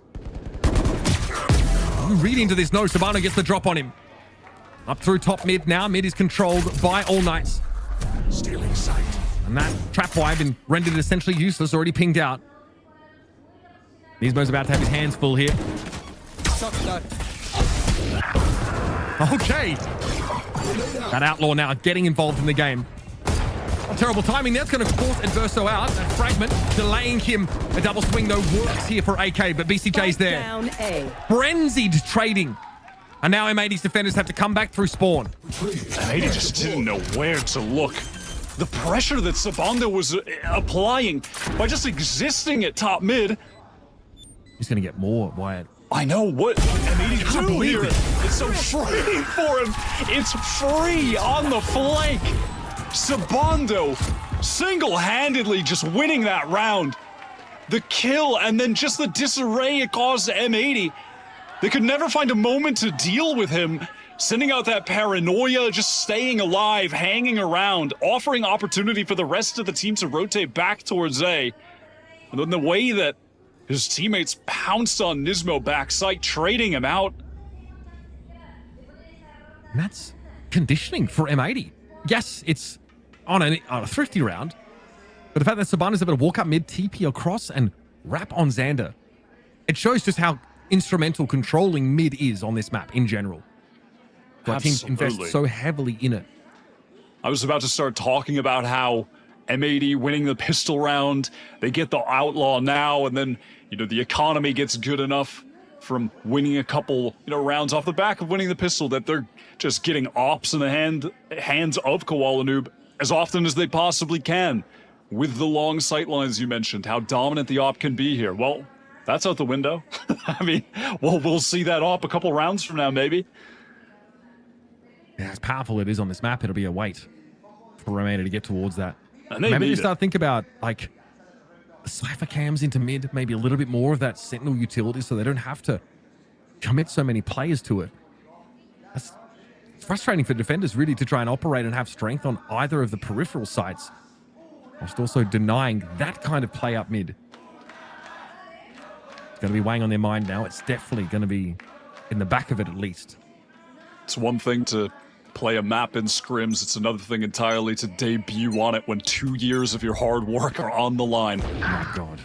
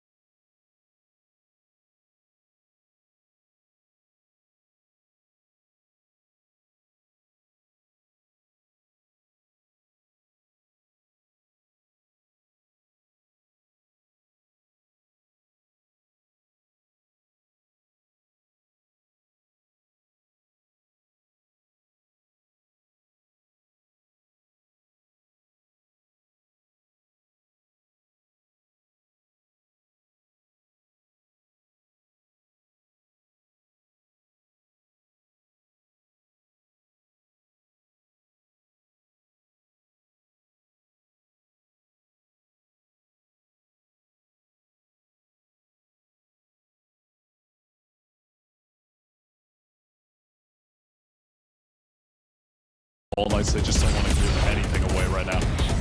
And why? Why would they? I mean, this is a team that who the hell would have thought would be in this position? The second seed from LATAM with a, I mean, a long shot and a dream coming into this tournament. Rated below Rada, the #1 seed from their region. They've surpassed them. They're on the precipice of beating M80, who most people predicted would be winning this tournament. A team that knows they should be here. Ballless round, of course, is M80 remainders just hop off the map and get it over with.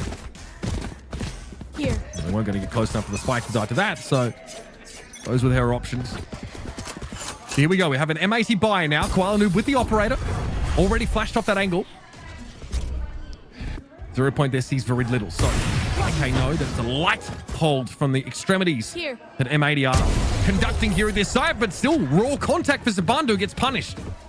Thought he had slipped through the net, but Koala Noob was all too aware, and at this point they know that it's a dangerous game. Exposing themselves to any open angle on B. Koala knows that if he re-peeks the crosshair of his Jetfo Dante could be awaiting him. So he opts to pick up towards mid instead. Spots Tinge off deep, but does he expect Nico close? He snuck up. There's still no Sentinel utility in mid. Very passive angle for Nismo, but still a scary situation to go up against the Guardian with 48 health. Yeah, that's one shot to the chest and he's down. Nico's happy to wait on this camera as well. We'll spot any pressure elsewhere in mid. And many have taken back up residents here. 30 seconds left. And Dante was pinged out. Noob is waiting on it. No spam, of course, here. This could be up. Dante's ready to fight. In he goes. Zan's able to catch him, though. Good reactions from the controller player M80. But Nico now's found a timing to get in. This could unravel things for the defenders, but meanwhile, Xander's over on the side itself. Someone has to go here. And it's Nismo. But Nico now has to play a 1 versus 4 out. Takes the operator player down, but that'll be the round. And Xander will allow some time for the op to be recovered. And defuse will be completed. It's an even game, folks, here on Abyss early. Nico just in the right position, but with the wrong weapon. Can't capitalize off of a flank with the Guardian. It's just not ideal. I'm gonna be honest, I think Dante thinks he's still playing Neon. What the hell was that? Yeah. he dashed right in there. Didn't even throw smoke. He just dashed in. Tried to break Koala's ankles. I suppose if he were alone, he might have done just that. Put him on the bench for a couple seasons. Yeah, I mean, Koala was still... Yeah, Sam, yeah. Well, he was still sad, of course, with that operator, so... Would have been awkward. Nacho's still able to buy one, and Koala just walks up into that. Not what you want to see early in the round here for M80. I thought he had a timing to get the angle with the drone coming up. Maybe thinking as well that Dante just wouldn't risk having the op. I mean, even with just a pixel shown for a second, I'm always expecting Dante to somehow find the shot net. Well done, picking up a kill onto Adverso in mid. And they fall back, M80. In their wake is the Cypher Cam up top mid. We'll be able to spot just how far up AK have moved, but still All Knight's in a position to drive a massive wedge in between Nismo and the rest of his team. And Nismo accordingly playing pretty safe as that solo player at 8. They found my wire. All Knight's rather starting to get a feeling that that individual of Nismo can be pressured now being caught inside at 0 point. Look at how much of the map All Knights have just from working up mid again. Dante's angle, but he whiffs. Prime opportunity to send net to the grave. He can't capitalize. Tinchoff now exposed as well. M80, all of the kills going their way. They're posted up on the right angles. And that re-clearing. He knew that surviving that, if there was going to be any pressure coming from B, it would be heading towards him at that very moment. So he heads back to heaven and finds the kill of the player walking up. Now Nico's got a huge gap between him and that site. There's just no time. There's no time for a plant. They're going to have to hold on to this operator and Vandal and run it back in round 6. And Nico's been saving up his cash, though, so they will be able to have a good buy into the next. Retaining that rifle, dropping for others, etc. So All Knight's still with an opportunity to win the gun round, still with the operator, and now credit bank aside, the alt bank is what I'm keeping my eyes on. They've got the Hunter's Fury and the Null Command ready to go. Yeah. You can't ask for a better opportunity than this to win a gun round. They might ask here just for a fast hit over towards A. Mid is being very heavily populated, but against a null command round, that's probably not really where you expect AK to go. Nismo's about to be stuck here. That is an attack side. Here. 0 points, just to see if anyone is tucked an A main. Yeah, thrown close. Check as well if Nismo maybe fell off to that side of the map. Doesn't, just goes back sight. Here. Playing a bit more safe. Koalanoob wants to lock down mid with the op, but it gets really dicey when the cages start coming up. Yeah. Maybe a dark cover as well to obscure your view. Unaware as to when the attacking team might have pushed deep. Got space. That's info for Tinchoff. Now they know the op is in mid. What better time than to slam one of these bomb sites? Okay, waiting on this. Null command shortly started off. Here they go. And Verso, with the spike in hand, he is fired to hand it over to someone else. Here comes the Hunter's Fury. Dante already got into the back of the site there. Met Nismo. And Ned is forced to hide through security. Just to kind of swing the smoke there up against this. Evident that M80 don't want to play that full retake style. But now I think they've just going to have to walk away from the round in its entirety. No, there's just nothing they can do. It looked like Nismo, I mean, he wanted to anchor, but he didn't know where to look. There's players up, down, left, right. My man's fighting in tilted towers. He just had no idea what to watch. Gets shut down. Hunter's Fury, just such a distraction. Probably regretting even trying to stay in the site at all, frankly. And that shaky, tenuous economy for All Knights here is allowed to stabilize. You see how important it is to keep those operators in the game. Both teams definitely prioritizing them very heavily. That round, Koalanoob goes mid and doesn't sort of see too much. In previous rounds, it would have made perfect sense as AK have been moving up there, trying to contact it, but as soon as you see like a cyber cage up in mid, you don't know if someone's wrapped around over towards, the tower side on the A side. Yeah, that is where things get really tough in terms of M80 getting information as to what's happening in mid. That area of the map has been a struggle for them so far. And I hope to see that they don't continue just trying to have this Nismo kind of solo anchoring kind of on A thing going on, because that has been the look the past few rounds, and it's not going to be the look this one. They insert Koalanoob into main with the operator and fall off to hold elsewhere on the map. Koalanoob very close to having seen something there. Nico's going to throw him some cat. Keep him a little bit busy. Verso's actually heading back in this direction too. Very much so a default setup for AK, and obviously half the round has now elapsed. Tinchoff is slowly doing his thing, working his way up mid. Such a nuisance. All Knights are happy to play this 2-1-2 default. Monitor B, monitor A. Get Tinchoff inserted. Really aggressive lurking Cypher that they've got on their team. His impact can't be understated as far as winning the first two maps for All Knights go, but after that, hasn't done enough. Okay, he's pushed towards A. BCJ, though, nicely done. Holds his ground in tower. This will slow up that plant. And M80 get to make a retake happen with a full squad. And Verso pops up over the dark cover. That's the spike in hand, no less. Koalanoob there doesn't try to tempt fate any further. Benico now's gotten amongst the pigeons. There will be a plant. Hunter's Fury is up for BCJ, though. Another whiff for Koalanoob. Knives at the ready. It's time to go. Hunter's Fury being thrown out there. Sabantu misses his opportunity there in upper. Remaining. Koalanoob is out of knives, but plenty of teammates to work with. And he's getting a little loud. An important round for M80 to sneak back. I love that M80 played that for retake, first of all, but All Knights really overextending themselves, offering their lives up to be taken, and they were. Koalanoob just posted on the angle. It's just so simple. Gets the freest kill. It's the spike thrown away, and for what? Absolutely nothing. It's hard to know, yeah. Inscrutable what Verso's plan is there. Yeah, they are going to have to rectify that if they intend on finding success on the A site. I'm glad to see M80 have already fixed that error from the prior round and just grouped up, actually played for full retake plan there. Okay, look at this TP forward here from Xander. He wants the real estate in mid. He got pinged out instantly. Cam will be thrown behind him. Tinchoff knows though. Xander just walked into that.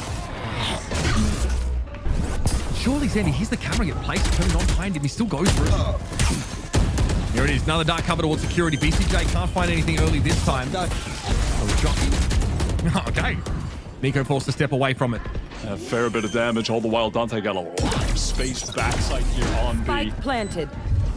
M80 players gathered up and security flash through, and Nismo wins that duel. Dante flashed up. Koala trying to post up on the angle. Nico in so deep and gunned down. That is a retake to remember. My God. That's M80, by the way, in a 4v5 to start with. After losing Xander up mid, and for Nismo, it's good old-fashioned Valorant. Flash myself out of smoke. Beautifully done, and not all that complex either. That is precisely what I wanted to see from them.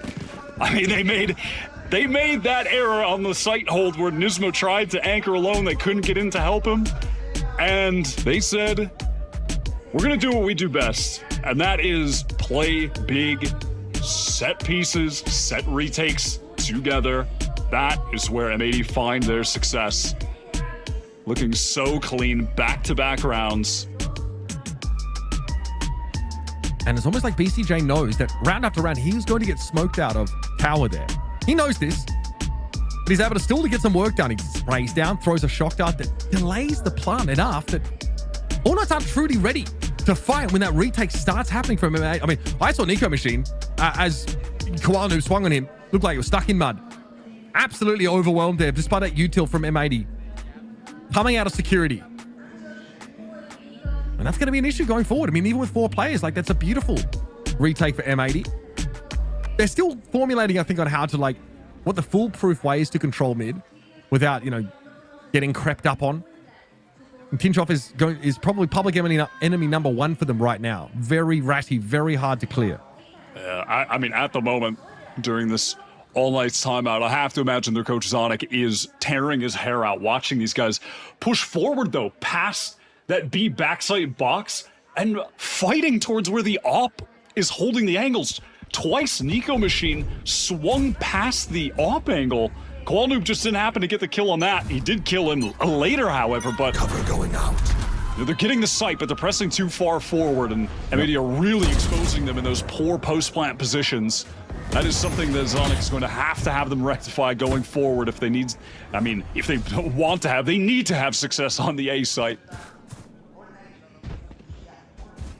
Koala Noob here, not opting to walk up with the op. This is around, but Dante's still able to get an operator. So you still have to respect that threat. And we saw the pings over to Nest. Slower start to the round here. Dante just sort of gives up the angle, says, okay, well, there's nothing to be found here at B. Let's see what's happening elsewhere. Big investment of util now.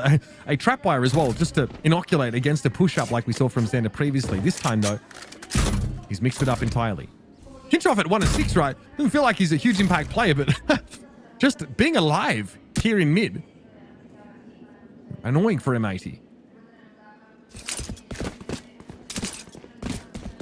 Nice rotating back towards B, where Sabando has been just containing this orb the entire time. 30 seconds left. 30 seconds left. Clock is ticking quite low. Koala Noob with an opportunity to find a first blood. The correction not quite there. Dante's a little bit low, but he gets the site anyway. Dark cover thrown down in the middle of it. This gets uncomfortable because Sabando gotten into a nasty little backstab position. Dante was down, but he was low anyway. Swing the planter, why don't you? Koala Noob with the op gets there. And it is AK laid to rest in droves. Tony Tinchoff there with an operator. That's what M80 are looking for. And that's now the back of All Knights economically broken. I mean, they just never dealt with Koala Noob, the little backside goblin running around with the shorty, with the op. I mean, maybe for a second they were even using the op like it might have been another shotgun. Might as well been a bayonet. The double pump strats. I mean, he steps up massively on the anchor. Cool attempt on the side exec using Sabando's ultimate to teleport behind into heaven, but M80 just cross the T's, dot the I's. Quality wants to go fast forward again. Can't capitalize with that initial shot. Knives for Dante Days. Trying to press forward, blinded up. You're on the site though. Nismo needs to step aside of this. Through the cyber cage as well. Close quarter 0 point thrown out.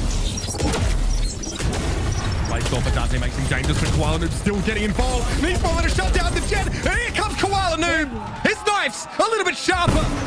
And an aim to match.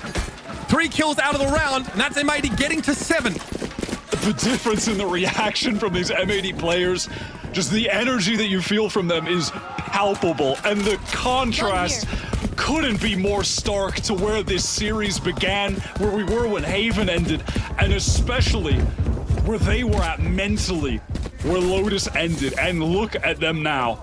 The resilience is unbelievable. And they are putting all Knights to the test, a team that has just never felt the pressure of a situation like this before. This was an M80, they were here last year. They couldn't get it done, and they are doing everything they can to get that done now. And Nico Machine is down already. They are so aggro, they're so confident. This has got all Knights just wishing they'd put them down on Sunset and let sleeping giants lie. But M80 now are more than just awake, they're aware. This has been pretty close to flawless this round. Great little push out of A to start it. And all Knights here needed to get their way back in. The money is overflowing. And now as Adverso and Sabino as the 2 group up in the direction of mid. Might think to test B, but there's 2 trap wires set up there already. No safe haven for these 2 banditos. None at all. We've arrived in the point in the game where, I mean, keep calling back to it, but when All Knights just could do no wrong, every play they went for, every crosshair was placed exactly where it needed to be. 30 seconds left. That's what it feels like on this round from M80. That's what it felt like on the last round too. They are so locked in. They really have just entered the flow state. Which is so bizarre after seeing the first 2 maps where M80 got, what, 7 rounds? 6. 10 6 seconds rounds in the first 2 maps. The sheer resilience required to bounce back from that kind of opener and look so flawless on Icebox. And now take it to Abyss, a map we've never seen from them and have a rock-solid defense so far. They've already got themselves 8 rounds. This really would be an all-time comeback if they can pull this off. And they can taste it. They are so close. So close. 2 years of grinding from the core of this team, sticking together despite any offers they got for the partnership season this year. Just for this tournament. A tournament where only getting first matters. Second place doesn't mean a damn thing. Gualub still with this operator, posted up controlling A main. It's been him versus Nico Machine on this area of the map. What's he doing? He is so far up, and on this side as well. Playing the upper causeway through mid. That little probe there forces the full re-clear of mid out of AK. And they don't have a lot of time to work with here. They just don't abandon it. Timing there for Koala Noob, not exactly benefiting him. He needs to get off that line for now. Kinshot finding himself on the outside looking in this time. Yeah, rarity, right? I mean, this is that's been his house. All Knights were able to get there a couple rounds that they have on the board early on, controlling mid, placing those smokes deep and getting a lot of control of the map in that area. Here comes the null command. Can Koala get that first kill? The flash is nice. Nismo is so close. Nismo actually into the smoke. Love this from him. He's going for it.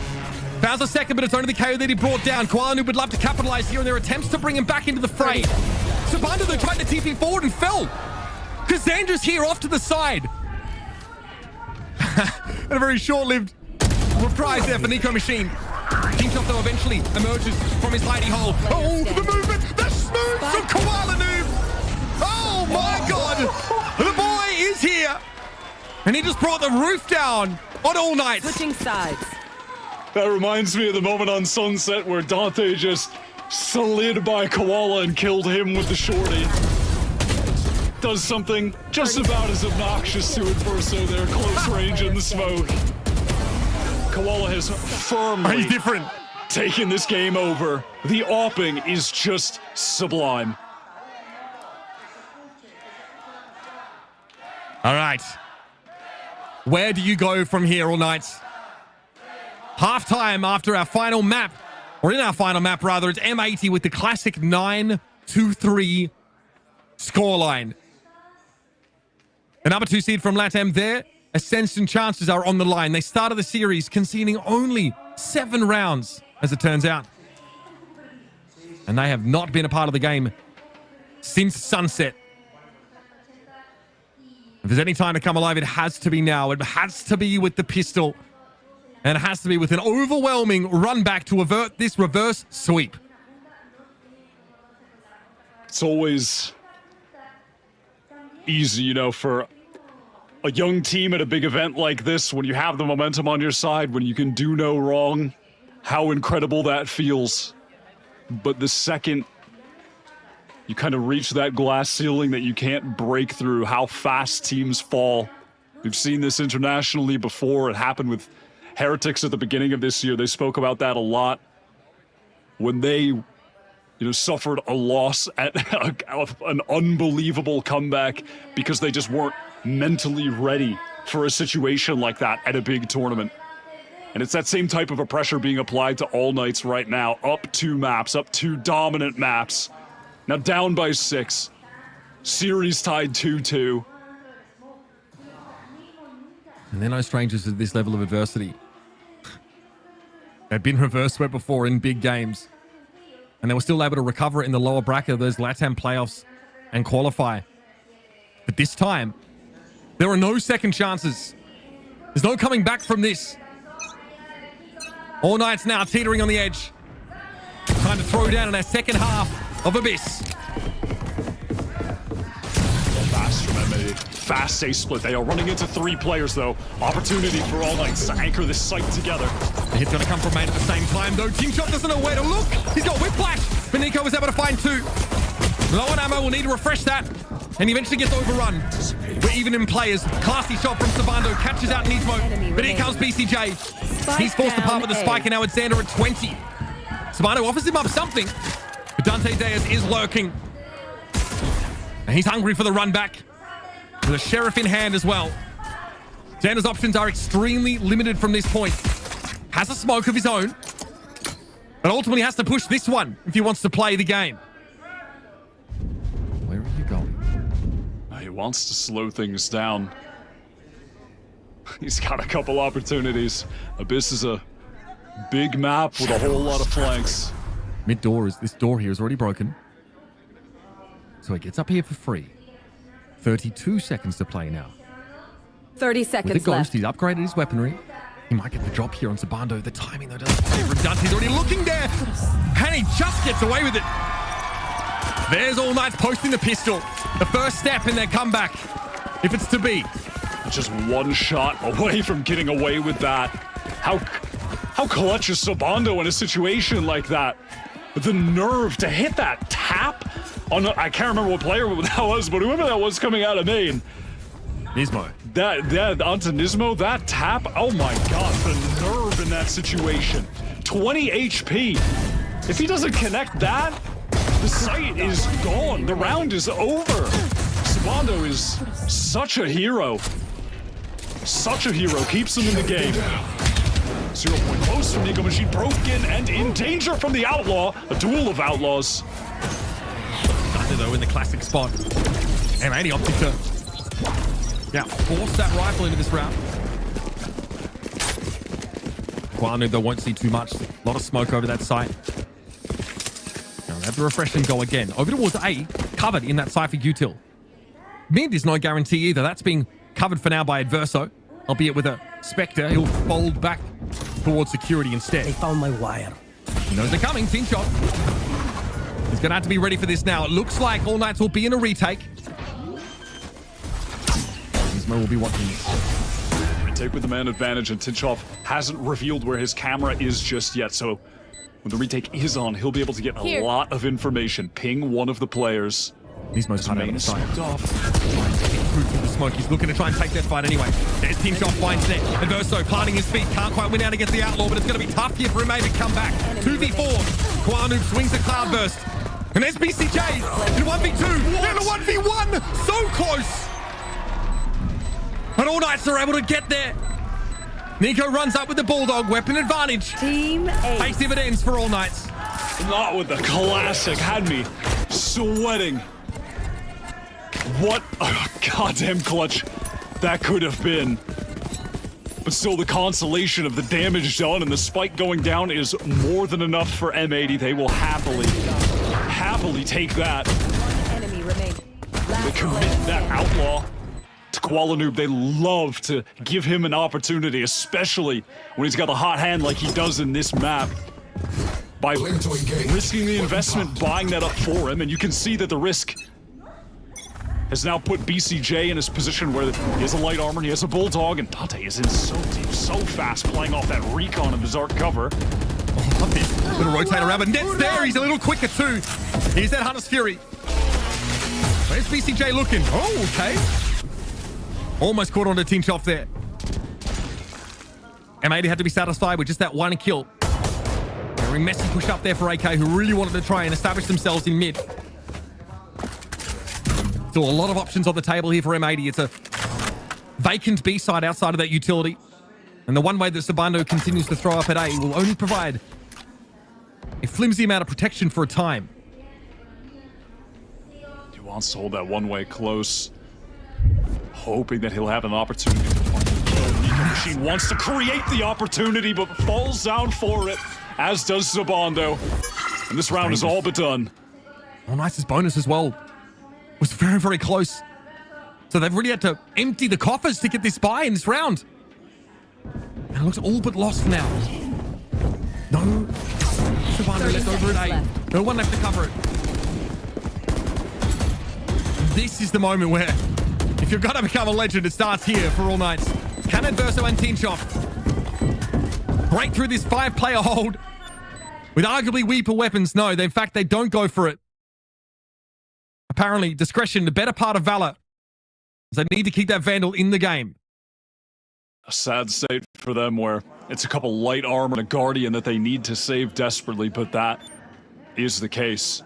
They won't even have a good buy on this next round. M80 confirmed to get to 10, and they can taste the victory. They only need 3 more from there. Nismo is on the hunt too.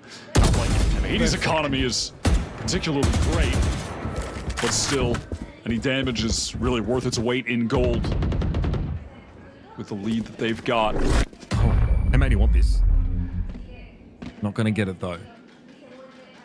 BCJ. It's the meme where the Minecraft guy's like digging. He's very close to the diamond. He turns away. I think that wasn't a Minecraft theme initially, but you know, yeah, well, yeah, the PG version, it's about Minecraft. Just keep digging. Still, 4 up at the end of that round. For M80, big stabilization. Still an Vandal rather, and a Guardian held here. I'm glad that Nico has the bandwidth here to show us his signature pose. TikTok has ruined us. Just Mog one last time.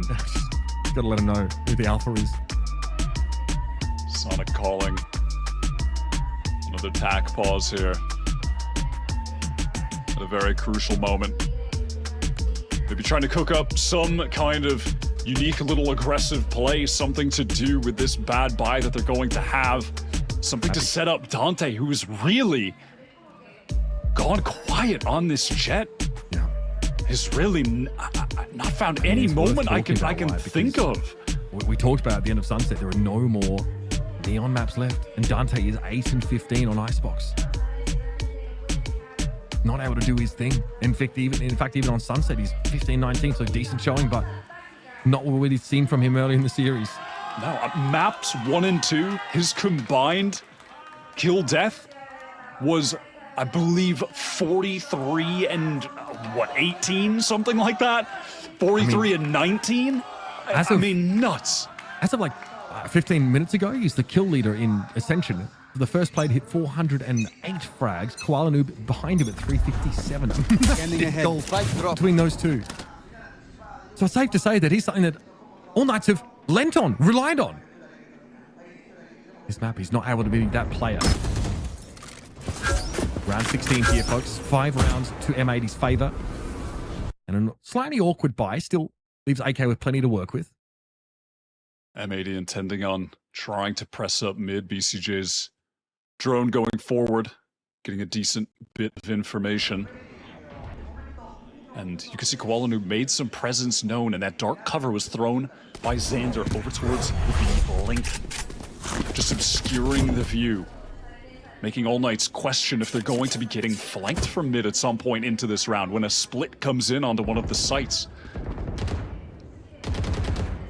They've given up a lot of the map here in order to shore things up over at A. But there's plenty of time for M80 to head elsewhere. Maybe activate net. See if he wants to move up for a little bit more. Wow, look at All Knights on the minimap right now.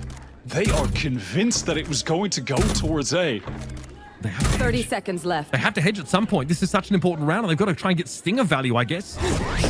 But no, we hear it over towards this A side. Eyes down. Dante, despite being inhibited to some degree by their null commanders, able to find net. That's big. Doesn't really slow down this plant, though. The traps are being cleared, albeit with the bodies of M80 players. They're not actually being shot, but still. No one's there to follow up on them. Koala Noob playing close here. That was some good damage done by Dante, too. Makes those stingers a bit more relevant. This is getting heavy now. Xander and Koala Noob able to combine. Win out on top, but Sabanda wants to push into this. Is anyone watching that angle? Nico Machine makes his way out, but Nismo stands tall. And bear in mind, BCJ still standing back, ready to watch that plant location. But how can he bail Nismo out from this position? He doesn't want to give himself up for free either, and Nismo's now cut off. One enemy remaining. Tinch off on top of the boxes. Nismo, what a big kill on Sabando. Sets up the 1v1. And now Tinch off. Oh, he's been hit by that Recon, and he still wins it out. A bullet to the brain for BCJ, and Tinchoff gets AK over the line. How was he winning that with the recon through his ankle? What the hell am I Achilles seeing? could never, bro. That is madness. What a shot from Dante at the beginning, too, and then M80, they want to get proactive, fight forward. You are joking. How the hell does he win that? I cannot believe that. M80 still can buy for the most part. Barely. That's right. Barely indeed. BCJ with only the stinger. No key ultimates here either for M80. Bit of a trough for them. Whereas AK are verging on a lot of their important abilities. Now one way, of course, will be refreshed. M80 here biding their time. Net elsewhere hasn't really been that exploratory up mid. He's really just been trying to watch for a flank because he now realizes they want to hedge as much as they can and stack these sites. In goes Koala Noob. He's going for it. Flash behind him by Nika, but he should be able to shrug this one off. Tinchoff also effective behind that cyber cage. 0 point comes out, but Tinchoff is going to be overwhelmed. The stinger for BCJ finally goes to work. And now back in security. Adverso has to wait. Recon might give him something to work with despite the smoke in his face, but it's avoided by M80. Here they come, though. The spray down is good for Koala Noob, and now Dante has to try and stand. And M80 recover. They come back from that nasty round loss. Kick 3 guns to boot. It's just all Koala Noob again. Fighting back sight. 3K to close things out. Against an All Knights defense that looked set up and ready to nullify that hit again with 3 players. For just a moment there. Almost felt like Nico Machine was a little bit afraid. Never actually pushed through that smoke. Didn't try to flash out and throw himself into the fray, and his teammates just went down without him. Yeah, they're saving. They are saving. M80 can get to 12 right here. Should get to 12 right here. Spano living dangerously. Shoulder peek. Sees Koala Noob coming, but just because you see him coming doesn't mean you can stop him. He descends. The blades refreshed. Nico's still able to bring him down. But damage done indeed. Trying to flash himself into the fight. The classic goes to work on Xander. Down B. Huge effort from Nico Machine. But the guns really aren't there for AK. Dante Deus hoping for a Hail Mary off the Blade Storm here. He'll be spotted out almost instantly. 8 and 13. Position revealed. Time ticking down. He looks for Nismo first. Tries to duck away and exposes himself too long to net. And Verso 1 away, of course, from his ultimate, but it's no good to him here. He's going to have a crack at it because at this point you may as well. Sheriff in hand. Dreams in heart. 1v3 on the table before him. And net puts him down. Match point for M80. 1 round away from that grand finals of Ascension. Just a couple hours ago, I was convinced that M80's chances, everything they worked for, was going up in smoke, and they were just going out sad. But that is not going to be the case. Just 1 round, 6 chances. And the way that they're playing, and even if everyone stopped playing well for them individually, the way Koalanoob is playing, give him 6 tries, he'll find an ace somewhere. 28 and 11 right now. And they opted the wrong spot for AK this round. So far at least. Nico Machine makes a gambit play, flashes him out of A main. And versus Hunter's Fury helps. Gives AK that player advantage. Full buy this round. 3 ultimates to play from as well. Well positioned to hold on. In the meantime, it's Net who's worked up mid, playing off the various smokes that M80 are throwing down to get in this position to split onto the A site late from Vent. Apply pressure to Adverso. He's biding his time, though. Patience as they're suppressed to Nico Machine's null command. They're not going to rush this. They have enough time on the clock. Looks like they may even want to reset, explore elsewhere on the map. Try and drag rotates elsewhere. Oh my god, Net tries to find a timing off the paranoia. That is incredible. Neural theft for the information, what? And he gets the second. 30 seconds left. Unbelievable. Neural theft now tells all. M80 know about the positioning over towards this B site. The spike's been left behind him though, not fully committed. And Dante from Heaven was able to take Nismo down. Net on a running riot this round, eventually brought to a screeching halt. But Team Shot suffers at the hands of Xander. It's just Dante Deus. 10 seconds How left. fitting. Inside this B site with the operator. And M80 is swarming all over him. No glory for Dante. No godhood. And now Nico Machine has to clutch it out. And after 2 years of toil, struggle, M80 have a shot at redemption. I can't believe they've done it. I have never seen a team looking so down and out after 2 maps in a best-of-5 series. I have never seen a team look so mentally crushed. At the end of map 2, Net won a clutch, and BCJ was yelling at his teammates to get excited for him. That is how devastated they were by what All Knights were doing to them in the server. With the Neon, the way Dante was playing, he was just an unstoppable force. They had no answers, and somehow they climb all the way back for the 2nd year in a row to make the Ascension final, to try to make it into the Partnership League, and Net for the 2nd year in a row to try to win Ascension. The first person in history to be able to do that. Heartbreak here for All Knights. Had to go all the way to get out of their own region. Reverse swept in the final. A 5-map banger in the lower final to get them a spot here. And they tasted M80 right at the start of this tournament. They knew what they'd been going up against, but they had come so far in their run. Massive wins against TSM, that 2-1. Glorious as well, dealing them a fatal blow. Pulling up a little bit short against 2 gamers, everyone has happened to do. And they start the first 2 maps, 13 and 3, 13 and 4. Dante Deus delivering as promised. And it all comes to a screeching halt after Sunset gets away from them. And Icebox and Abyss are maps they cannot play that signature neon style. They're exposed. And unfortunately, Dante Deus cannot be the difference maker in those maps either. 8 and 15, 9 and 15 respectively, with a great number of first kills to first death. He's still doing his job as a duelist, as an entry. And it's just not enough in the end. And M80, it would have been ridiculous to see them fall so early after that loss to 2 game, and now they get to go back into that rematch with eyes wide open. They've tasted defeat. They've tasted a reverse sweep victory. They've got everything they need to go all the way. You really can't walk away from this game and this tournament, though, without having massive respect for All Knights. I mean, coming into this tournament as the second seed from LATAM, were unable to beat Veto, who came here the first seed. The improvements they made were immediately noticeable when you watch them in the group stage, but even throughout this tournament, how much they leveled up. And coming into it feeling like it was the Dante show, and Adverso was good too, this is a damn well-rounded team with some serious talent from an underrepresented region. I mean, really incredible players and an incredible run.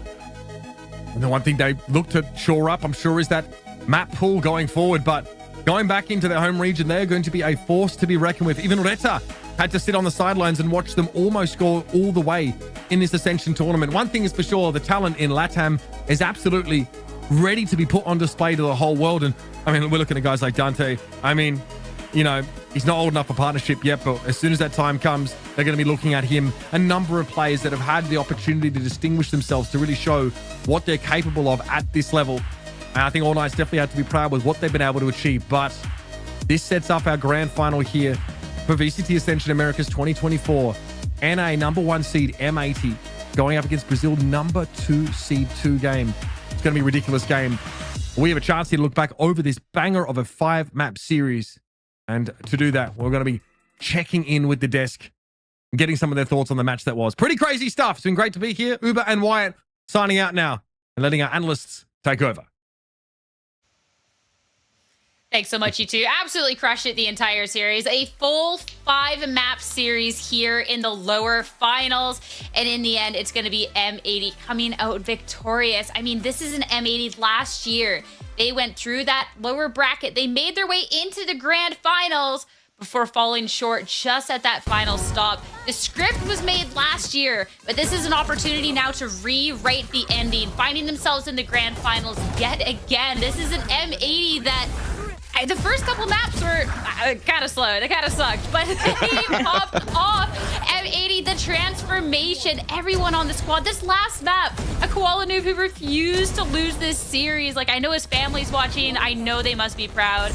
Jen, there's so much to talk about here. Big congratulations to M80, especially Koala Lobster, yeah. 28 kills for Koala Noob. I formally apologize for saying that, man. I was worried because, you know, this was a whole different Koala Noob jet than what we saw on Haven. This was a jet that took full control, but this was not the Koala Noob show. What made M80 lethal every single time, you see it in the clips, the most perfectly timed flashes every single time. And, you know, we'll see the stats in a second, but you'll hear me once. 28 assists combined between Nismo and Xander to enable Koala Noob to drop an absolute bomb, for them to get so many first kills behind of these perfectly synchronized entries. We need a tempo to be on point for M80, and they delivered that at the end of the finish line. And Uber and Wyatt nailed it as well on, despite Tinchov having a low KDA on the first part of the half when All Knights were on the attack, it's because they were doing such a good job actually controlling middle and creating that paranoia to not allow M80 to go for any of these fast retakes or fast rotates. It does give a chance here for All Knights to really execute within the sites where you're pushing Koala Noob, the Opera, away into security, into the backlines, and forcing M80 to play the retake. But if you're overcommitting and trying to flip the site and walk into and fight into the crosshair where Koala Noob, was not missing a single shot, then it comes to show that the lurk will not turn into a last-second flank here that Tinchov could actually activate to help out the team. So they were missing that extra layer to really help out, to take control of Heaven, or utilize him into the post plant to give a chance here for All Knights to have a better attack side. So that's just unfortunate, and it definitely is going to bite, because when you saw this starting to crumble here for All Knights on their attacking side, I think you're starting to see a glimpse of, oh my god, this is happening again. We're about to get reverse swept here by just like we did by Reta when we're taking the lead 2-0 in the series in our strongest maps. And I think also, just to finalize that point, it comes to show where, yes, they were trying to work a 7-map pool, but going into the other 5 outside of Lotus and Haven, there was a little bit of weaknesses shown into that, and you're too focused into your own playstyle that you maybe didn't have those opportunities to really ante or understand these important pistol rounds that you could try to win against your opponents. To say a lot of emotions at the end of that. I mean, obviously for M80 to see them in the grand finals is amazing, but for All Knights, I like that again, cannot state the transformation from the beginning of groups to playoffs to what they've gotten to see. And sure, falling a little short at the end. I know that there's going to be a lot of talk about Dante, especially on that jet, but Dante has been lights out this entire tournament. Like, this kid's bright. He has a bright future here, Jen. Yeah, I mean, Uber pointed out the only player to go over 400 kills was Dante, a force to be reckoned with, a one that you are going to pull out the triple sentinel to try and stop him and still be unable to.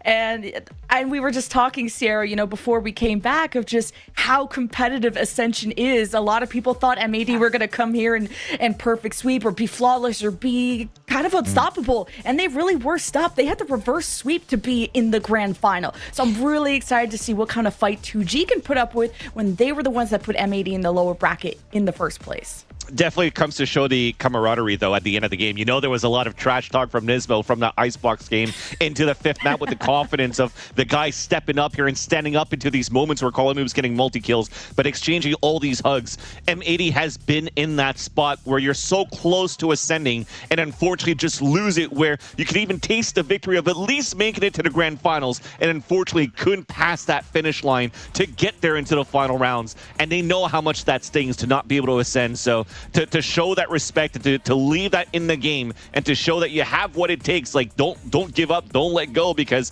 this is also a team for All Knights that's stuck together ever since the beginning of the season for 2024. They never went through a roster change. They kept with a rookie, they kept with young players within the team around the veterancy of somebody like Adverso, and they looked very good. Again, just like to reiterate what Uber was saying, they're a force to be reckoned with back in the LATAM region.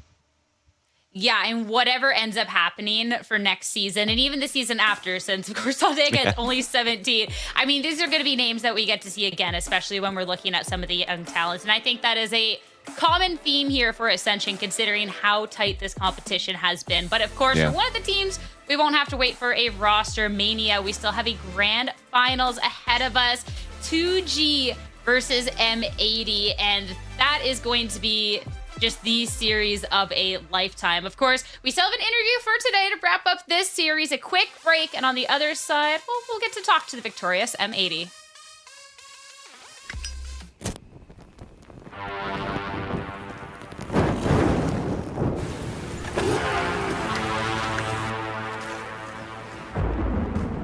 They say in life, there are no guarantees.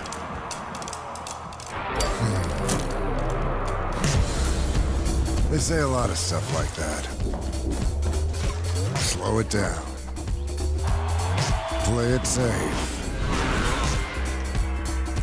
Hedge your bets.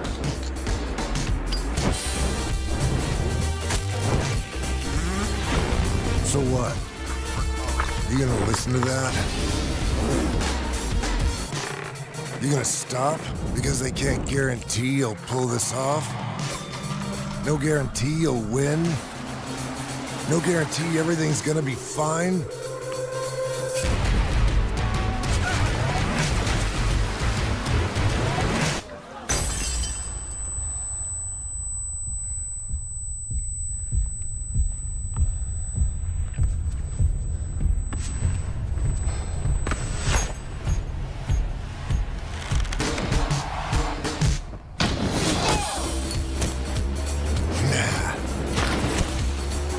In life, you make your own guarantees. Nobody else will light your way. Start your own fire and keep it burning. And we guarantee you'll have one hell of a lifetime.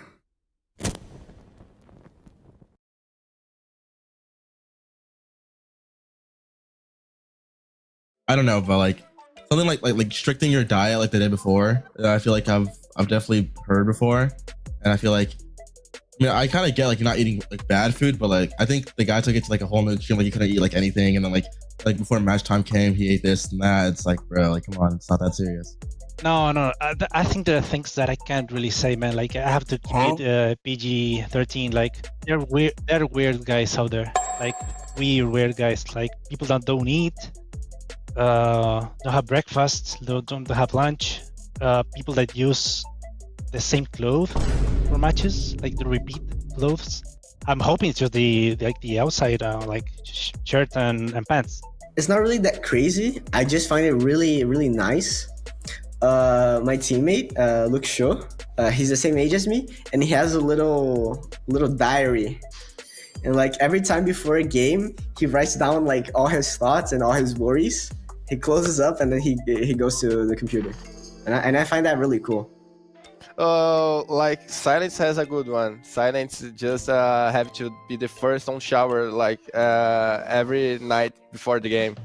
If he doesn't be the first, he says, we were losing, you know, I have to take shower first, and that's it.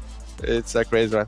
Well, people here are kind of weird, but yeah, it's pretty much like this. If we win, like we are playing 3 days in a row, right? For example.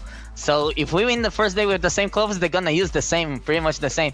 I hope the underwear is different. I really hope about that. But yeah, I think this is weird. There is a few guys that do this here. Honestly, I've had very normal teams. I haven't seen anyone do anything like very crazy or weird. But I will say like some of my teammates, like you just said, they have to take a shower right before the match every single time, no matter what. And then other guys, we just go for a walk and like stand in the sun for 15 minutes and just soak it all in, you know. But that's pretty much it. Even when I was on LAN of like my other teammates, they didn't do too much besides just, you know, hop on, put on some music, get in the zone, and then do what you gotta do.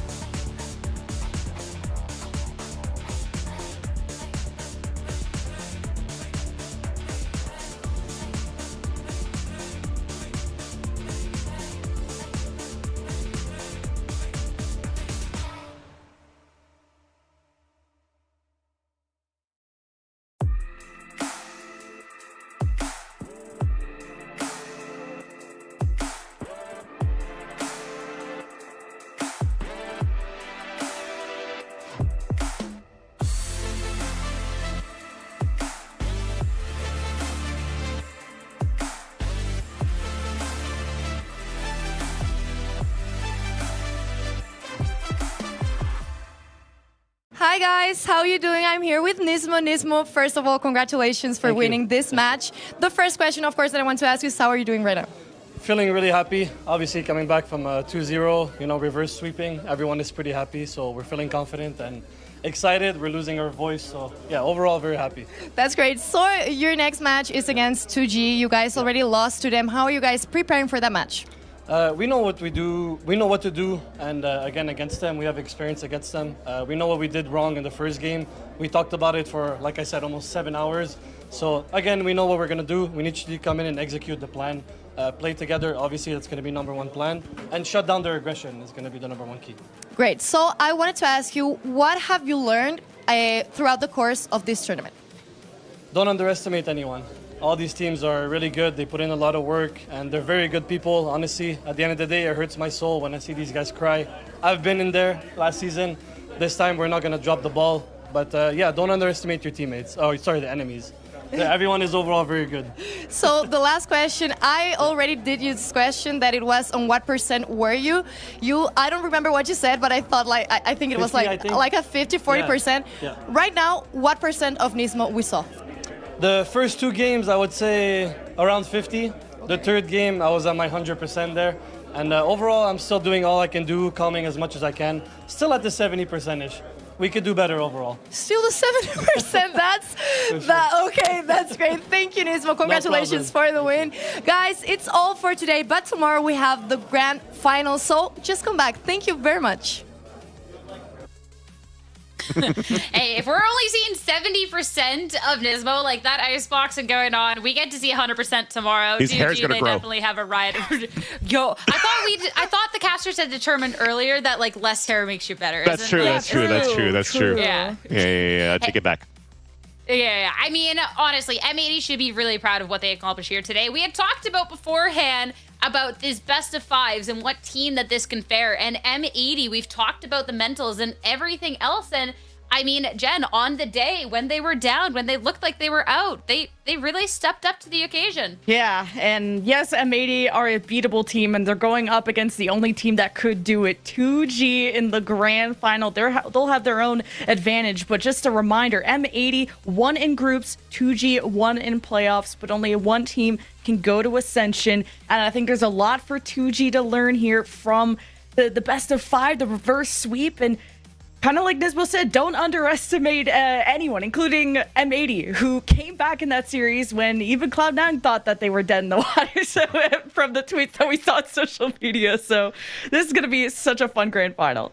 I do agree with exactly what Nismo was saying, what you're mentioning here, Jen. Do not underestimate your enemies, especially when it comes down to a grand finals where you set the stakes of 2G where they had never played a BO5 before. But thankfully, going into tomorrow, they should have the advantage of map bans to their favor, while M80 will have 0. So now you have an opportunity to maybe try to take advantage of this M80 that doesn't really play a bind at all, or can't really maybe run a composition that could really flood, or no raise, for example, when Nismo has to play more initiators. So there's an opportunity to really anti and win the map veto against your opponents. And also with the way that you've been playing and currently, antied pretty much the Icebox and also to the sunset of your opponents, there's still a good chance here that 2G could upset M80 in the grand finals here and ascend to partnership.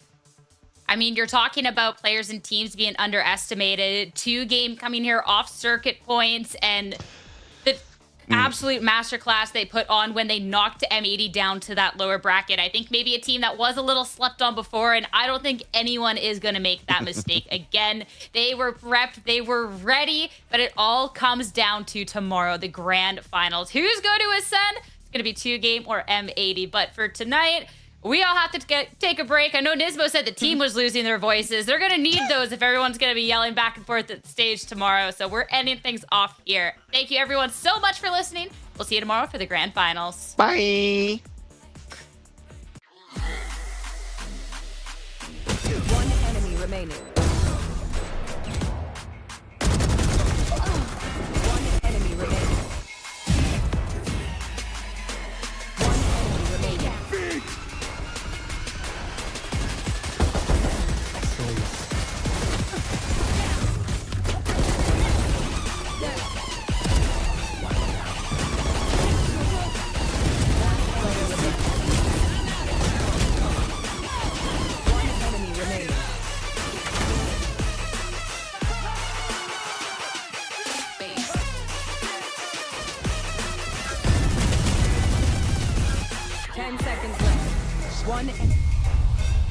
One enemy.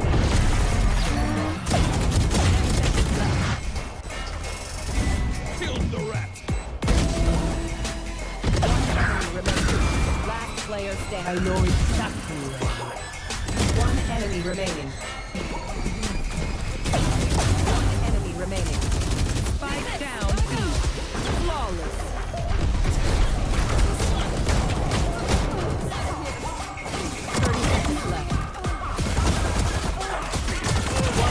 Remaining. One enemy remaining. Did I get One enemy remaining. I know it.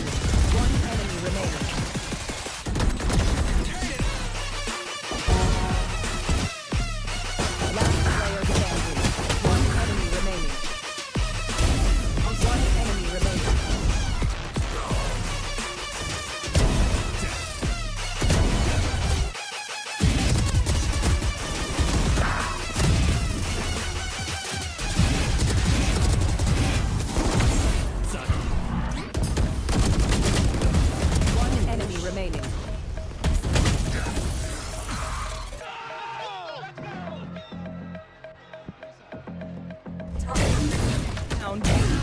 They're dead.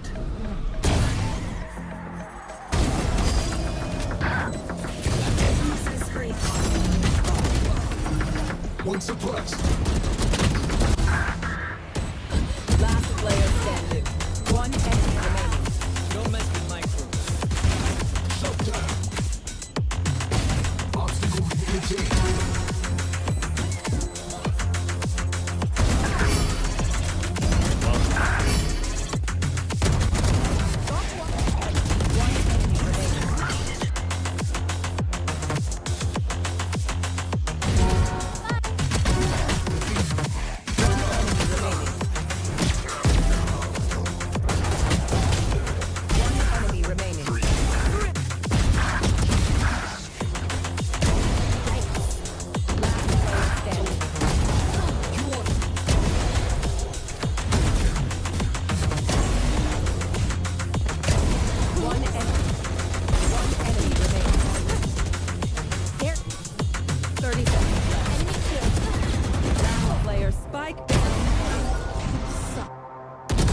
Perfect.